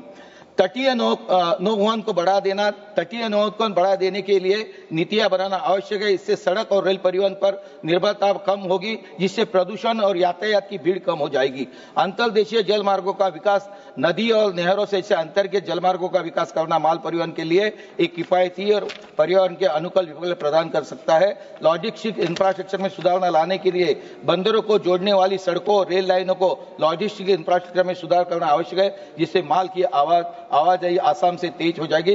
कौशल्य विकास को बढ़ाना देना चाहिए। इसी के साथ मेरे मुझे बोलने को कहा, इसलिए धन्यवाद। धन्यवाद। माननीय सदस्य Kumari R Sudha ji. Thank you, Speaker sir, for the opportunity. I represent a core stretch of a famed historically significant Coromandel coast of a Great Cholas. My Mayiladuthurai Parliament constituency alone has a 50-kilometer of core coast, which once used to be among the top fishing destination. Even now, besides fishing community, Mayiladuthurai has such historically renowned ports like Tarangambadi, Pumbugar, Payar of Sirgari. Places like Karaikal and Kodikarai and Nagapatna are not far away. So I request a critical stretch of, I represent a critical stretch of our coast, which has been neglected for long and for which this government does not have any plan to develop. First of all, here are the salient features of bill under debate. The Coastal Shipping Bill 2024 was introduced in the Lok Sabha on December 2nd December and 2024. Territorial waters extend up to 12 nautical miles from the coast, about 22 kilometers. Adjoining maritime zones extend up to 200 nautical miles, about 370 kilometers. The bill seeks to regulate all types of vessels, including ships, boats, sailing vessels, and mobile offshore drilling units, regardless of them being self-propelled or not. The bill expands this definition to include provision of services including exploration, research, and any other commercial activities except fishing. The Coastal and Inland Shipping Strategy Plan. The bill requires the central government to prepare a national coastal and inland shipping strategy plan within 2 years of the commencement of this act. My sincere concerns stem from only a couple of provisions, which are: number one, bringing all the vessels, including the ship, boats, sailing vessels, under the ambit of this law. Secondly, mobile offshore drilling units under the ambit of this law. Sir, the bill lays down too much of importance of power and regulatory jurisdiction of the union government and less importance of the people who own, manage and run the vessels for general welfare and development of the nation. I request this August House ask itself as to what has been done to help develop ports like Tarangambadi, Pumbugar and Paliyar and Sirgari, unless berthing capacity, cargo handling capacity and repairing facilities are created and improved in these ports. This bill will mean a little or nothing to my constituency, in particularly the Tamil Nadu in general. I would like to know that what budgetary allocation and policy proposals are there for my constituency. The next important issue is the offshore drilling, which are notoriously high from my Mayiladuthurai constituency right up to the ecological fragile Gulf of Mannar. Even in this latest report, the union government had admitted that it had either granted or was considering offshore drilling permission for private companies as well as public sector undertaking. Such joint destruction of my Coromandel coastal stretch along my constituency and began is impermissible for social, political, economical and environmental reasons. I seek to know if the key stockholders, who are the fisherman community, has been consulted before these provisions are drafted and placed before the August House for the debate. Speaker, Madam, this government has three enemies. One is farmers, another one is weavers, another is fishermen.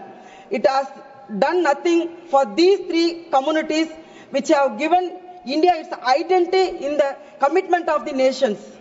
Of course, your other bias against the women, underprivileged communities and social justice will make the issue only worse. I want this House to first debate what is the amendment proposed to do for fishermen. Whether the fisherman community has been consulted before it is drafted and then cleared for the further proceedings. Madam, in my Mayiladuthurai constituency, in Tamil Nadu, there are 14 districts or coastal districts. 1076 kilometers are coastal line. கடல் பகுதிகள், அந்த கடல் பகுதிகளில் 608 மேற்பட்ட மீனவ கிராமங்கள் அமைந்துள்ளது. இதில் மயிலாடுதுறை மாவட்டத்தில் சீர்காழி, பூம்புகார் என்ற 2 சட்டமன்ற தொகுதியில் மட்டுமே 46,636 மீனவ குடும்பங்கள் இருக்கின்றது. அதில் குறைந்தபட்சமாக 15,000க்கு மேற்பட்ட மீனவர்கள் தன் வாழ்வாதாரமாக மீன்பிடி தொழிலை மட்டுமே செய்து கொண்டிருக்கின்றார்கள். இன்றைக்கு மீன்பிடி தொழிலை மட்டும் நேர்மையாக செய்து கொண்டிருக்கின்றவர்களின் மீனவ மக்களின் நிலைமை என்னவாக இருக்கின்றது என்றால், கடல் பகுதிக்கு சென்று மீன் பிடிக்கும் பொழுது இலங்கை கடற்படையால் மிகவும் மோசமாக துன்புறுத்தப்படுகின்றார்கள். அவர்கள் படகுகள் பிடிக்கப்படுகிறது, அவர்களை அரசு செய்கிறார்கள்.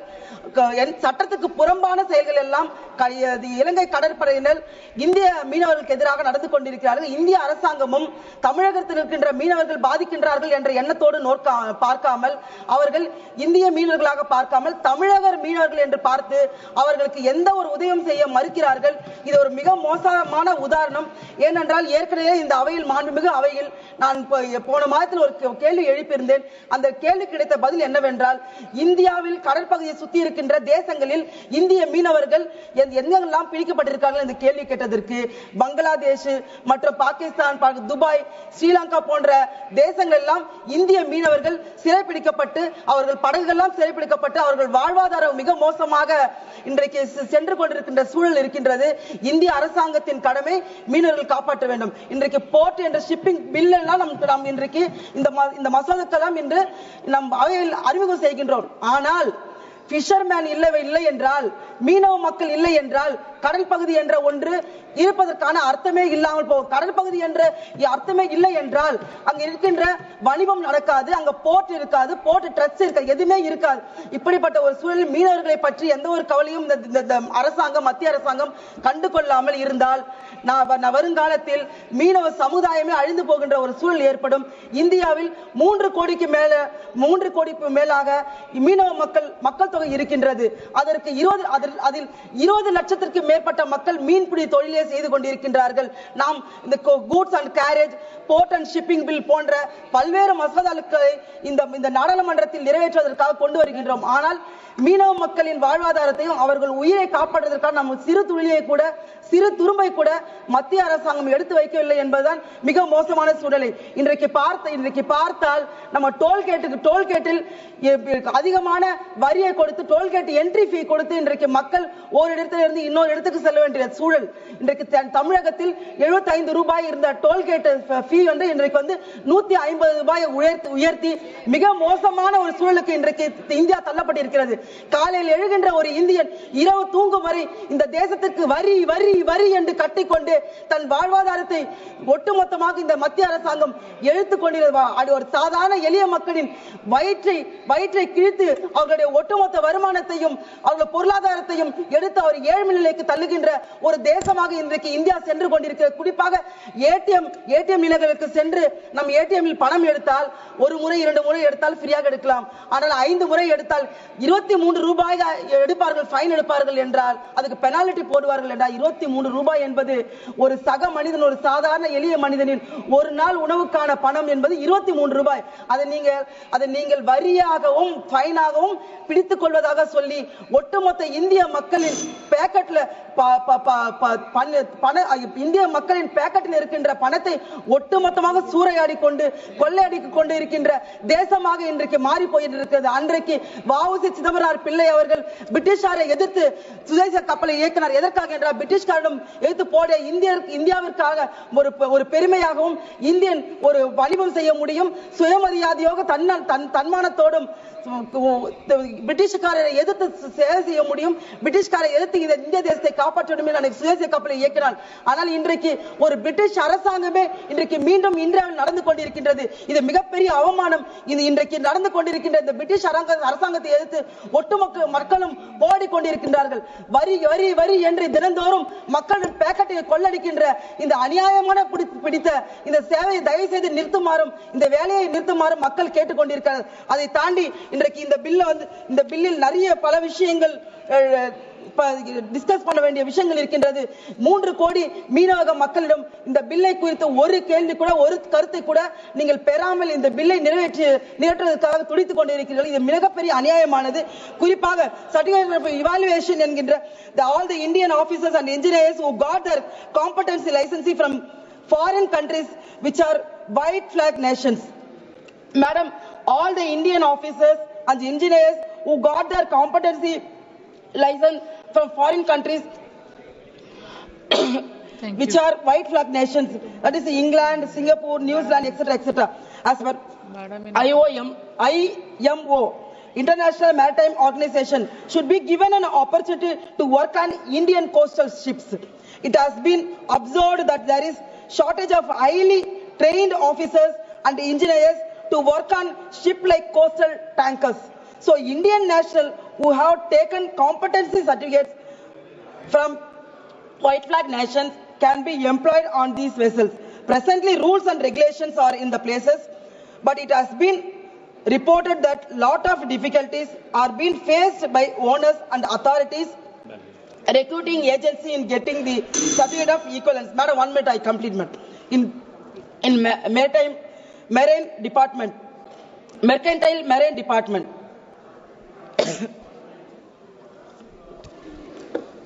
so amendments need to be done so that these Indian officers and engineers transition from working in foreign shipping to coastal shipping is easy. Coastal shipping will get a lot of benefits from the experience and highly skilling training of these and these safe years. Class 3 member, madam, one, I conclude. Within 1 second, I conclude. Class 3, this class prohibits the engagement of vessel other than Indian vessel. Thank you very much, Honorable Speaker, Madam, for giving me an opportunity to speak on Coastal Shipping Bill.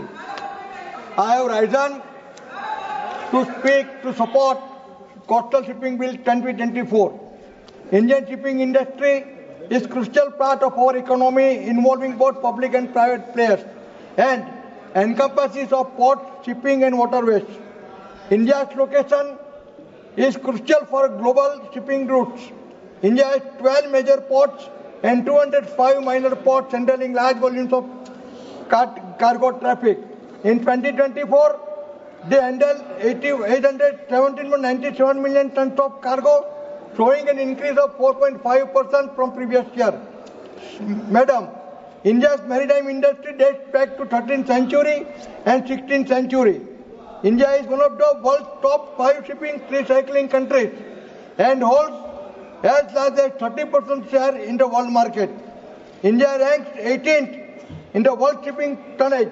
16th, India is the 16th largest maritime country in the world and has a merchant fleet of 1,491 sea-going ships with a total capacity of 13 million GT.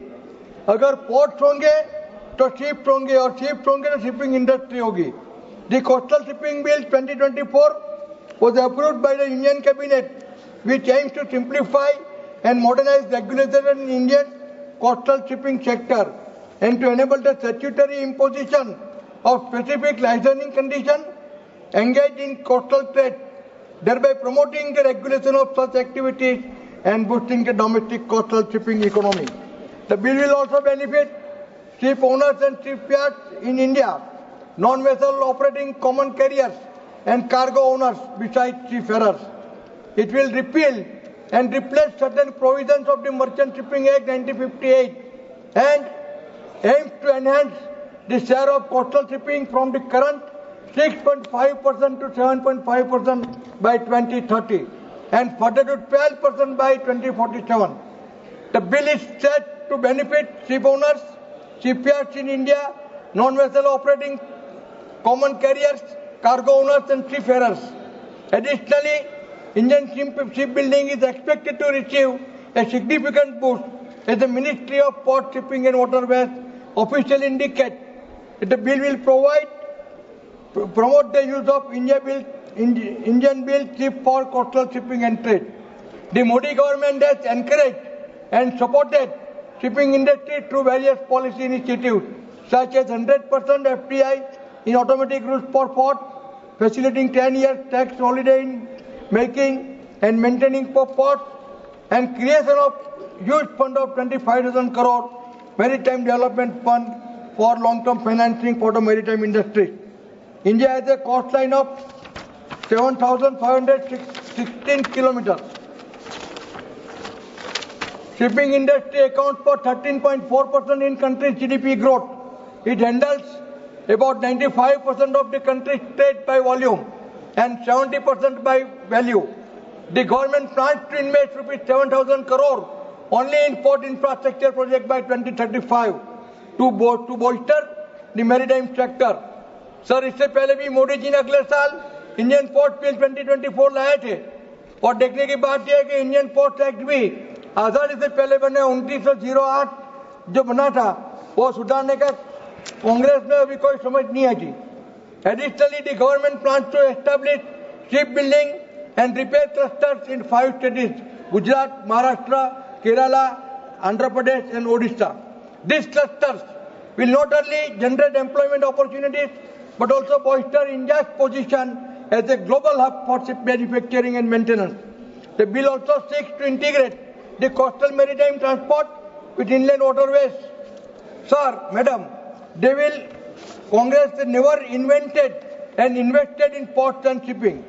Madam, with your kind permission, I may recall that on June 1924, the Modi government approved plans to invest over 800 billion rupees in the construction of Vadhavan Port located in North Mumbai, which is going to be one of the top ports in the world in future. Madam, it is also heard that to boost the shipping industry of India, the government is planning to establish a new shipping company to expand its fleet by at least 10,000 ships in the next decade. ये है मोदी का vision और mission. On July 26, 24, Modi government announced new shipping financial assistance policy, providing financial aid of rupees 337 crore to enhance India's competitiveness against foreign shipyards. Since the inception of the policy, 313 vessels orders worth rupees 10,000 crore has been secured.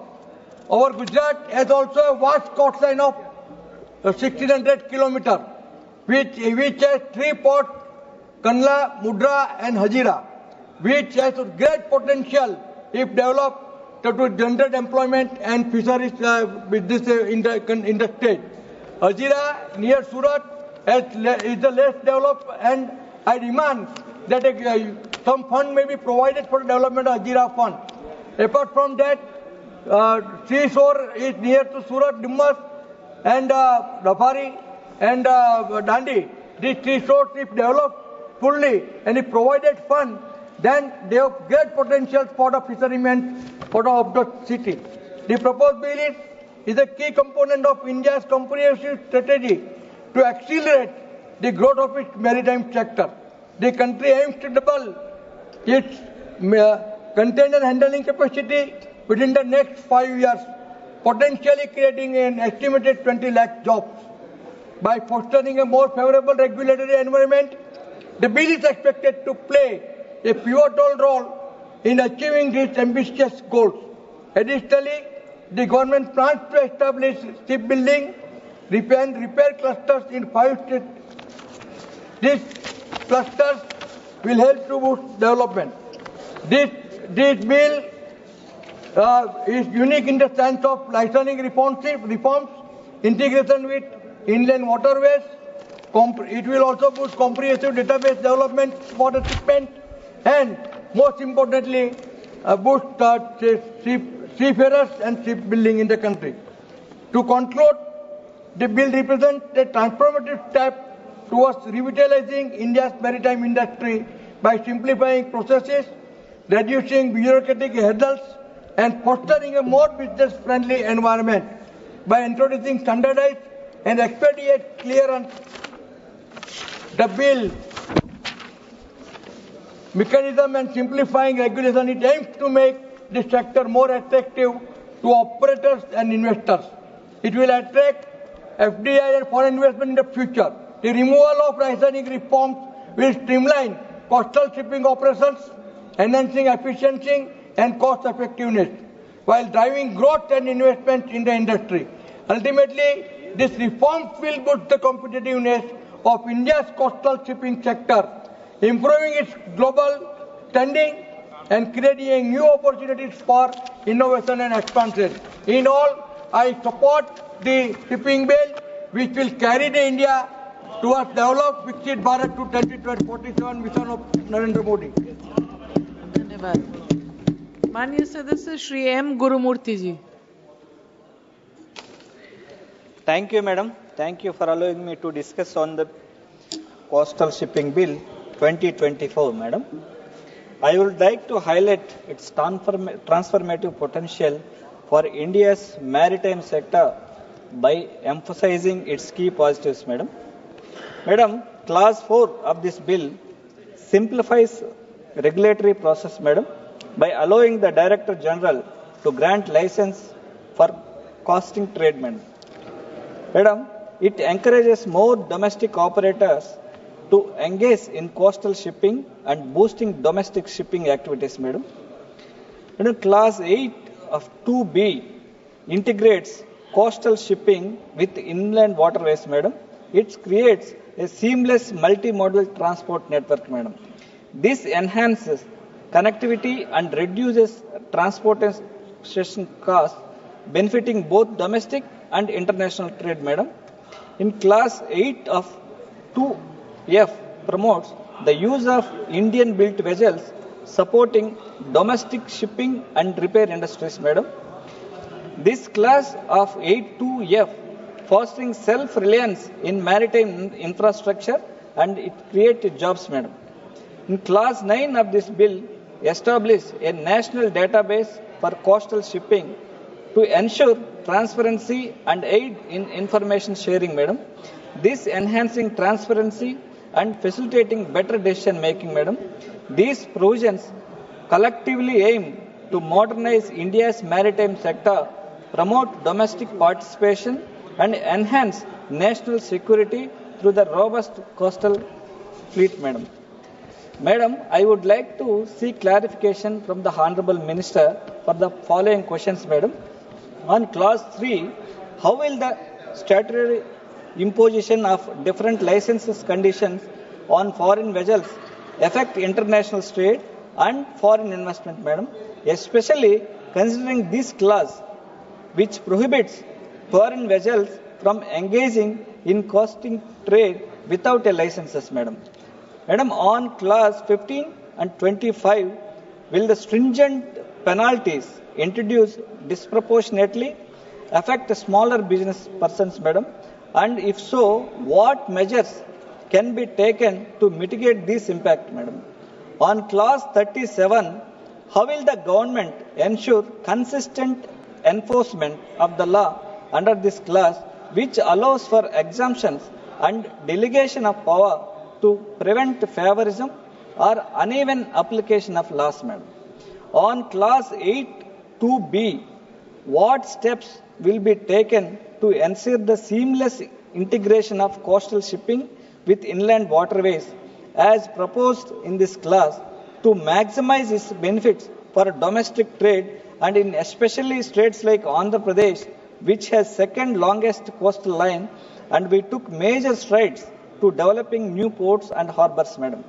On the environmental compliance, how will the integration of environmental standards under the bill be enforced and what specific measures will be taken to ensure compliance, Madam? Thank you, Madam. I support this bill, Madam. धन्यवाद। माननीय सदस्य श्री सुधाकर सिंह जी। श्री सुधाकर सिंह जी।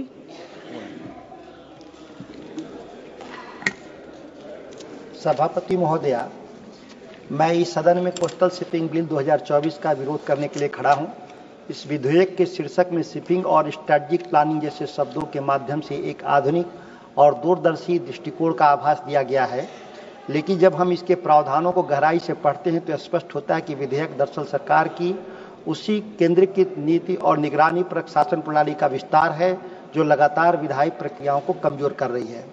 मैं स्पष्ट करना चाहता हूं कि समुद्री व्यापार या आधुनिकीकरण के विरोध में नहीं खड़ा हूं।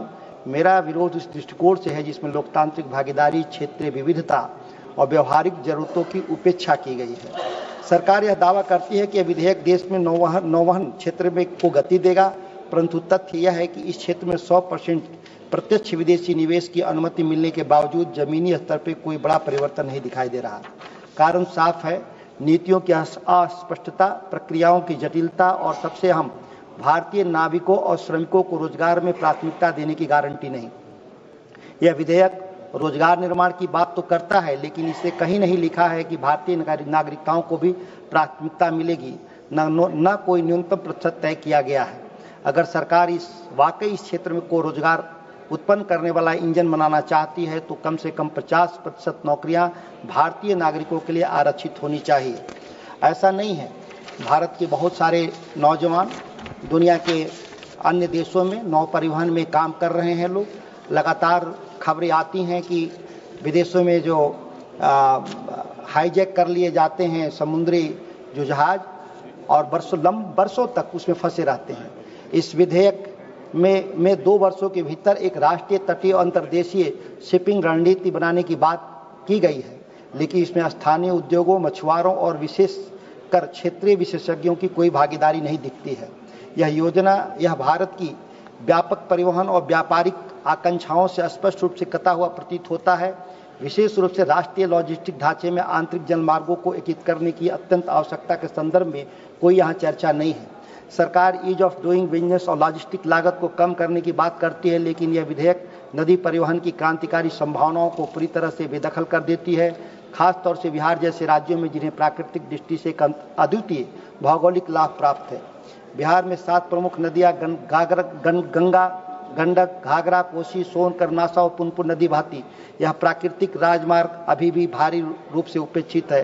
राष्ट्रीय जलमार्ग अधिनियम 2016 के तहत घोषित 111 राष्ट्रीय जलमार्गों में से कई जैसे NW1, NW37, NW58 मुख्य रूप से बिहार होकर गुजरते हैं, जिससे नेपाल को भी अंतर्राष्ट्रीय व्यापार को सुविधा देने की बात कही गई है। और समुद्री मार्ग से नेपाल के साथ जो हमारा समझौता हुआ है भारत का, वो इन्हीं नदियों के माध्यम से संभव हो पाएगा। इसलिए इन नदियों पर भी कोई बिना जोड़े हुए हम नेपाल को समुद्री व्यापार का रास्ता दे नहीं पाएंगे। गंगा नदी विशेष रूप से राष्ट्रीय जलमार्ग 1 का हिस्सा है, जो इलाहाबाद से हल्दिया तक पूर्वी उत्तर प्रदेश, बिहार, झारखंड, पश्चिम बंगाल होकर जाती है। कुल लंबाई 1600 किलोमीटर है। यह भारत की सबसे महत्वाकांक्षी अंतर्राज्यीय जलमार्ग परियोजनाओं में से एक बिहार के व्यापार को बदलने की असीम संभावनाएं रखती है। उपलब्ध आंकड़े की दिशा में स्पष्ट रूप से inland waterway authority of India के अनुसार राष्ट्रीय जलमार्ग 1 के जरिए माल ढुलाई की लागत 1 रुपये 30 पैसे प्रति टन किलोमीटर है, जबकि रेल से 2 रुपये 41 पैसे और नदी के जरिए 3 रुपया 62 पैसे खर्च आ रहा है। वहीं जो साहिबगंज टर्मिनल पर लागत 4.5 रुपये प्रति टन है। यह आंकड़े मामूली नहीं है, यह आर्थिक क्रांति के वाहक हैं। साथ ही IWT न केवल 4 गुना कम ईंधन खर्च कम करता है, बल्कि कम प्रदूषण, न्यूनतम शोर और लगभग 0 दुर्घटना लागत के साथ माल परिवहन का सबसे टिकाऊ और पर्यावरण सम्मत तरीका है। बिहार जैसे राज्यों में जहां रोजगार और औद्योगिक संपर्क दोनों की नितांत आवश्यकता है, IWT आर्थिक दक्षता और पारिस्थितिक संतुलन दोनों को प्रदान करता है। हमने इसके सफल उदाहरण भी देखे हैं, जहां गंगा के जरिए विदेशों से उर्वरक पटना फतुहा तक, सीमेंट पटना तक और गाड़ियों और कलपुर्जों की सप्लाई वाराणसी तक देखने को मिला।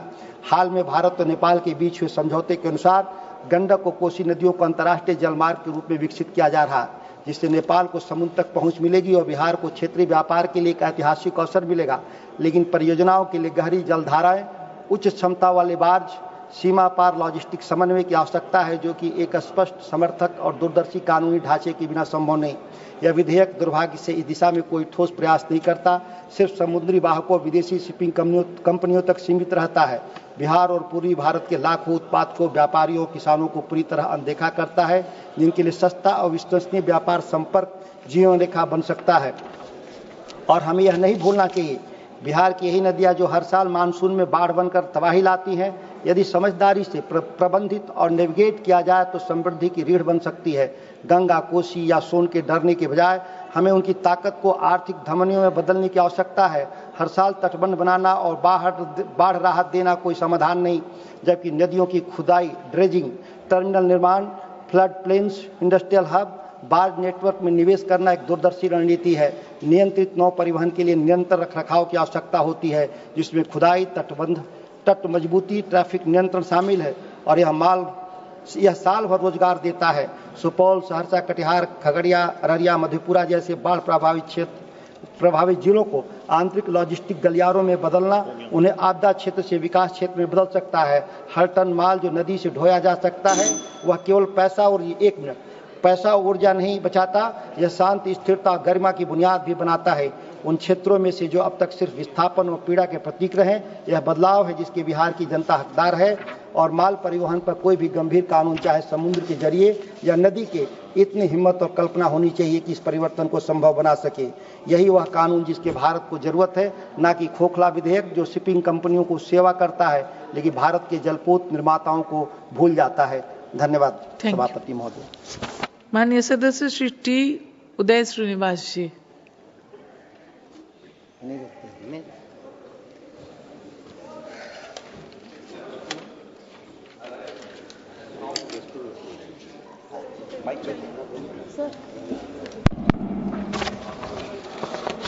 Honorable Speaker, I rise today in strong support of Coastal Shipping Bill 2024, a crucial step towards unlocking India's immense maritime potential. Despite having a 7,500 kilometers coastal line and key access to global shipping routes, coastal shipping accounts only 7% of India's total freight movement. This is a missed opportunity, especially when coastal shipping is 60 to 70% cheaper than the road transport and 30 to 40% cheaper than the rail transport. Strengthening this sector can help reduce India's high logistic cost of 14 to 15% of GDP compared to the global average of 8 to 10%. The Coastal Shipping Bill 2024 stands as a cornerstone reform designed to regulate, modernize and revitalize India's coastal shipping industry. One of its most significant provisions is the expansion of the definition of coasting trade. Beyond just transports of goods and passengers, it now includes vital services such as offshore exploration, research and commercial activities. This is a game changer because nearly 50% of Indian flagged vessels operate in the offshore sector. By bringing them under a structured regulatory framework, this bill will attract investment, enhance operational safety and strengthen India's position in offshore oil, gas and maritime services. Additionally, this bill eliminates licensing requirements of Indian-owned vessels, removing bureaucratic hurdles and making operations more seamless. This is an essential reform because today only 1.2% of global shipping tonnage is registered under the Indian vessels. For below our economic potential, prioritizing Indian-built and Indian crude vessels will create thousands of jobs for our Indian seafarers and reduce our reliance on the foreign flagships. Sir, this reform is not just economic. It is about protecting our people. India is the third largest provider of seafarers globally, contributing nearly 10% of maritime workforce. At most, Indian seafarers are employed on foreign-owned vessels, leaving them vulnerable to exploitation. Disturbingly, India recorded the highest number of abandoned seafarers in 2024. To safeguard our maritime workforce and ensure stable employment, this bill can incorporate provisions to mandate minimum quota of Indian seafarers on Indian flagged vessels. Honorable Speaker, a key feature of this bill is establishment of national coastal and inland shipping strategic plan, aimed at integrating our 14,500 kilometers of inland waterways with coastal shipping. This integration is essential to make maritime transport a cost-effective and efficient mode for goods and passengers. However, this vision cannot be realized without better maintained waterways. Sir, in the past 5 years, not even a single capital dredging project has been undertaken by the Inland Waterways Authority of India. Only maintenance dredging has been carried out. If we truly want to unlock the potential of our waterways, we must invest in large-scale planned capital dredging to ensure navigational depth and modernize India's dredging fleet with advanced technology. This bill lays the foundation for a coastal fleet which is owned and operated by Indian citizens. But truly realize this vision, we must build a fleet that is built, owned and operated by Indians. Strengthening our domestic shipbuilding industry is critical. The government has already taken commendable steps such as the revamped shipbuilding financial assistance policy, the Maritime Development Fund of 25,000 crore, the establishment of shipbuilding clusters in 5 coastal states including Andhra Pradesh.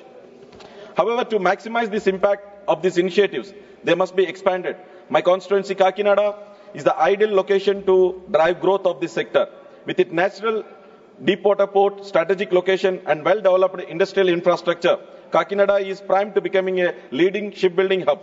If we channel the right investments and policy support, Kakinada can be at the heart of the India shipbuilding renaissance. Under the visionary leadership of Prime Minister Narendra Modi ji, the NDA government is charting a new course for India's maritime future. Through bold reforms and strategic initiatives, you are not just boosting coastal shipping, but transforming India into a self-reliant maritime powerhouse, which is built on Indian ships driven by Indian talent and sailing towards global leadership. I conclude by extending my full support to the Coastal Shipping Bill 2024. Thank you, Madam. Jai Hind. धन्यवाद. माननीय सदस्य श्री राजा राम सिंह जी.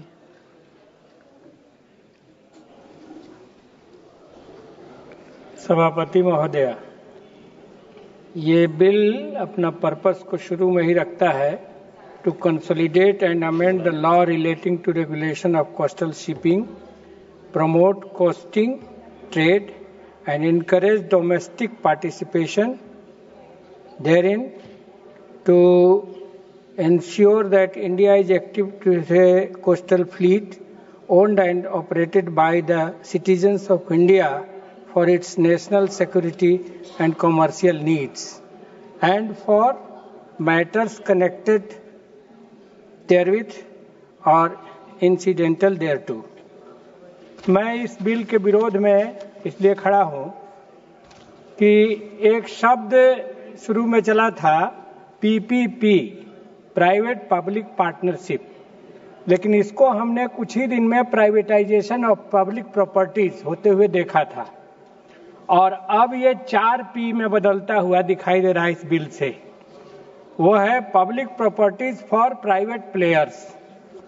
इस bill के जरिए ये कोशिश की गई है और निजी मुनाफे को देश की सुरक्षा और देश हित में बताने की कोशिश की गई है. अभी वेणुगोपाल जी ने, माननीय सदस्य ने रखा था कि हल्दिया से लेकर के केरल के पोर्ट तक धीरे धीरे एक ही व्यक्ति का मोनोपोली बन रहा है. इस बिल में कहीं से भी इस मोनोपोली को चेक करने का, कंट्रोल करने का कोई प्रोविजन नहीं है. न तो भाड़ा नियंत्रण के मामले में, न ही मान लीजिए कि ड्रग्स बड़े पैमाने पर प्राइवेट पोर्ट से, प्राइवेट वेसल से आ जा रहे हैं, उसको नियंत्रित करने के मामले में, इसी तरह से इलीगल अन्य चीजों के मामले में कोई प्रोविजन इसके भीतर दिखाई नहीं देता है. मैंने इसको पढ़ने की कोशिश की गई है और ये निजी मुनाफे को ही नेशनल सिक्योरिटी बताने की कोशिश कर रहा है. तो हम तो ये महसूस कर रहे हैं कि जैसे मध्यकाल में राजाओं ने अपने व्यापार के लिए भिन्न भिन्न वेसल्स चला रखे थे, प्राइवेट ढंग से वो यूज करते थे, उसी तरह से इस पार्लियामेंट को अपना नेशनल ग्रिप कमजोर करते हुए प्राइवेट के हाथ में हवाले कर देने के लिए बिल लाया गया है. और सबसे दुखद बात यह है कि इसको कहा जा रहा है कि ये आजादी के 75वें साल में ये एक्ट हम स्वीकार कर रहे हैं. ये लगता है कि राष्ट्र हित और राष्ट्र की सुरक्षा से रिलेटेड बहुत बड़ा काम करने जा रहे हैं, लेकिन सब कुछ हम प्राइवेट हाथों में सौंपने जा रहे हैं इस बिल के जरिए, और इसीलिए मैं इसका कड़ा विरोध करता हूं, इसके खिलाफ मैं बोलता हूं. धन्यवाद माननीय सदस्य. माननीय सदस्य श्री के नबस्कानी जी.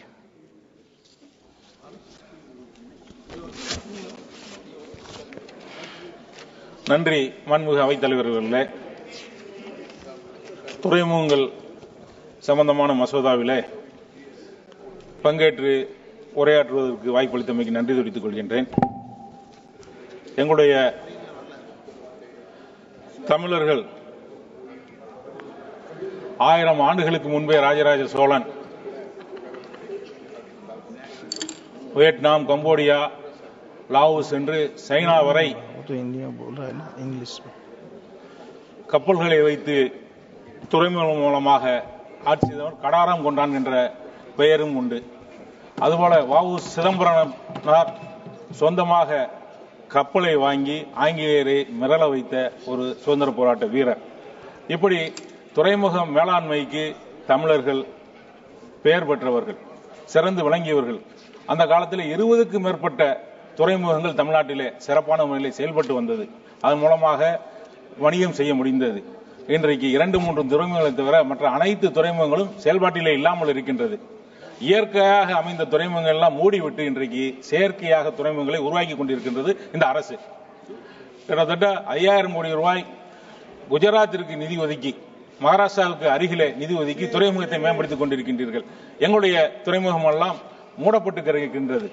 நம்முடைய மாண்புமிகு அமைச்சர் குஜராத்துக்கு அமைச்சரா, இந்தியாவுக்கு அமைச்சரா என்ற சந்தேகம் எங்களுக்கு இருக்கின்றது. தமிழகத்திலே இருக்கக்கூடிய சிறப்பாக செயல்பட்ட கடலூரிலிருந்து நாகப்பட்டினம் கடற்கரை ஏரியா முழுவதும் சீர்காழி என்று தொண்டி வரைக்கும் இருந்த அந்த காலத்தில் செயல்பட்ட துறைமுகங்களை எல்லாம் மேம்படுத்த வேண்டும். அப்படி மேம்படுத்துகின்ற போது பல நாடுகளோடு வணிக ரீதியான தொடர்பு, கலாச்சார தொடர்பு ஏற்படும். அப்படி அந்த காலத்தில் சிறப்பாக முறையில் செயல்பட்ட துறைமுகங்களை மீண்டும் உருவாக்க வேண்டும். இன்றைக்கு இதில் வேதனை என்று சொன்னால், அந்த துறைமுகங்களை எல்லாம் தனியார் மயமாக்கி கொண்டிருக்கிறது இந்த அரசு. அத்தனையும் அதானிக்கு தாரை வார்த்துக் கொண்டிருக்கின்றது இந்த அரசு. அதெல்லாம் நிறுத்தப்பட வேண்டும். கடல்களை பாதுகாக்க வேண்டும். கடலை பாதுகாக்கக்கூடிய மீனவர்களுடைய பாதுகாப்பை உறுதி செய்ய வேண்டும். எங்களுடைய தமிழ்நாட்டு மீனவர்கள், ராமேஸ்வரம் மீனவர்கள் இலங்கை கடற்படையால் தொடர்ந்து சிறைபிடிக்கப்படுவது, அவருடைய படகுகள் பறிமுதல் செய்யப்படுவது தொடர்ந்து இந்த அவையிலே தொடர்ந்து அதை வலியுறுத்திக் கொண்டிருக்கின்றோம். பலமுறை ஒன்றிய வெளியுறவுத்துறை அமைச்சரை சந்தித்து இதை சொல்லியிருக்கின்றோம். எங்களுடைய தமிழ்நாட்டின் முதலமைச்சர் ஒவ்வொரு முறையும் வெளியுறவுத்துறை அமைச்சருக்கும் மாண்புமிகு பிரதமருக்கும் இது சம்பந்தமாக தொடர்ந்து வலியுறுத்திக் கொண்டிருக்கின்றார். ஆனால் மீனவர்கள் சிறைபிடிக்கப்படுவது தொடர்ந்து கொண்டே இருக்கின்றது. அவருடைய படகுகள் பறிமுதல் செய்யப்படுவது, அந்த படகுகளை எல்லாம் இலங்கை அரசு நாட்டுடைமை ஆக்கிறது, ஏலத்தில் விடுகின்றது. அவர்களுக்கு எந்த நிவாரணம் கொடுக்கப்படுவதில்லை. ஆனால் எங்களுடைய தமிழக அரசு சார்பில் அங்கே இலங்கையிலே பறிமுதல் செய்யப்பட்ட ஒவ்வொரு படகுக்கும் தமிழ்நாட்டின் முதலமைச்சர் 6 லட்சம் ரூபாய் உதவி கொடுத்தார்கள். இப்போது அதை உயர்த்தி 8 லட்சம் ரூபாயாக அந்த நிவாரணம் கொடுத்துக் கொண்டிருக்கின்றார்கள். ஆனால் ஒன்றிய அரசின் சார்பில் 1 ரூபாய் கூட அவர்களுக்கு நிவாரணம் கொடுக்கப்படவில்லை. அவர்கள் கைது செய்யப்படுவதையும் இந்த அரசு தடுக்கவில்லை. அவர்களுக்கு இன்றைக்கு இலங்கை அரசு அதிகமான அபகாரத்தை விதித்துக் கொண்டிருக்கின்றது. லட்சக்கணக்கான கோடிக்கணக்கான ரூபாயை அந்த படகுகளுக்கும் கைது செய்யப்பட்ட மீனவர்கள் பிணையில் வருவதற்கும் அந்த அபகார தொகையை விதித்துக் கொண்டிருக்கின்றது. இந்த இலங்கை அரசை கட்டுப்படுத்த முடியாத அரசா நம்முடைய இந்திய அரசு இருக்கு என்கின்ற ஒரு கேள்வியை உங்களிடத்தில் மாண்புமிகு அவைத்தலைவர் மூலமாக வைக்கின்றேன். இலங்கை அரசு பாதிக்கப்பட்ட போது, பொருளாதார ரீதியாக மிகப்பெரிய ஒரு பாதிப்பு ஏற்பட்ட போது மனிதாபிமான அடிப்பிலே இந்தியா மிகப்பெரிய உதவி செய்தது. அதையெல்லாம் வரவேற்கின்றோம். அதே நேரத்தில் எங்களுடைய மீனவர்கள் அங்கே பாதுகாப்பாக மீன் பிடிக்கக்கூடிய உரிமையை இந்த அரசு பெற்றுத் தர வேணாமா?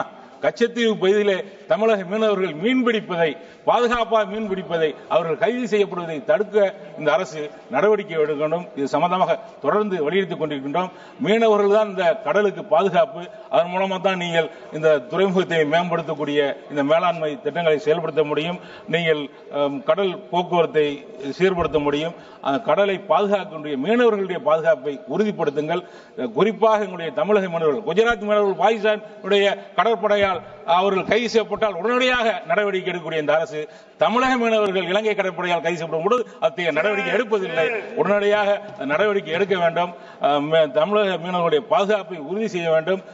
இரு நாட்டு மீனவர்களுடைய அமைப்பு பிரதிநிதி பேச்சுவார்த்தை மீனவ பிரதிநிதிகளோடு நடத்தி இந்த பிரச்சனையை முடிவு கொண்டு வேண்டும். பல நாடுகளில் அண்டை நாடுகளோடு மீன் பிடிக்கக்கூடிய மீனவர்கள் எந்த பிரச்சனையெல்லாம் மீன் பிடிக்கின்றார்கள். இந்த இலங்கை தமிழக இந்திய மீனவர்களுடைய பிரச்சனை மட்டும் தீர்க்கப்படாமல் இருக்கிறது. ஒன்றிய அரசு அதிக கவனம் செலுத்தி தீர்க்க வேண்டும் என்று கேட்டுக்கொள்கின்றேன். நன்றி. Honorable Member Sri Anand Bhadoria ji. धन्यवाद सभापति महोदय, आपने मुझे तटीय पोत परिवहन विधेयक 2024 पर अपनी राय अपनी पार्टी की तरफ से रखने का अवसर प्रदान किया है। सभापति महोदय, हम लोग इस सदन में जब से चुन करके आए हैं, सरकार की तरफ से कई सारे विधेयक प्रस्तुत किए गए, लेकिन ज्यादातर जो बिल आए हैं उसके 2 कारण हमें समझ में आए। एक तो रिकॉर्ड पर रिकॉर्ड बनाना कि हम इतने अमेंडमेंट लेकर के आए हैं, हमने इतने पुराने नियमों में संशोधन किया है, और दूसरा कहीं ना कहीं जो आम आदमी है उसके व्यापार के बिना पर, उसकी जरूरतों के बिना पर, उसके व्यापार के हितों की अनदेखी करके जो बड़े व्यापारिक मित्र हैं उनको कहीं ना कहीं लाभ पहुंचाने के लिए विधेयक, अमेंडमेंट, बिल लाने का काम हो रहा है। जो दर्जनों जो तटीय पोत परिवहन विधेयक आया है, सभापति जी, हम कहने को तो मछुआरों के और तटीय इलाके के लोगों के हितों को लेकर के आए हैं, लेकिन ऐसा तो नहीं। हम 1 अप्रैल को जब आज चर्चा कर रहे हैं 1 अप्रैल को, तो कहीं ना कहीं ये मछुआरों के लिए एक धोखा साबित होने का काम हो। हमने रामचरितमानस में भी, सभापति महोदय, इसलिए जिक्र कर रहा हूं क्योंकि जो मछुआरे हैं वो अगर उत्तर प्रदेश के परिप्रेक्ष्य में हम लोग देखें तो उन्हें निषाद समाज के लोग निषाद समाज के अंतर्गत आते हैं, केवट समाज के अंतर्गत आते हैं। ये वही केवट और निषाद समाज के लोग हैं जिन्होंने मर्यादा पुरुषोत्तम भगवान श्री राम को नौका में बिठा करके गंगा पार कराने का काम किया था और उतराई भी नहीं ली थी, लेकिन आज वो मछुआ समुदाय संकट में है। सभापति जी, देश के समुद्री व्यापार, मछुआरों और छोटे जहाज मालिकों के हितों के साथ एक बड़ा खिलवाड़ हो रहा है। इस बिल में कहा गया है कि भारतीय स्वामित्व वाले जहाजों को लाइसेंस की जरूरत नहीं होगी, लेकिन यह सिर्फ एक छलावा है, क्योंकि जब आप विदेशी कंपनियों को भारतीय तटीय व्यापार में शामिल कर रहे हैं, आंकड़े बताते हैं कि भारत का 95% अंतर्राष्ट्रीय व्यापार समुद्री मार्ग से होता है, लेकिन हमारे पास अपने जहाजों की तो संख्या नगण्य है सभापति जी, अपने जहाज है ही नहीं। तो फिर सरकार विदेशी जहाजों को भी तटीय व्यापार में लाने का काम करेगी और जिससे भारतीय शिपिंग कंपनियों का व्यवसाय चौपट हो जाएगा। क्या सरकार को अपने जहाज बनाने पर, अपने जहाज लाने पर काम नहीं करना चाहिए था? कबीरदास जी ने कहा, जिन खोजा तिन पाइया, गहरे पानी पैठ। लेकिन सरकार गहरे पानी में नहीं उतरना चाहती, केवल विदेशियों को लूटने का रास्ता देना चाह रही। इस बिल में सर्विसेज को तटीय व्यापार में शामिल किया गया, जिसमें तेल, गैस की खोज, समुद्री शोध जैसे काम आते हैं, लेकिन मछली पकड़ने को इसमें शामिल नहीं किया गया। यानी बहुराष्ट्रीय कंपनियों को तटीय इलाकों में ड्रिलिंग और खनन का अधिकार मिलेगा। भारत के लाखों मछुआरों के अधिकारों की अनदेखी होगी। क्या यही सरकार का सबका साथ और सबका विकास है? कहीं ना कहीं मछुआरों की आवाज को दबाना है। इसलिए हम कहना चाहते हैं सभापति जी, कुछ मछुआरों के हितों पर भी काम करना चाहिए। उत्तर प्रदेश में जब समाजवादी पार्टी की हुकूमत थी, माननीय अखिलेश यादव जी मुख्यमंत्री थे, उन्होंने मछुआ आवास देने का काम किया था। मछुआ समुदाय के केवट निषाद समाज को उन्होंने तालाबों के पट्टे देने का काम किया था, उनकी पेंशन देने का काम किया था। तो क्या माननीय मंत्री जी को इस तरीके की कोई योजना नहीं लानी चाहिए जिससे इस मछुआ, केवट, निषाद समाज के लोगों का कल्याण हो सके? उत्तर प्रदेश की सरकार ने तो ये जो जातियां हैं इनको SC ST का दर्जा देने के लिए माननीय अखिलेश यादव जी ने प्रस्ताव बना करके भेजा, लेकिन वो भी अभी लंबित है। सरकार निषाद केवट समाज को आरक्षण नहीं देना चाहती। इसलिए सभापति जी, हम कहना चाहते हैं, पुराने कानून में बिना लाइसेंस तटीय व्यापार करने पर 6 महीने की जेल या 10,000 रुपए का जुर्माना था। अब इस बिल में बढ़ा करके 15 लाख या कमाई का 4 गुना कर दिया है। ये किसके हित में है माननीय मंत्री जी? बड़ी कंपनियों के लिए तो ये छोटी रकम है, लेकिन जो छोटे जहाज मालिक हैं, जो मछुआरे हैं, वो कैसे इतना बड़ा अर्थदंड दे पाएंगे? इसलिए सभापति जी, इस बिल में डायरेक्टर जनरल ऑफ शिपिंग को यह अधिकार दिया गया है कि वो किसी भी जहाज को जब्त कर सकता है। ये प्रावधान सरकारी दमन को बढ़ावा देगा कि क्या ये सरकार का ईज ऑफ डूइंग बिजनेस की जगह ईज ऑफ हरेसमेंट नहीं है। इसलिए सभापति जी मैं कहना चाहता हूं, आज मछुआरों का खाली हाथ और आंखों में पानी, यही मछुआरों की यही कहानी। सरकार उनका समंदर छीन रही है और आंखों में पानी भर करके छोड़ रही। सभापति जी, इस बिल में राष्ट्रीय तटीय और अंतर्देशीय शिपिंग रणनीति बनाने की बात कही गई है, लेकिन इसमें 2 साल का समय दिया गया है। यानी सरकार के पास कोई योजना तैयार नहीं है, वो बिना सोचे समझे कानून ला रही है। आपका इशारा मैं समझ रहा हूं। मैं एक बात कह करके अपनी बात समाप्त करना चाहता हूं। माननीय सभापति जी, ये बिल राष्ट्र विरोधी है। इस बिल में भारतीय समुद्री हितों को बेचने की तैयारी है। ये छोटे जहाज मालिकों, मछुआरों, देशी शिपिंग उद्योग के लिए विनाशकारी है। मैं सरकार से मांग करता हूं, इस बिल को तुरंत वापस लिया जाए, इस पर व्यापक विचार विमर्श किया जाए। अगर सरकार ऐसा नहीं करती है तो यह साबित होगा कि सरकार विदेशी कारपोरेट के एजेंडे पर काम कर रही है। अंत में सिर्फ यही कहना चाहता हूं, सत्ता के दीपक जल रहे हैं पर मछुआरे अंधेरे में हैं। चौराहे पर खड़ा हुआ विकास सिर्फ भ्रष्ट तंत्र के फेरे में है। आपने समय दिया, आपका बहुत बहुत धन्यवाद। धन्यवाद। Honorable Member Dr. Rani Sri Kumar ji.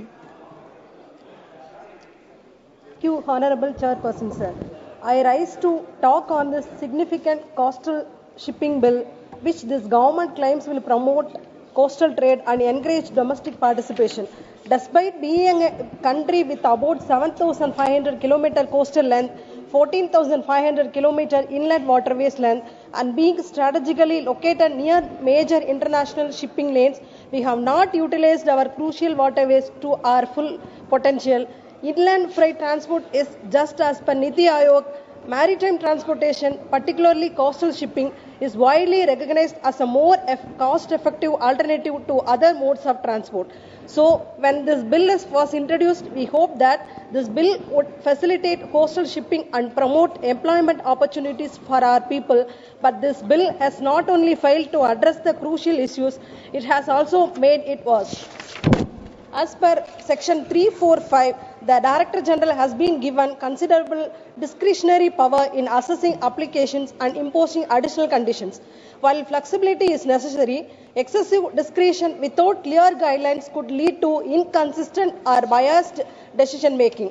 The Director General is given broad discretionary powers to suspend, revoke or modify licenses. While such powers are necessary for regulation, there are concerns about the lack of checks and balances. If misused, this could lead to arbitrary action without sufficient oversight. The criteria for suspension, revocation or modification of the license are broad, including violations of any conditions of the license or failure to comply with any applicable law. This could be seen as overly vague, leading to uncertainty and potential misuse. These sections does not clearly mention about any appealing process or mechanism for challenging the suspension, revocation or modification of a license. This could leave licensors without an effective way to contest decisions they perceive as unfair or unjustified. The term reasonable opportunity to be heard could be interpreted differently, leading to arbitrary application of the law. A more defined process could ensure fairness and clarity without giving undue power to the Director General of Shipping. As per Section 8 of this bill, the Union Government must publish a national coastal and inland shipping strategic plan within 2 years of the Act's commencement and update it every 2 years. The plan will include assessments of coastal shipping routes, operational improvements, long-term traffic forecasts, best practices, new routes, promotion of Indian vessels and other necessary matters. A committee will be formed to draft the plan, including members from various relevant agencies such as Director General of Shipping, Inland Waterways Authority, major ports, state maritime boards, ship owners, seafarers and maritime experts. The problem with this section is that the strategic plan is mandated to be drafted and updated every 2 years. But who is responsible for its execution? There is no mention of performance monitoring to ensure that improvements are implemented. The committee is only responsible for drafting, not ensuring the implementation. The committee consists mostly of government representatives and some industry players. Key stakeholders like cargo owners, logistic providers, and coastal community representatives are missing. Sir, the strategic plan mentioned promotion of Indian vessels, but how this will be done is unclear. No specific incentives, examples of subsidies, tax benefits are mentioned to encourage domestic vessel participation. Developed countries like China, European countries, and USA are giving incentives and they are giving tax benefits to their own crews, and they are giving more efforts to develop the ports to enhance the shipping traders. But in India, despite playing Indian flags and employed Indian crew, Indian shipping companies has to pay high taxes, but the foreigners are enjoying the exemptions. The exemptions and the cost advantages should be given to the Indian shipping traders also. Very good, very good.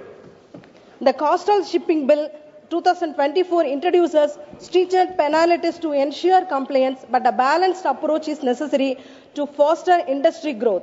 While strict enforcement is essential to maintain safety and efficiency, excessive penalties without remedial provisions could discourage new entrants and smaller operators. Currently, penalties under Section 15, 16, 18 impose heavy fines, imprisonment, and vessel detention for violations like unauthorized operations, expired licenses, and false reporting. However, the absence of grace periods or rectification opportunities may create intended barriers.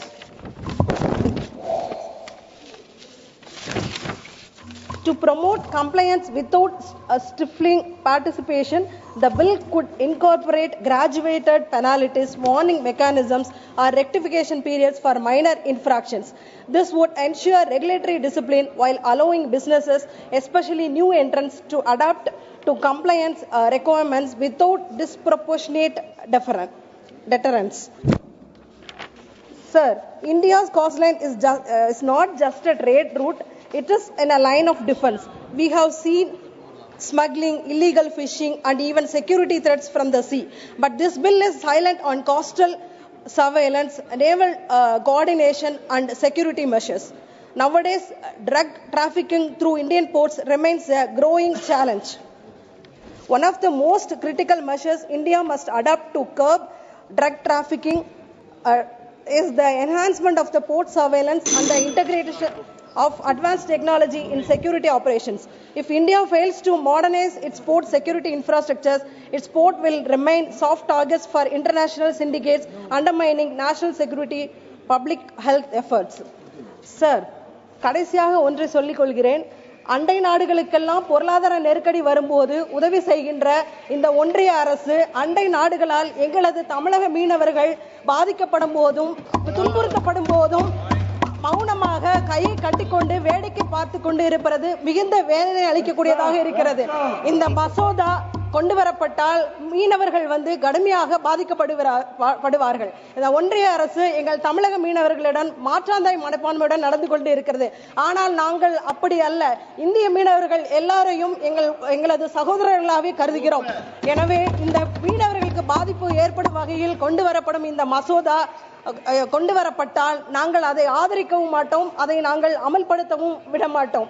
Therefore, Tamil Nadu government under the able leadership of our Chief Minister taking lot of steps and measures to uplifting the traders. So I request the Union government to follow the steps of our able leader, our Honorable Chief Minister, in uplifting the traders.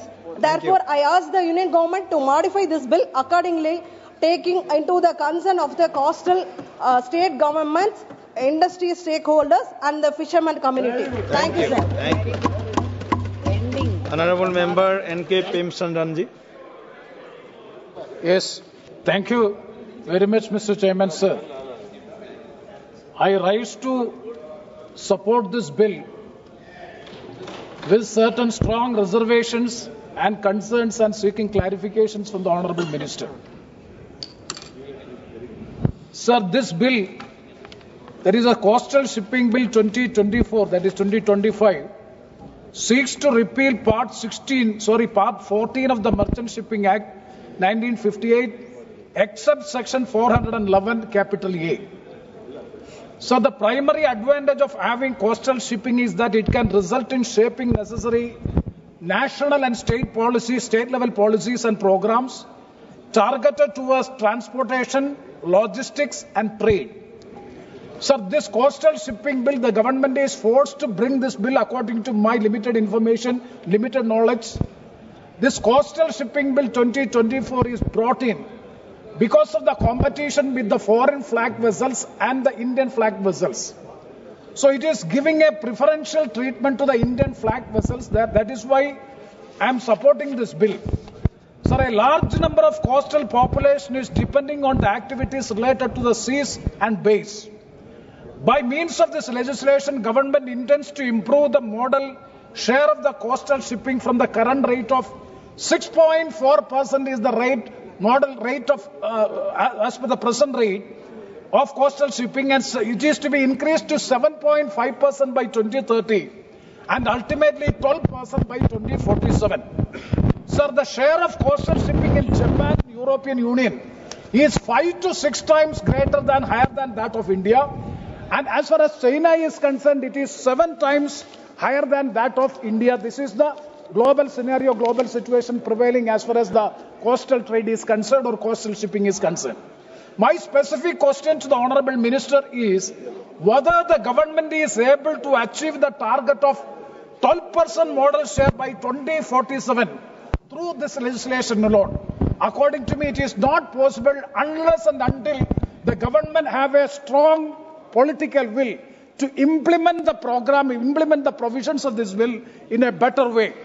Sir, through the bill, though the bill is a welcoming step as far as Indian flag vessels and operators are getting preferential treatment in coastal trade to foreign flag vessels, I have some reservations, strong reservations and concern. I would like to flag it as one by one. Sir, number one, that is regarding, I am seeking the explanation or the clarification from the Honourable Minister. That is regarding the applicability of the Act. Sir, clause 1 of the Act says that this Act shall apply to every clause A. Clause 1, subclause A, every vessel other than the Indian vessel engaged in coasting trade irrespective of the place of residence or domicile of the owner. Clause B, every chartered vessel referred to in Chapter 4. This is the provision which is given applicability of the Act according to Clause 1.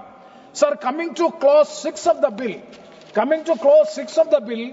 it is very specifically stated that every vessel, including Indian vessels, engaged in coasting trade shall report to the Director General the following information in such form and manner as may be prescribed, namely. So, applicability of the Act is, I have clearly mentioned in Clause 1, applicable to only this vessel, vessels other than, it is applicable only to every vessels other than the Indian vessel. But Clause 6 is very clear that is Indian vessels also it is applicable. I am not going to Chapter 6 of the Act. There is a specifically it is stated that Indian vessels will be applicable according to Chapter 6. But this 6, it seems to be contradictory because one way it is applicable only to these vessels and here it is in a different way according to by virtue of Clause 6. That is the first clarification I am seeking. And second one is regarding the definition of cooperative society and the limited liability partnership is not provided. Definition for these two terms, cooperative society as well as the limited liability partnership is not provided in the bill, either in this bill or in the Merchant Shipping Act or in the notified Merchant Shipping Bill. It is not specifically, the definition is not provided. That is the second concern I would like to make. And the third one is regarding Clause 18A. Clause 18, subclause A of the bill. When the licensee failed to furnish the information required by Director General within the stipulated time, it attracts harsh punishment. Just now, my learned friend has already spoken about it. That is, what is the punishment? punishment is imprisonment for 6 months and fine up to 50,000 or both. If a operator or vessel owner is not providing the information as required by the DG shipping, then there is a punishment for 6 months imprisonment or 50,000 rupees fine, or both means that is a disproportionate punishment is provided in clause 18A. That is not fair according to me. So that has to be looked into. And also further, at the same time, it is in section. So another point to be noted is under section 35(2), clause 3. The Director General can ask any other matter as may be prescribed. So absolute discretion is provided to the DG.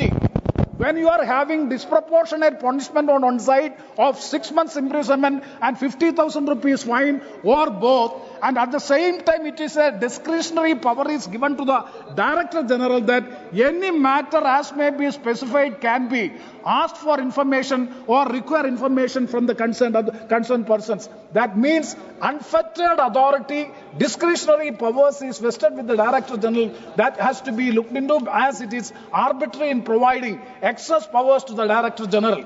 And the fourth concern is regarding under section 26(1) and section 30 clause 5 of the bill. That is, the offences mentioned under section, the penal provisions under section 15 to 25 all are compoundable. That also, one side it is harsh punishment and other side all are compoundable offences. It may lead to bureaucratic corruption and thereby harassing the operators or licensees. And the fifth point is there is no dispute resolution mechanism for promoting ease of doing business. The government is always talking, almost all the legislations are for ease of doing business. If you want to achieve this ease of doing business, there should have a dispute resolution mechanism should be there. Unfortunately, in this bill, it is missing. That is to be looked into. Sir, I would like to conclude my speech with 2-3 suggestions also. Sir, number one suggestion is, since large part of the coastal shipping in India is in the unorganized sector, state government and district authorities should also be allowed to issue licenses for small vessels and country boats which are conducting voyages on shorter routes and are at the cross-border level in border areas. The second suggestion is the process of getting vessels registered should be made easy with fewer documents in transparent and digitalized manner, and special assistance should be provided to vessel owners. Number 2. And the third one is the National Register of Coastal Shipping must be made available in the public domain with the integration from other relevant organizations such as Director General of Foreign Trade. And sir, I'm finishing. And the fourth one is dispute resolution mechanism, which I've already explained that should be established. Sir, I'm concluding the success of the regulatory framework depends on the efficiency and transparency of enforcement mechanism as well as the capacity of the Director General Shipping to handle the increased responsibility. Hope that the government will consider these suggestions and concerns, then that will be addressed in future amendments. With these words, I conclude. Thank you very much, sir. Thank you, Honorable Member D. Ravi Kumar ji. D. Ravi Kumar. தலைவர் அவர்களுக்கு வணக்கம். இந்த மசோதா ஒரு நல்ல நோக்கத்தோடு கொண்டு வரப்பட்டிருக்கிற மசோதா என்பதால் முதலில் பாராட்டுகிறேன். ஏனென்றால் இதன் மூலமாக ஈட்டப்படுகிற வருவாய், கடல் வணிகத்திலே ஈட்டுகிற வருவாய் என்பது பிற நாடுகளை ஒப்பிடும்போது இந்தியாவில் மிக குறைவாக இருக்கிறது. சீனா நம்மை போல 7 மடங்கு இதன் மூலமாக வருவாய் ஈட்டுகிறது. எனவே இப்பொழுது அந்த வருவாயை கூட்டுவதற்காக எடுக்கப்படுகிற இந்த நடவடிக்கை பாராட்டத்தக்கது. இந்தியாவிலே நீண்ட கடற்கரையை கொண்ட 2வது பெரிய மாநிலம் தமிழ்நாடு. 1076 கிலோமீட்டர் நீளமுள்ள கடற்கரையை கொண்ட மாநிலம். 3 பெரிய துறைமுகங்கள், சென்னை, எண்ணூர், தூத்துக்குடி துறைமுகங்கள், 17 சிறு துறைமுகங்களை கொண்ட மாநிலம் எங்கள் தமிழ்நாடு. அங்கே இருக்கின்ற இந்த கடல் வளங்கள், கடல் வணிகத்தை பெருக்குவது, இது தொடர்பாக தமிழ்நாடு அரசு, குறிப்பாக மாண்புமிகு முதலமைச்சர் அவர்கள் 2023ஆம் ஆண்டிலே இதற்கான ஒரு கொள்கையை வகுத்திருக்கின்றார்கள். அதிலே இந்த கடல் வழியை பயன்படுத்தி வர்த்தகத்தை அதிகப்படுத்துவது, குறிப்பாக சரக்கு போக்குவரத்தை அதிகப்படுத்துவது. ஏனென்றால் சாலை போக்குவரத்து இன்றைக்கு நெரிசல் மிகுந்ததாக மாறிவிட்டது. எனவே கடல் மார்க்கமாக சரக்கு போக்குவரத்துகளை அதிகப்படுத்துவதற்காக அந்த கொள்கை வடிவமைக்கப்பட்டிருக்கிறது. அதற்கான நிதி உதவியை அவர்கள் ஒன்றிய அரசிடம் கோரியிருக்கிறார்கள். எனவே அதற்கான நிதி உதவியை ஒன்றிய அரசு கொடுத்து அதை ஊக்குவிக்க வேண்டும் என்று இந்த நேரத்தில் நான் கேட்டுக்கொள்கின்றேன். அங்கே இருக்கின்ற 17 சிறு துறைமுகங்களில் சில துறைமுகங்கள் கேப்டிவ் போர்ட்ஸ், குறிப்பான ஒரு நோக்கத்துக்காக பயன்படுத்தப்படுகிற துறைமுகங்களாக இருக்கின்றன. அவற்றை மேம்படுத்துவதற்காகவும் இன்றைக்கு தமிழ்நாடு அரசு பல நடவடிக்கைகளை எடுத்து வருகிறது. அதற்கும் ஒன்றிய அரசு ஒத்துழைக்க வேண்டும், நிதி உதவியை அளிக்க வேண்டும் என்று நான் கேட்டுக்கொள்கின்றேன். இதிலே இந்த சட்டத்திலே குறிப்பிடப்பட்டிருக்கிற ஒரு முக்கியமான அம்சம், இது டெரிட்டோரியல் வாட்டர், அதாவது கடற்கரையிலிருந்து 12 நாட்டிக்கல் மைல் வரை இருக்கிற அந்த கடற்பரப்பை டெரிட்டோரியல் வாட்டர் என்று நாம் அழைக்கிறோம். அந்த டெரிட்டோரியல் வாட்டர் என்பது ஏற்கனவே மாநில அரசுடைய கட்டுப்பாட்டிலே இருக்கின்றன. மாநில அரசுகள் தான் அதன் மேல் அதிகாரம் செலுத்தக்கூடியதாக இருக்கின்றன. ஆனால் இந்த சட்டம் அந்த டெரிட்டோரியல் வாட்டர், அட்ஜாயினிங் வாட்டர் இரண்டையும் சேர்த்து எடுத்துக்கொண்டு அதற்கான விதிமுறைகளை வகுத்திருக்கிறது. எனவே இது மாநில அரசுடைய அதிகாரத்துக்குள் தலையிடுவதாக இருக்கிறது. எனவே இந்த அம்சத்தை நான் வன்மையாக எதிர்க்கிறேன். இந்த அம்சம், அந்த டெரிட்டோரியல் வாட்டர் என்பது அதிலிருந்து நீக்கப்பட வேண்டும். மாநில அரசுடைய அதிகாரத்திலே தலையிடுவதை ஒன்றிய அரசு நிறுத்திக் கொள்ள வேண்டும். அதுவும் குறிப்பாக கடந்த 17வது நாடாளுமன்றத்திலேயே அவர்கள் இந்த ஸ்மால் போர்ட்ஸ், மைனர் போர்ட்ஸ் எல்லாத்தையும், சிறு துறைமுகங்களை எல்லாவற்றையும் ஒன்றிய அரசின் கட்டுப்பாட்டில் கொண்டு வருவதற்காக ஒரு நடவடிக்கை மேற்கொண்டார்கள். 2021 தமிழ்நாடு முதலமைச்சர் அவர்கள் அங்கே பொறுப்பேற்றதும் அதை எதிர்த்து ஒரு கடிதத்தை எழுதினார்கள். அதன் பிறகு அந்த மசோதா நிறுத்தி வைக்கப்பட்டது. எனவே இன்றைக்கு மறைமுகமாக இந்த சட்டத்தின் மூலமாக அதே வேலையை ஒன்றிய அரசு செய்ய முற்படுகிறது போல தோன்றுகிறது. எனவே மாநில அரசினுடைய அதிகாரத்துக்குள் தலையிடுகிற போக்கை ஒன்றிய அரசு நிறுத்த வேண்டும். அதற்கான அம்சத்தை இந்த சட்டத்திலே நீக்க வேண்டும் என்று நான் வலியுறுத்துகிறேன். இன்னொரு முக்கியமான அம்சம், இங்கே பேசிய உறுப்பினர் பிரேமச்சந்திரன் அவர்கள் சுட்டிக்காட்டியது போல இதிலே இருக்கின்ற தண்டனை அம்சங்கள், அல்ல குறிப்பாக சர்வீசஸ் என்பதும் சேவைகள் என்பதும் இதிலே வர்த்தக நோக்கத்தோடு இணைக்கப்பட்டிருக்கிறது. குறிப்பாக கடல் ஆய்வுகள் மேற்கொள்கிறவர்கள், ஆராய்ச்சிக்காக போகிறவர்கள் அல்லது வேறு நோக்கங்களுக்காக போகிறவர்கள் எல்லாவற்றையுமே வர்த்தக நோக்கு கீழ் இது கொண்டு வருகிறது. இது தேவையில்லாத மக்களை சிரமத்துக்கு ஆளாக்கும். குறிப்பாக மீனவர்கள், அவர்களை சித்திரவதை செய்வதற்கு அவர்கள் ஏற்கனவே அங்கே கடுமையாக பாதிக்கப்பட்ட நிலையில் இருக்கிறார்கள். அவர்களை மேலும் துன்பத்துக்கு ஆளாக்குவதற்கு இது வழிவகுத்துவிடும். எனவே அந்த சர்வீசஸையும் இதிலே சேர்த்திருப்பதை நீக்க வேண்டும் என்று நான் வலியுறுத்தி கேட்டுக்கொள்கின்றேன். என்னுடைய நாடாளுமன்ற தொகுதியிலே 19 மீனவ கிராமங்கள் இருக்கின்றன. குறிப்பாக மரக்காணம் என்பது புகழ்பெற்ற, வரலாற்று புகழ்பெற்ற ஒரு துறைமுகமாக இருந்த பகுதி. அங்கே ஒரு துறைமுகத்தை அமைப்பதற்காக அங்கே நீண்ட காலமாக ஒரு கோரிக்கை இருக்கிறது. கடந்த வாரத்திலே நாங்கள் மாண்புமிகு நிதியமைச்சர் அவர்களையும் சந்தித்து நேரடியாக அவர்களிடத்தில் இந்த கோரிக்கையை வைத்திருக்கின்றோம். ஒன்றிய அரசு அந்த கோரிக்கையை ஏற்கனவே தமிழ்நாடு அரசின் மூலமாக ஒன்றிய அரசுக்கு அது பரிந்துரைக்கப்பட்டிருக்கிறது. அதையும் பரிசீலித்து அந்த மரக்காணத்திலே ஒரு துறைமுகம் அமைப்பதற்கான நிதி உதவியை ஒன்றிய அரசு செய்ய வேண்டும் என்று இந்த நேரத்திலே வலியுறுத்தி கேட்டுக்கொள்கின்றேன். இங்கே பேசிய பல உறுப்பினர்களும் சுட்டிக்காட்டியது போல மீனவர்கள் இன்றைக்கு கடுமையாக பாதிக்கப்படுகிறார்கள். குறிப்பாக இலங்கை கடற்படையால் பாதிக்கப்படுகிறார்கள். நாங்கள் நேரடியாக நம்முடைய வெளியுறவுத்துறை அமைச்சர்களை சந்தித்து இலங்கை கடற்படை நம்முடைய மீனவர்களை கைது செய்து அவர்களை சிறையில் அடைப்பதற்காக நீங்கள் அவர்கள் எல்லையை மீறி சென்றால் நீங்களே கைது செய்து அவர்களை அழைத்துவார்கள், இல்லை என்றால் இது 2 நாட்டு பிரச்சனையாக மாறுகிறது என்று நாங்கள் சுட்டிக்காட்டினோம். இப்பொழுது சீனா அங்கே இலங்கையிலே இருக்கின்ற தமிழ் மீனவர்களுக்கு பெரிய படகுகளை வாங்கி கொடுத்து அங்கே அவர்கள் தலையிடுவதற்கு அவர்கள் முற்பட்டுக் கொண்டிருக்கிறார்கள். அவர்களும் வந்தால் இது சர்வதேச பிரச்சனையாக மாறும். எனவே மிகுந்த விரைவில், அதுவும் குறிப்பாக நம்முடைய பிரதமர் அவர்கள் இலங்கைக்கு செல்ல இருக்கின்றார். காலையிலேயே நம்முடைய மூத்த உறுப்பினர் அண்ணன் டி.ஆ. பாலு அவர்கள் அதை சுட்டிக்காட்டினார்கள். அங்கே போகும்போது இந்த இலங்கைக்கும் இங்கே இருக்கின்ற தமிழ்நாட்டு மீனவர்களுக்கும் இடையில் இருக்கிற இந்த பிரச்சனையை சுமூகமாக ஒரு நிரந்தர தீர்வு காண்பதற்கு நம்முடைய அரசு உட்பட வேண்டும். அதற்கு பிரதமர் அவர்கள் இந்த சந்தர்ப்பத்தில் தகுந்த நடவடிக்கை எடுக்க வேண்டும் என்று வலியுறுத்தி கேட்டமைகிறேன். நன்றி, வணக்கம். Thank you, honorable member.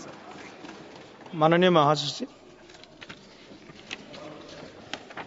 Sir, I have to report that Rajya Sabha has passed the Protection of Interest in Aircraft Objects Bill 2025.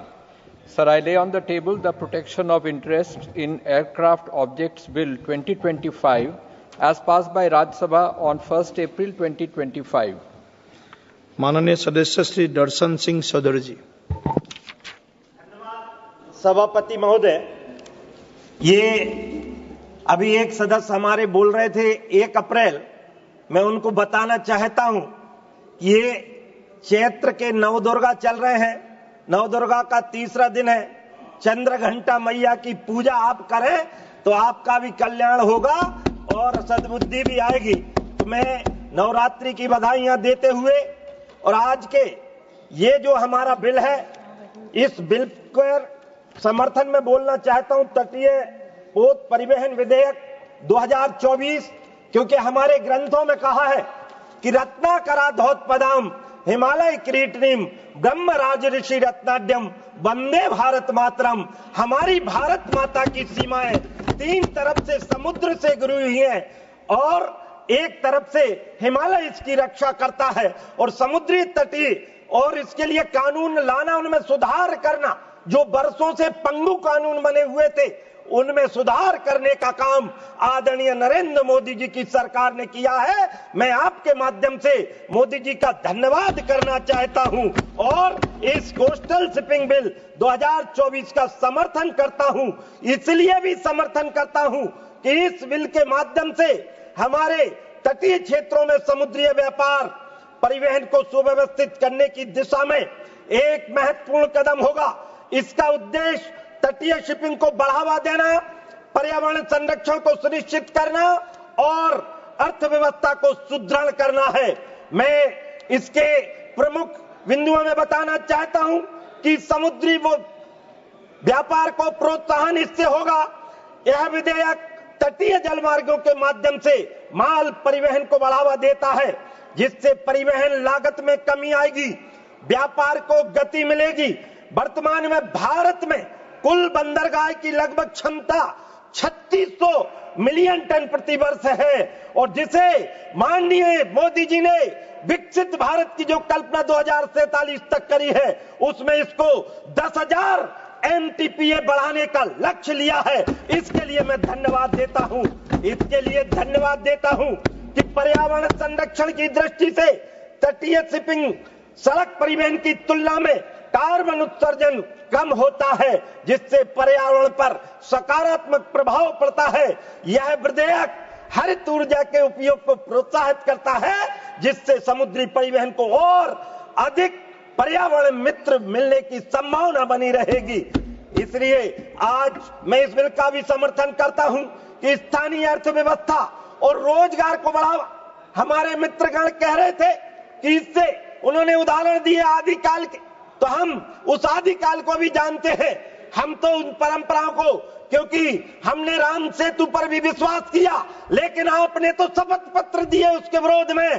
तो मैं तो कह रहा हूं कि राम ना मारे काहू को और पापी नहीं है राम और आप उसे मर जात है कर कर खोटे काम। और इसलिए मैं आपको यह याद दिलाना चाहता हूं कि राम सेतु को आपने तोड़ने की कोशिश की, हमने उसको शिपिंग और बंदरगाह को मजबूत करके हमने न केवल व्यापार बढ़ाने का काम किया, हमने विरासत भी दी और विकास भी दिया। ये हमारा मोदी जी का मूल मंत्र है, क्योंकि राम काज करने की खातिर राम की भक्ति समाई और पृथक पृथक नामों से सारे काम करे रघुराई और भक्त परायण निज भक्तों को सारा श्रेय दिलाते हैं और जिन पर कृपा राम करे वो पत्थर भी तैर जाते हैं। और इसलिए मैं धन्यवाद देना चाहता हूं कि स्थानीय अर्थव्यवस्था और रोजगार को बढ़ाने के लिए तटीय शिपिंग के विस्तार में स्थानीय उद्योगों को नए बाजार मिलेंगे, रोजगार के नए अवसर बढ़ेंगे। उदाहरण के लिए गुजरात सरकार ने 2047 तक 2000 मिलियन टन का प्रति वर्ष की कार्गो क्षमता प्राप्त करने का लक्ष्य रखा है, जिससे राज्य की अर्थव्यवस्था मजबूत होगी।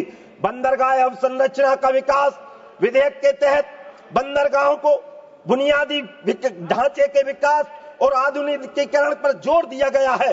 वर्तमान में 56 परियोजनाएं, इसकी कुल लागत लगभग 41,480 करोड़ रुपया है कार्यान्वित की जा रही है। इसके लिए मैं धन्यवाद देता हूं और इससे बंदरगाह की क्षमता में लगभग 550 मिलियन टन प्रति वर्ष वृद्धि होगी। और इसलिए मैं यहाँ के जो संशोधन इसमें लिए गए हैं उसमें स्थानीय समुदायों की भागीदारी पर इसमें जोर दिया गया है, जिसमें तटीय क्षेत्रों में रहने वाले हमारे आम गरीब जनता, उनकी चिंता, क्योंकि अंत्योदय का लक्ष्य जो पंडित दीनदयाल उपाध्याय जी ने दिया था उसको साकार करने का काम किसी ने किया है तो आदरणीय नरेंद्र भाई मोदी जी ने किया है। और ऐसे नौवहन सेवाओं को सक्रिय भागीदारी के लिए प्रोत्साहित किया जाएगा, जिससे उनकी सामाजिक और आर्थिक स्थिति में सुधार होगा। सुरक्षा मानकों के सख्ती में पालन, और इससे आप बार बार हमारे विपक्षी मित्र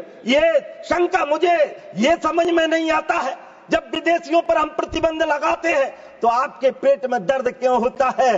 कहीं ना कहीं कनेक्शन हमको दूसरा दिखाई देता है। और इसलिए मैं कह रहा हूं इस तटीय शिपिंग दौरान सुरक्षा उपायों को और मजबूत किया जाएगा, जिससे समुद्री दुर्घटनाओं में की संख्या में कमी आएगी। यात्रियों तथा माल की सुरक्षा सुनिश्चित हो जाएगी। इस बिल से हमारी हरित ऊर्जा को बढ़ावा मिलेगा। बंदरगाहों और जहाजों के में नवीनीकरण ऊर्जा स्रोतों के उपयोग को बढ़ावा दिया जाएगा। सरकार ने सभी केंद्रीय और राज्य सरकार के बंदरगाहों में हाइड्रोजन हब स्थापित करने की योजना बनाई है। और ये भी अपने आप में जिस प्रकार से किसानों के क्षेत्र में हरित क्रांति आई है, ऐसे जल के क्षेत्र में इससे हरित ऊर्जा प्राप्त करने की संभावना बढ़ेगी।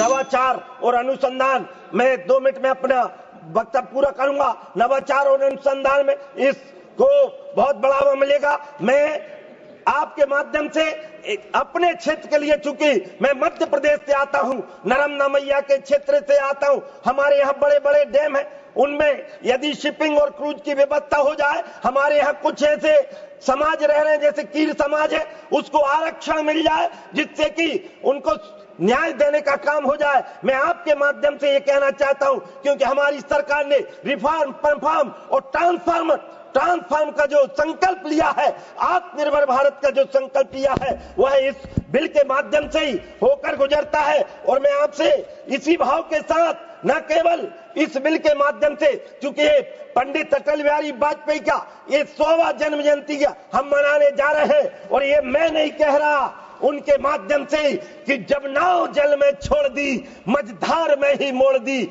दे दी चुनौती सिंधु को, फिर धार क्या मझधार क्या हार में क्या जीत में, किंचित नहीं भयभीत में, कर्तव्य पथ पर जो मिला यह भी सही वह भी सही, हार मानूंगा नहीं। और मैं तो आपसे इस भाव के साथ अपनी बात को समाप्ति पर ले जाता हूं। ये मोदी जी के लिए कि सागर की अपनी क्षमता है, पर पांजी भी कब रुकता है, जब तक सांसों में स्पंदन है उसका हाथ नहीं रुकता है, इसके बल पर ही कर डाले सातों सागर पार और तूफानों की ओर घुमा दो नाविक निज पतवार।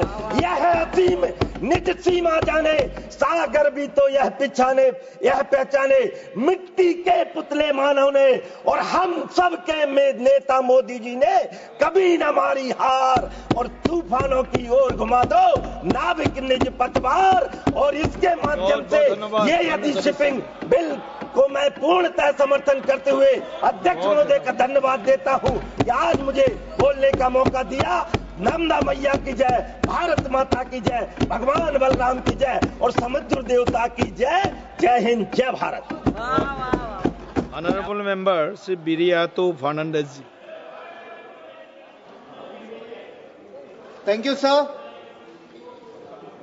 The introduction of the Coastal Shipping Bill 2024, introduced in Lok Sabha in December 24, aims to fundamentally revise India's regulatory framework for coastal and marine trade.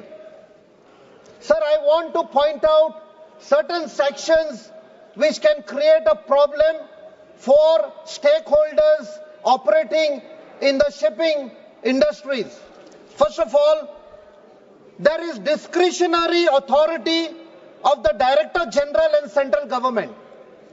The bill grants significant discretionary powers to the Director General and the central government. raising concerns about potential favoritism and lack of transparency. The broad authority to direct vessel routes, prioritize cargo or passengers, restrict port entry, and exempt certain vessels from the Act's provisions could lead to preferential treatment of specific entities, undermining fair competition.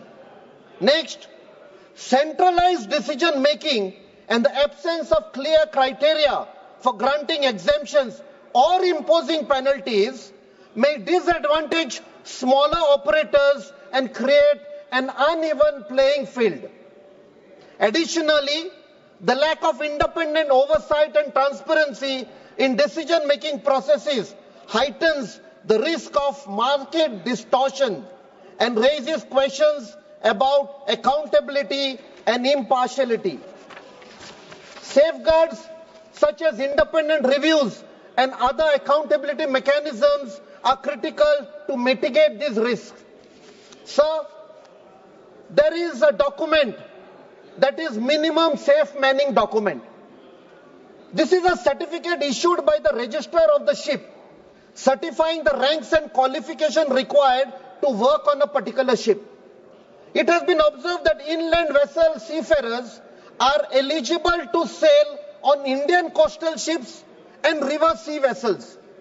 But in many cases, the documentation, training and certification that is required to comply with this is not easy to get. It is very difficult, sir. Hence, the owners and the recruitment agencies of the coastal ships find it difficult to get such inland vessel crew. The registrar should be aware of the ground situation about the crew training. Sir, there is also a certificate called Certificate of Equivalence. All the Indian officers and engineers who get their competency license from foreign countries, which are white flag nations, आत्मनिर्भर भारत बनाने का जो आत्मनिर्भर भारत बनाने गर्वशाली इतिहास संजोए बैठा है जो करीब 150 साल पुराना है। सभापति जी, पंजाब का मिल्क फेड, मार्क फेड और पंजाब स्टेट कोऑपरेटिव बैंक जैसी